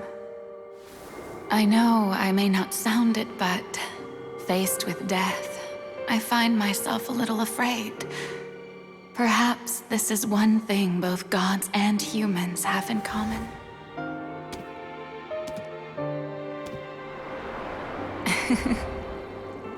Farewell, Neuvillette. I hope you've enjoyed the part you played these 500 years.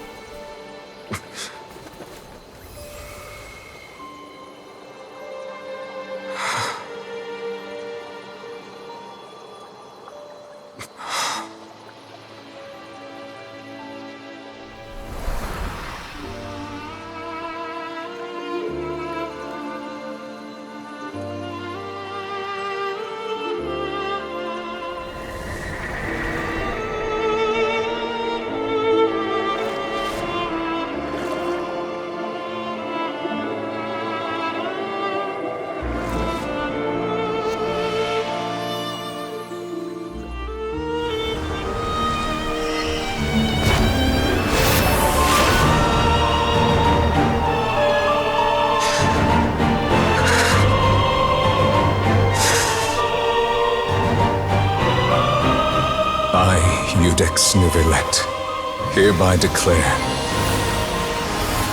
People of Fontain, your sins are forgiven.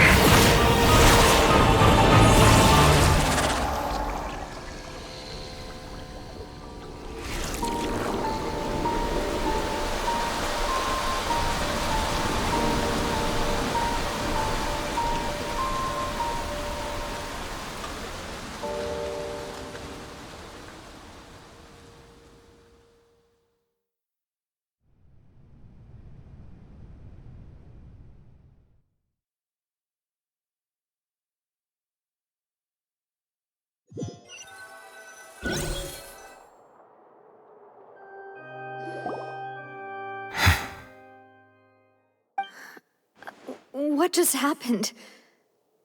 Has the death sentence been carried out? Was that bright light some sort of misdirection? I have a feeling that something huge just happened. But since we're all still alive and haven't been dissolved, I assume whatever happened was good for us. It's time to end this. We must mete out punishment to that beast. Didn't you say just a moment ago that it can't be defeated? I have gained the strength sufficient to deal with it. Through certain means, I now have the ability to separate the power of the Primordial Sea from that creature. We should seize the opportunity to pursue our quarry. Traveler, now that the oratories can no longer function, I require an executor to help me mete out justice. The root of the calamities befalling Fontain, the beast that enacts the prophecy. Its name is the all-devouring Narwhal. Come with me, traveler. The hour of execution has come.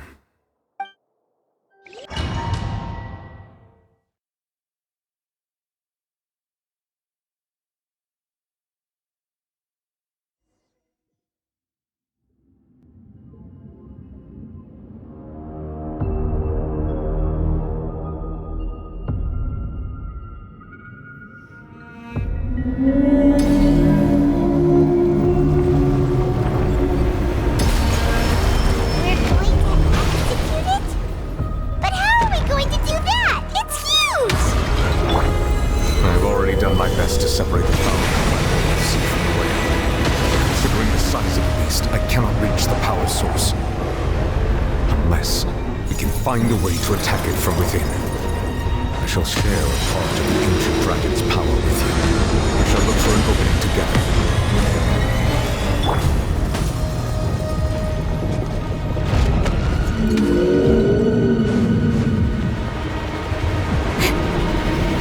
Cut to the chase! I can feel its sorrow turning into our state.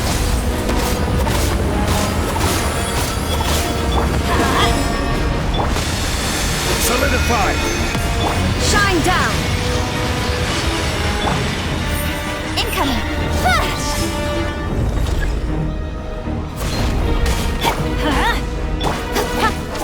Illusion shattered! The all-devouring Narwhal cannot resist its instinct to devour. Continue to trigger its hostility. A chance will present itself.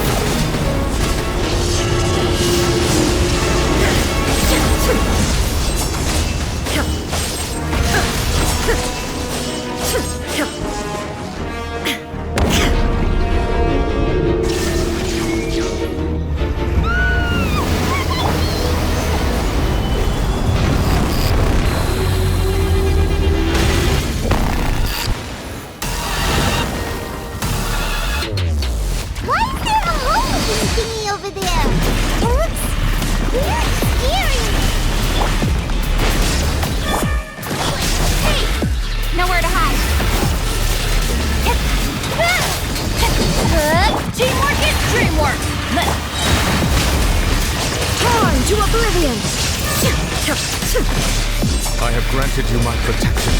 Do not fear. Seize the moment and use my power to suppress its root from within.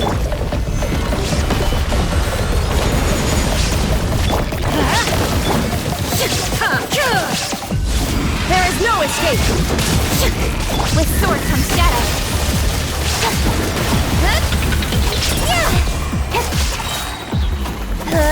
This is order!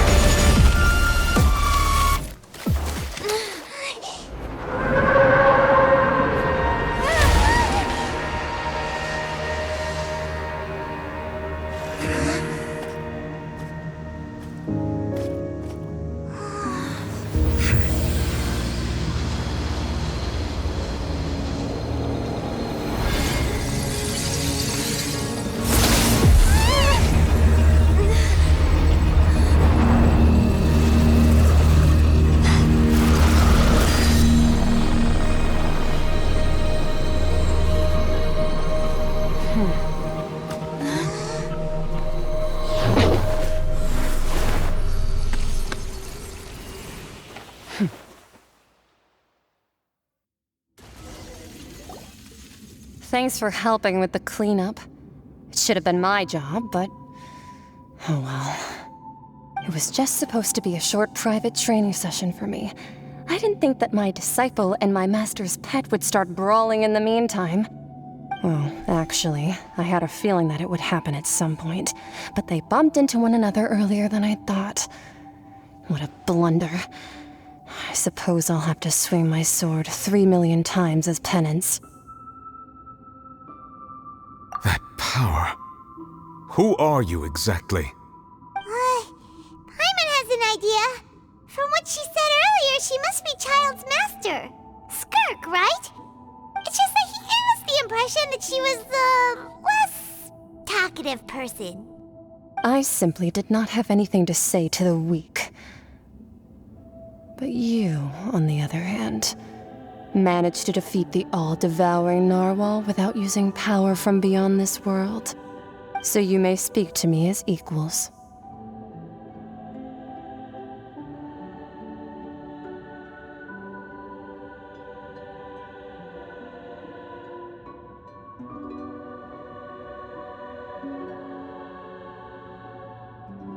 I have to agree. It's a strange use of a planet's primordial waters just to raise an all-devouring narwhal. That kind of power is wasted on it. It's not cooperative, it eats too much, and I have more important things to do with my time than pet sitting. The only thing that creature has going for it is its looks. All in all, it fails as a pet. Miss Skirk? I think you might have missed the point. The point being? Well, being that this pet almost destroyed an entire nation. So what sort of person is your master? Well, Child's master's master. Wait, is that right? Oh, right. So you don't know him. Sorry, I assumed you did. His name is Sertologi.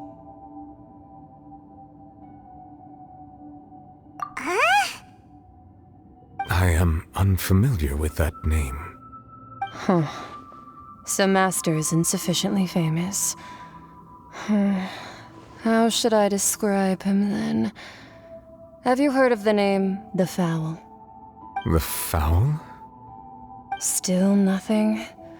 Well, how about the Visionary? Vetterfulnir then? Or Gold Rhindaughter? Ooh, that one we've heard! Rhindaughter's part of the Hexen Circle. She's Albedo's mom, right? Oh, so you do know that name. To be honest, I also heard all of those names and titles from my master. I don't actually know them either. But I suppose you understand now, yes? My master is likely a similar sort to Rhindaughter. They are both pursuing some form of perfection. Wait, didn't you also mention a visionary person? Paimon didn't quite catch their name. Actually, never mind that. I believe it expedient to inform you that the all-devouring narwhal used up nearly all its strength fighting you. Such roiling hydro energies will prove difficult for the planet's deep seas to digest. As such, the Fontein back on the surface has most likely been thrown into chaos. In other words, the prophecy that you've been fretting over should now be in full swing. What?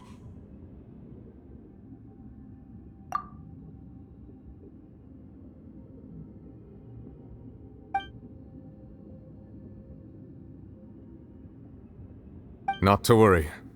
Focalor has already managed to deceive the heavenly principles.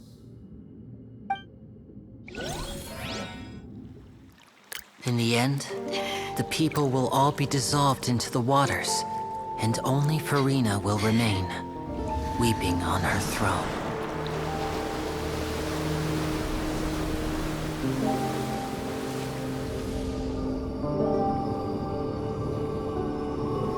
Only then will the sins of the people of Fontein be washed away.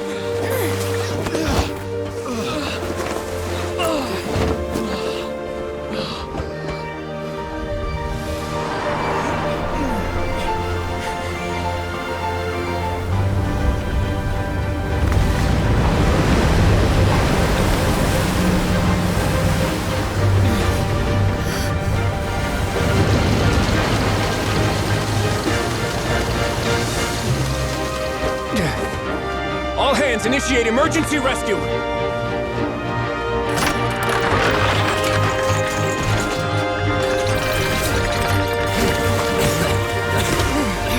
Hurry!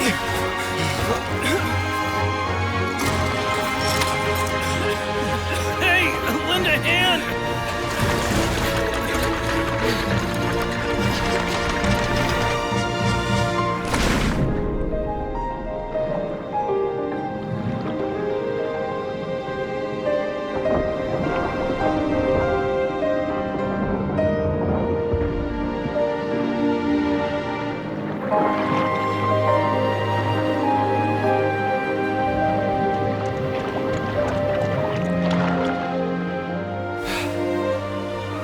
Look! The water's receding!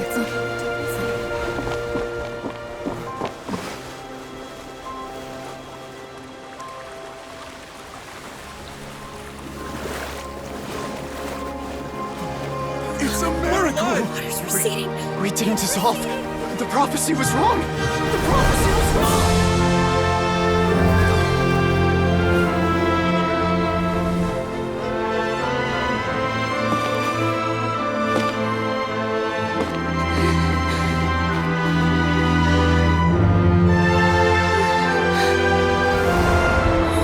Are you alright?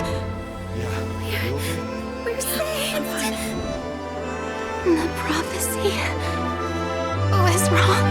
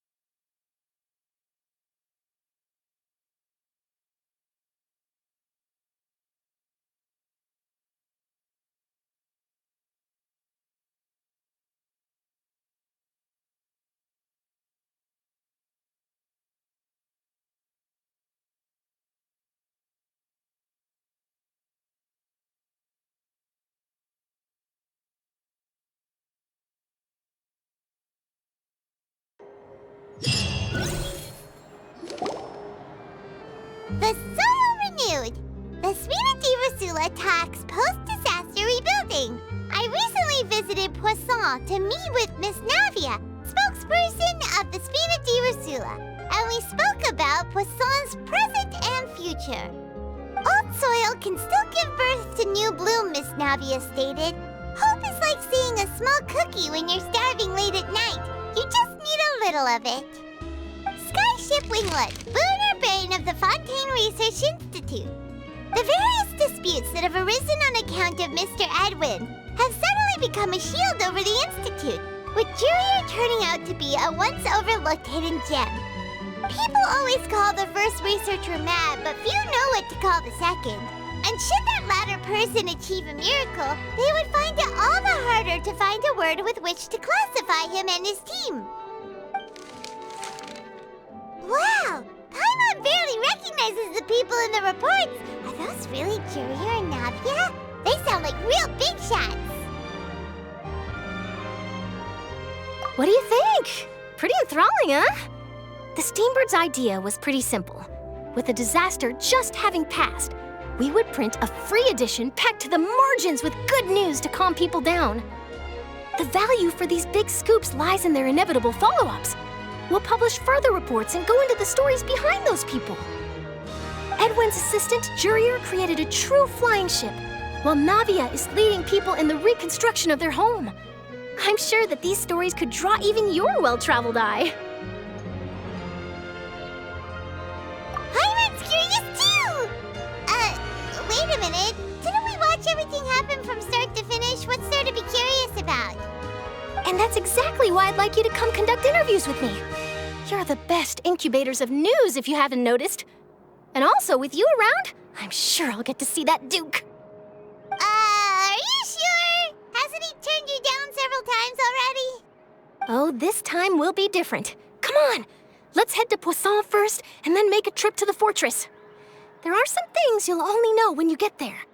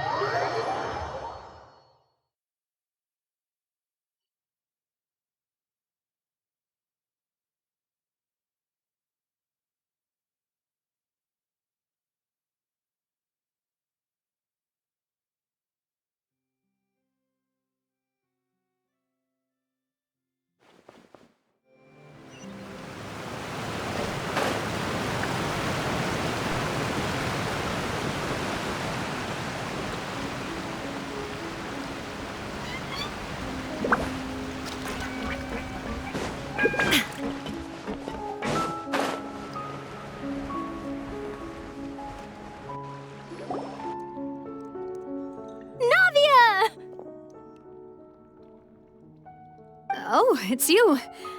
What brings you all here? Hey, we're just having a look around.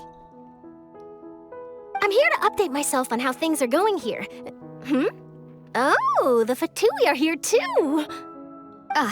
Let me introduce you. This is Mr. Garunt Snezhevich.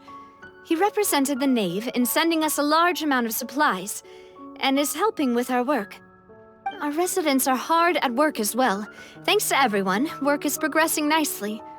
We've lost a lot of people, but we're moving forward. That will have to be enough. Hello, Miss Charlotte. I'm a big fan of yours. I especially like that article you wrote last year about Fontaine's stray cats. But if you don't mind, could you not emphasize our role too much in your report? It's not charity we're doing here. We just happen to share the same interests as the Spina.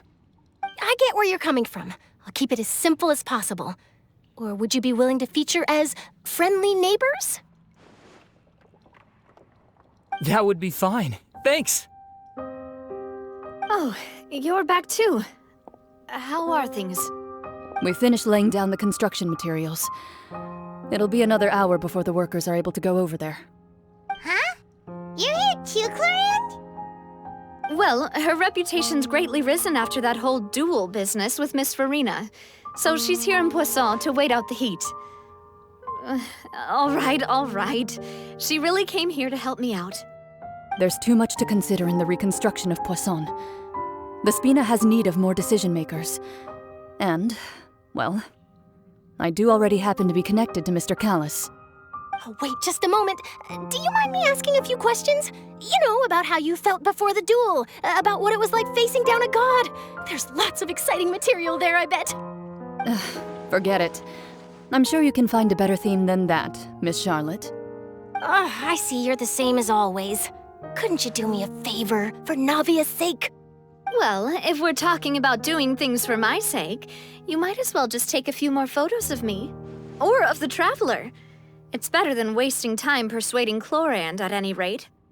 Of course I will. I'm not gonna let her off that easy. All right, then everyone who wants to be in the photo, gather up. And smile.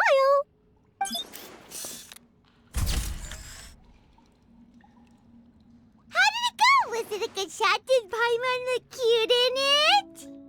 Not bad. Your addition really helped the composition of the picture. All right, hang on a moment. Let me snap a few more shots.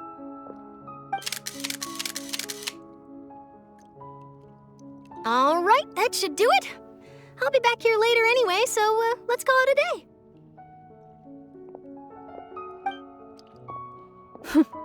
You're very quick. Speed is of the essence when it comes to the news, and freshness is the key. Also, not to brag, but I'm pretty good at building connections. Who knows? I might eventually get that interview with you after all, Miss Clorand.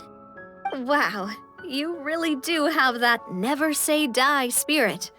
I'm impressed. I'll hazard a guess that this is how you got that interview at the Fortress of Meripede. Whoa, you're well informed.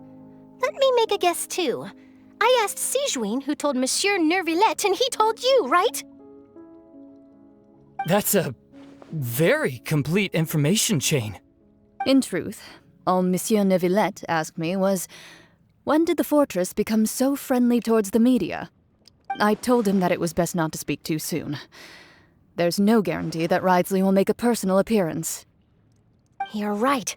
I've got to treasure every moment I have with them. In which case, I'll be making a move first. Stay safe now. And tell me if you hear anything interesting. I'll treat you to afternoon tea in exchange.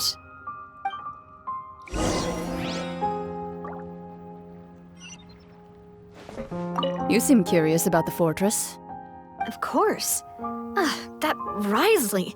I still remember going down to the fortress to grill him for information on my father's case. Boy, did he take me for a ride.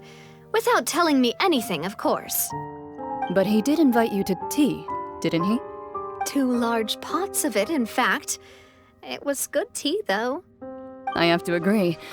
The tea there is very good. Speaking of that, would you like to have some today?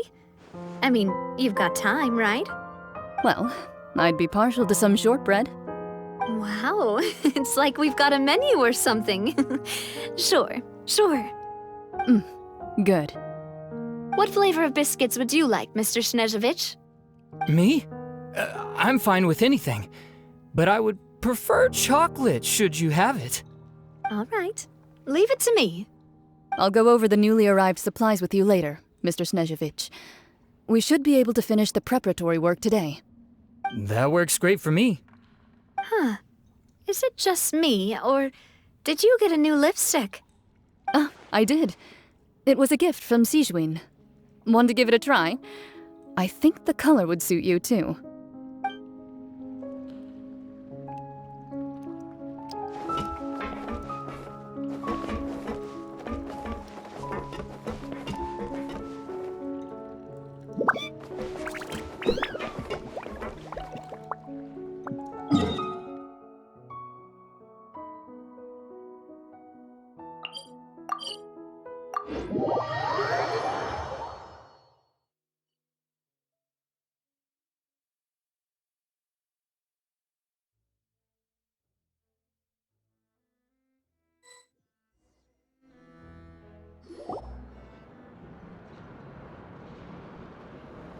Wow, guess we're here again, huh?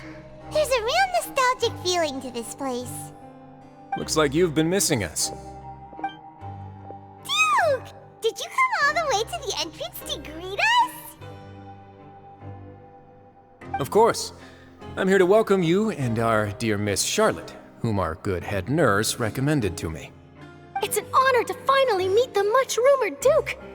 Thank you for consenting to my visit to the fortress, sir. No need to thank me. But that said, I shouldn't be the focus of your interview. I trust you recall our agreement? Of course. All right then, this way.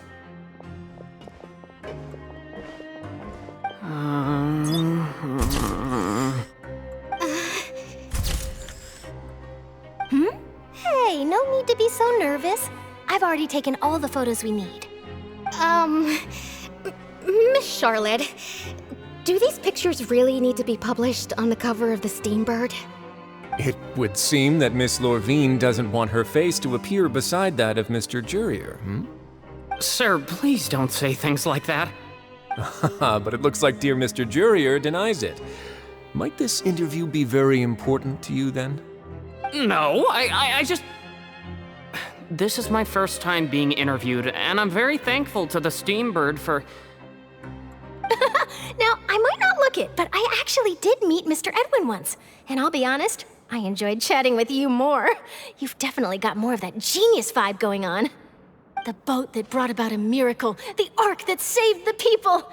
Why, you recreated a myth back there, like an emissary of legend. Still, if I might ask, where's that flying ship now? Looks like Charlotte's trying to get herself another exclusive scoop. I have to apologize, but that ship is presently in the bowels of our factory. I'm afraid it won't be easy for you to get a shot of it. Really? Well, then in that case, could I have an interview with you to make up for that loss?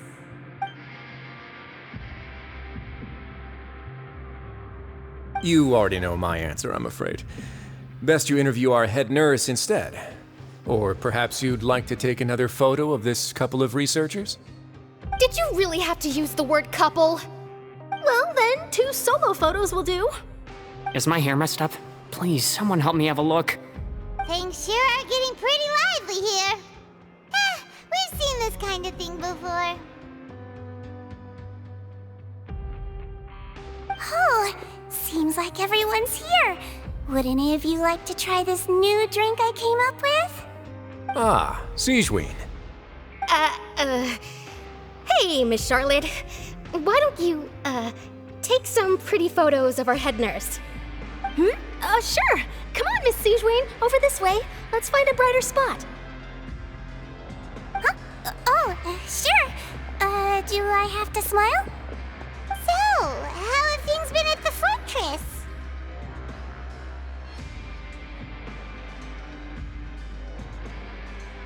Same old, as you can see.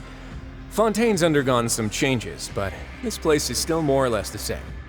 Other than that flying ship, it got a tad too much attention, I think. That's why I decided to let the interview go through. We should direct more public opinions toward the behind-the-scenes heroes. Am I right, Mr. Jurrier? Miss Lurvine? You're too kind, sir. I believe that you too should have your day in the sun.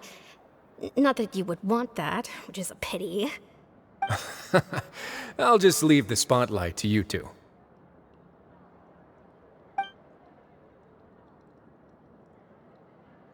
I see. Lots of things happened that day, huh? Anyway, regarding that Harbinger, I'm not sure you remember, but his 3 young followers are still waiting for his return. He sure did win them over, huh? I'll tell them that there's good news and bad news. The good being that their boss seems fine, and the bad being that they must face extended sentences for abetting his escape. Oh, actually, what about you? Are things gonna change for you too? What change can there be? The fortress will keep chugging along, and so will my duties. As to what Miss Farina's departure will mean for the nation, and if our laws and governance will be transformed, we'll leave those to the folks in the overworld. Hey everyone, the photo shoot's done. Good. In that case, let's call it a day here. Thanks for your cooperation. Come on, Traveler, let's go. Till next time, everyone. There'll be a next time? Maybe.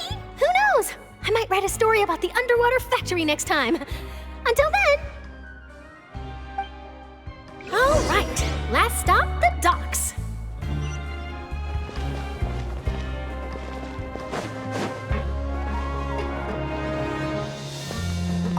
Here are the interview notes.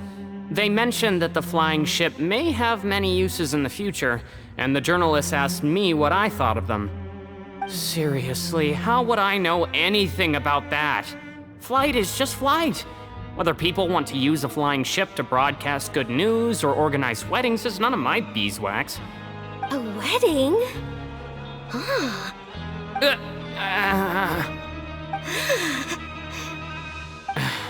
Why are you looking at me like that? So the flying ship can be used for weddings? I didn't say that. That journalist mentioned it, and what does that have to do with us anyway? True. What does that have to do with us?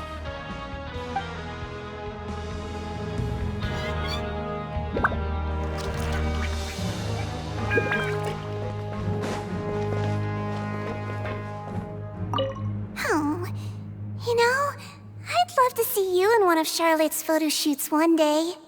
Is that really necessary? Our line of work doesn't really require much photographing. It's precisely because we don't need the picture that they'll have value as keepsakes. You don't really look all that opposed to the idea, you know.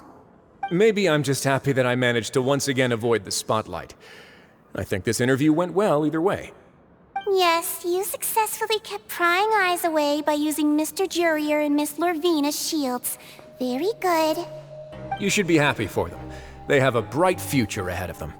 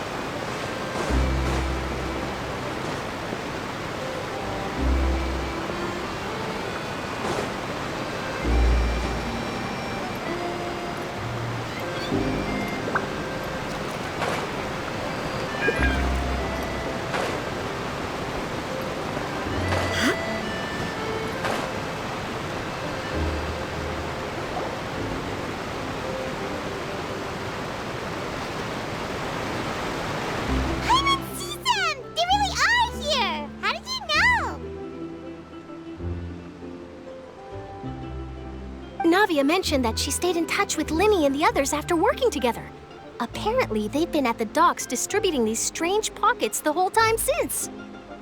Traveler, Paimon. Ah, and Miss Charlotte, too. Would you like a magic pocket? What sort of gadget is it? It's a wondrous bag that can be used to carry many things. The water level has returned to normal, but if you see any of your things floating around, you can use this to carry them. Or you could trick a friend into doing it for you. Trick a friend? I wonder which of my friends would fall for that.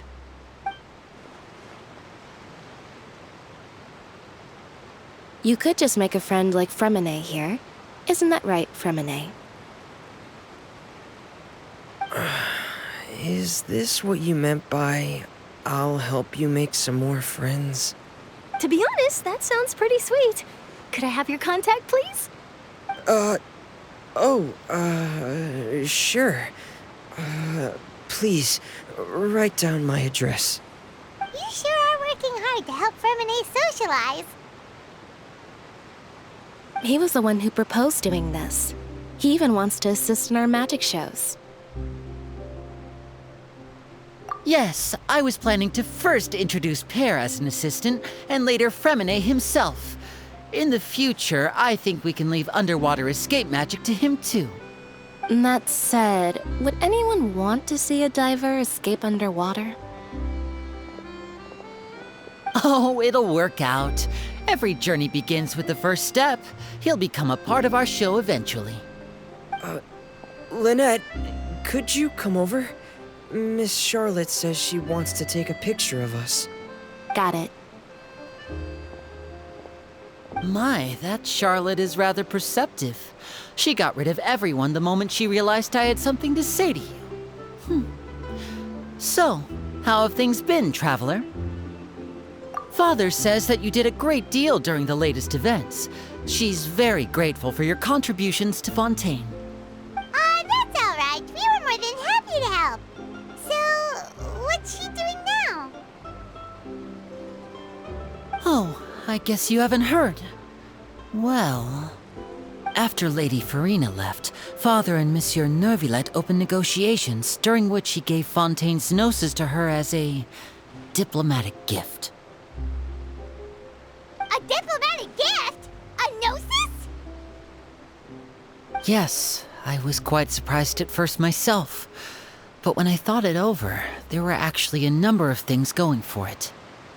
It could have been done as an apology for the incident with Lord Child, or as thanks for his help in tying the all-devouring narwhal down. Furthermore, Father did also lend significant aid to Fontaine and Poisson. That's true, but this is a gnosis we're talking about. Doesn't this seem a bit irresponsible? I would agree, but I've also heard that it seems that Monsieur Neuvillette has had a significant change of heart regarding the matter. So there's some reason for this that only Neuvillette knows about? I suspect you'll have to ask him about that yourself. Ah, yes, speaking of which, I did see him strolling around the entrance to the Fortress of Meripede a while back. Isn't he real busy and stuff? Paimon didn't think he'd have the time for that. But back to the topic. The gnosis was given to the knave, right? What about Child? They say that he's returned to Snezhnaya to recover from his wounds. I hear that the recent disaster really did a number on his health.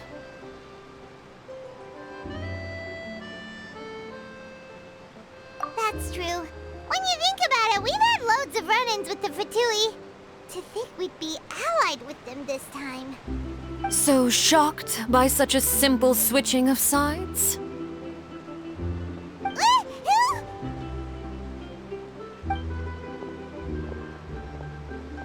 Father!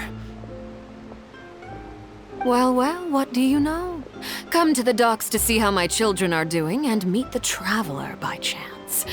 Please do not pay my accomplishments in Fontaine too much mind. I would have done them regardless. Are you going to take the gnosis back to Snezhnaya? That is our duty as harbingers, yes. Don't be too preoccupied with sides. The goal of the Fatui concerns not a single place or person, but the entire world. With such a grand goal in mind, it is inevitable that we must wear many masks. Switching my masks is something I've always done. Well, that depends on many things. No one truly knows what the future holds. What good is honesty if you can't rely on it forever? As for you, I very much look forward to our next collaboration. Good things cannot be achieved alone, and you've proved yourselves to be great partners. A vision? All right. I'll remember to return it. Thank you for keeping it safe for him this entire time. And that's a wrap for me. Huh? You're... Greetings, Miss Journalist. Hello. If I'm not mistaken, there are diplomatic channels I'll need to report to take a photo of you. That is correct. So forgive me, but I will not be able to serve as a subject in your article. However, feel free to write as much as you'd like about our dear magicians and our upcoming rookie talent. I will. The sea breeze is quite pleasant. I shall continue my walk while the weather remains so agreeable. Farewell. Farewell, Father. Oh, she has such an intimidating presence. I didn't even dare to take a picture. Thankfully, I've already wrapped up all my pre-scheduled interviews. Thank you all. This'll be more than enough for me to write about, I'm sure. Don't be too nervous. Why don't you take a magic pocket before you go? Here, Traveler, Paimon, you take one too. To move things about? That's right. Funny. I was giving out magic pockets when we first met too. And what do you know? I'm doing the exact same thing right now. So many things have happened, but the pockets are still the pockets. I guess this must be life. We will all follow our own paths, and serendipity will lead you to your fated friends. All right then. We'll be handing out pockets in some other districts later, so we'll get going now. Have a good day, you two.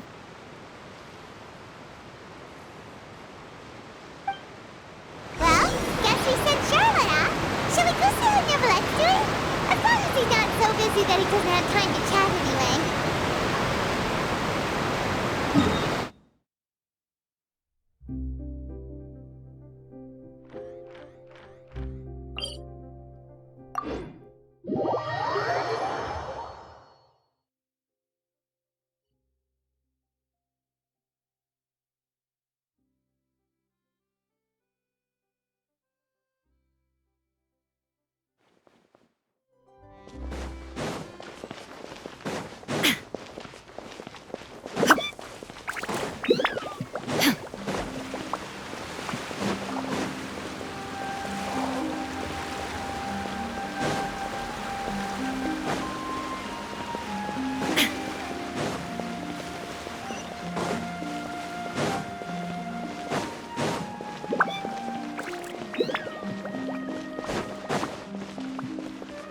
The entrance to the fortress! Ooh, he really is there!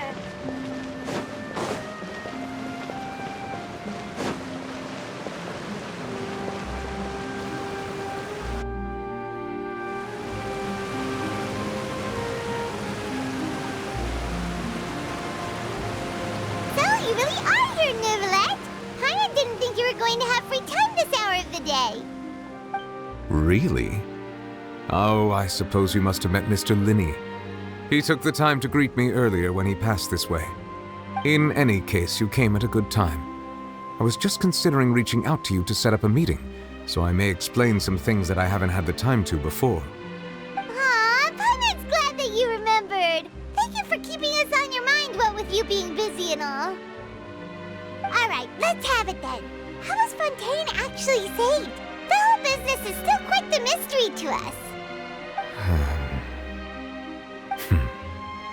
It is strange how words can often leave a bitter taste in the mouth when it finally comes time to say them out loud.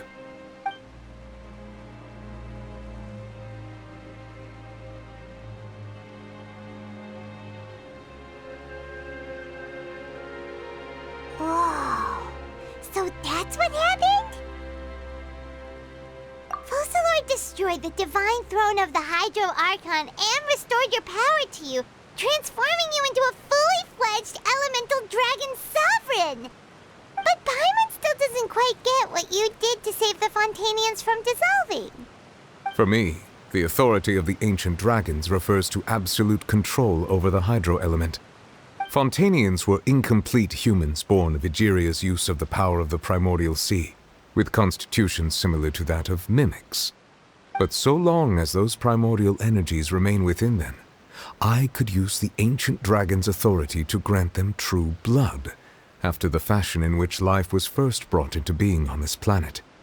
In other words, when I gave my verdict, Fontainians became true humans, and thus would naturally no longer be dissolved by water from the primordial sea. Focalor must have counted on you to make that decision as well. Your verdict was the key to making the prophecy appear to have come true while saving everyone. Yeah, and in a manner of speaking, Focalor finally managed to fulfill the original Hydro Archon's wish to turn Oceanids into real people too! It seems from your expressions that you still have more things you wish to ask. Ask away. I will tell you the truth as I know it.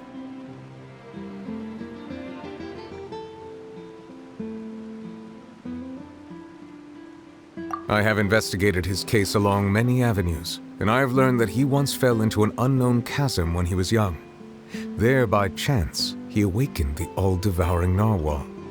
But whether it be by sentiment or reason, that should not have been enough to consider him the root cause of the disaster. At most, he would have had tangential liability. As for the judgment passed by the Oratrice during the trial, whether it was due to that liability by association, or Focalor deliberately using him to buy time for us on the assumption that he would be able to hold the creature off, I cannot say. Guess Focalor had Fontainians in mind the whole time. In the end, it was thanks to her that they finally became real humans. Hang on a second. Paimon suddenly got another question. Back when Fontainians hadn't yet become real humans, were the children they had also transformed Oceanids? Life has always flowed like water. Do you recall how Fontainians would often come to the Fountain of Lucine to pray for children? Yeah, Lynette said the fountain is where all the waters in Fontaine converge. In truth, even those couples did not know that such prayers were no mere custom, but instead a form of ritual. Those Oceanids who were blessed within the spring water would later descend as new humans in the coming months. Paimon sorta gets it now. Either way, it seems like this ritual won't be of any further use, but it'll probably live on as a local custom. Ask away. I will tell you the truth as I know it. Yeah, about that. Risley said Farina has already left. What's that all about? Ah, Lady Farina. The people are only aware that her death sentence has not been carried out. She abdicated the post of Hydro Archon and left affairs related to that title to me, before leaving the Opera House. I related Focalor's words to her faithfully and completely. After hearing them, she seemed neither saddened nor comforted. She simply said that she was tired and needed to rest. Having said that, she then packed her things and moved out of the Opera House, not unlike how an ordinary person might. But she's still got a place to stay, right? You need not worry. I will make arrangements to ensure that she will not want for food, clothing, board, or travel. In truth, I am somewhat happy for her. The wear and tear on her spirit will, of course, take time to heal. But now that she no longer has to play the role of Focalor the Hydro Archon, she can finally lay down her burdens and lead a normal life. What about you then? What are your plans now that you've regained your full powers as the Hydro Dragon? After Focalor passed on, the Oratrice also ceased to function. This matter will directly affect our trials. After much careful consideration, I've decided to take over its role in our courts. From now on, I shall hear cases and pass verdicts by myself. Looks like you're still considering stuff from the perspective of the Udex, huh? As an elemental dragon, there are indeed many things that I must do. But this power and this duty, in a manner of speaking, you could say that both were granted to me. As such, before I attend to my other responsibilities, I must first and foremost continue to serve Fontейн as its highest judge. The duty of the Hydro Sovereign and the duty of the Udex shall coexist within my person. Additionally, the Hydro Archon's departure has brought about another problem, which is that the Opera House shall no longer produce indemnitium. That's true. That power was derived from the people's faith in the Hydro Archon, wasn't it? Wait, but the various mechs and machines in the city are all still okay. Where are they getting their energy from? As I am now, I have full command over New Musia, and it can serve as a complete substitute. Another reason why I cannot quite leave Fontейн immediately. Wow. This ancient dragon's authority stuff is really quite useful, huh? Ask away. I will tell you the truth as I know it.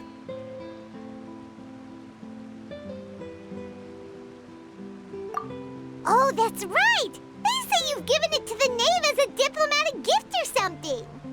Leaving aside their intentionality, the two Fatui Harbingers have indeed done much for us during this crisis. Their sole remaining goal in Fontейн, at least at this point, would seem to be the Gnosis. The Oratrice has ceased to function. The Hydro Archon's divine throne is now no more, and I do not need the Gnosis's power. As such, it has lost all meaning for Fontейн. If the Fatui have impure designs, then we might as well accede to their request now, and avoid unnecessary conflict. What complicated considerations? Paimon thought you were just giving it to them out of gratitude to the knave and as an apology to Child. Ask away. I will tell you the truth as I know it.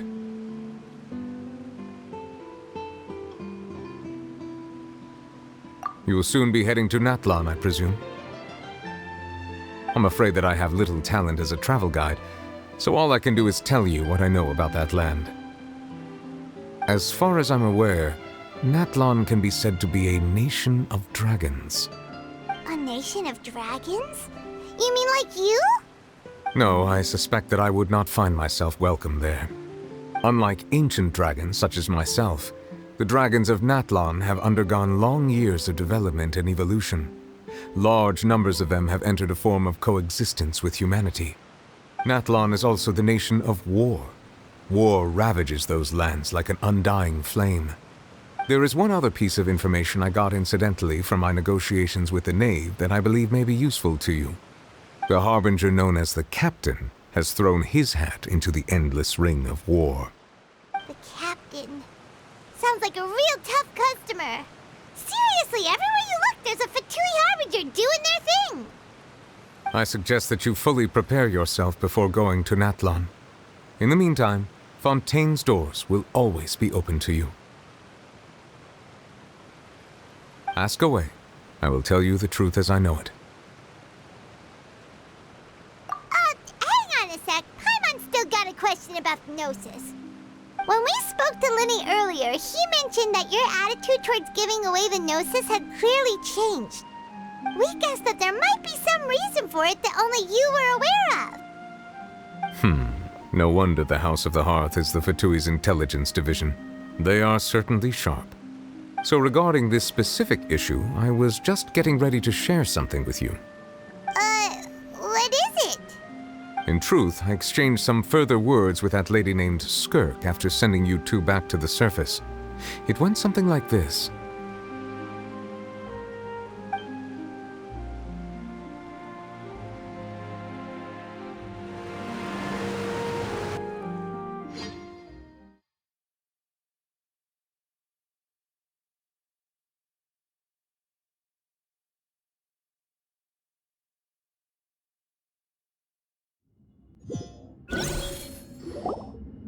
Well, we're going to head topside to see what's going on. You hurry over soon as well, all right, Nervalet? What next? The all-devouring narwhal isn't here, so I'm no longer getting any interference. I can finally catch the scent of your power, what it's made of. It is the authority of the planet's primordial dragons, but with something very similar to a god's curse mixed in. It's quite a novel blend. I'm sure I've encountered something like this before. What was it again? I do not know what you speak of. Ah, of course. How could I forget? You should have the remains of the third descender on your person, yes? Remains? I've never heard of any such thing. Huh. According to your parlance, I believe it may be called a gnosis. Well, that much is true. After Focalor's divinity faded, she handed her gnosis to me. But I fear I have never heard of it described in the manner that you just did. I've been training with my master, the Foul, ever since I was young, and I have never returned to the surface since. So most of the information I possess, I got from him. It is only natural for those who are greater than humanity to possess a different sort of common sense, which is why there are so many problems in our attempts to communicate with humans. Regardless, you should probably get rid of objects of misfortune to prevent any disasters from befalling you. To live in itself is a blessing. But once a person dies, the bonds he once had with this world shall all turn to curses. What do you mean by that?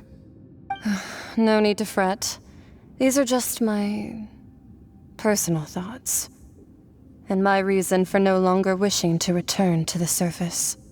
This third descender you refer to, who are they? And when did they die? Master never mentioned them to me. Perhaps it just wasn't that important for me to know. If you're interested, though, I could ask him. I'll be sure to pass the answer on to you next time. Next time? You believe we will meet again? I do. Wait. I have a disciple of my own, don't I? He can be the messenger then.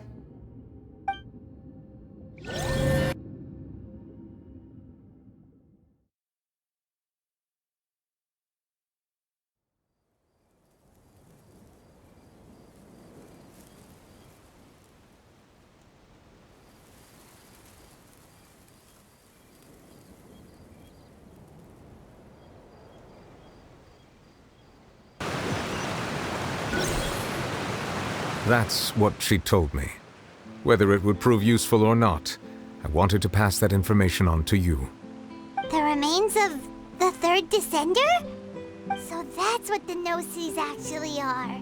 Paimon just thought they looked like chess pieces. How could they be a person's remains? All the same, assuming that there was no misunderstanding or special metaphor at play, that is what she meant to say.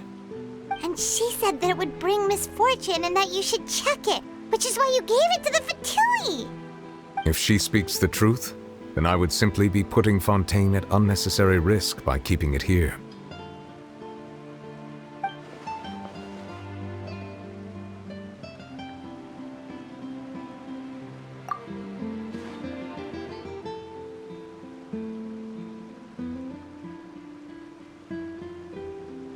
I had guessed that you might already be familiar with this concept, but I did not expect you to be one of them.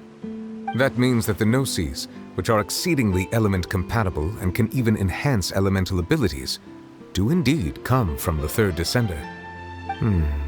I wonder, does your body also possess similar properties? Like being able to use elemental powers without a vision! That does sort of count as special compatibility, right? No, let's not think about this stuff right now. It just feels creepy. Comparing the Traveler to the dead third descender and all.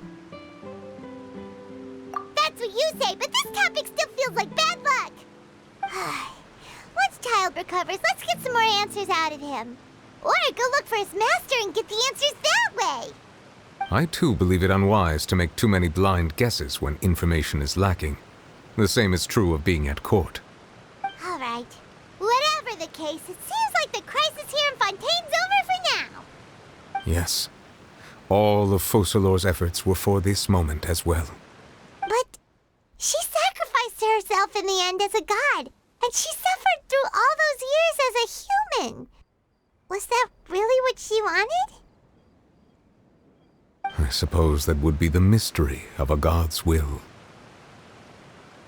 I suspect not. But once in a while, I too would guess that if wishes were like the clouds in the sky, they will one day return to the earth as raindrops. Life flows like water, and rain is the final answer. The water levels may sometimes tilt one way or another, but the rain falls fairly upon all. And what, ultimately, is the difference between the rains that fall upon all of us?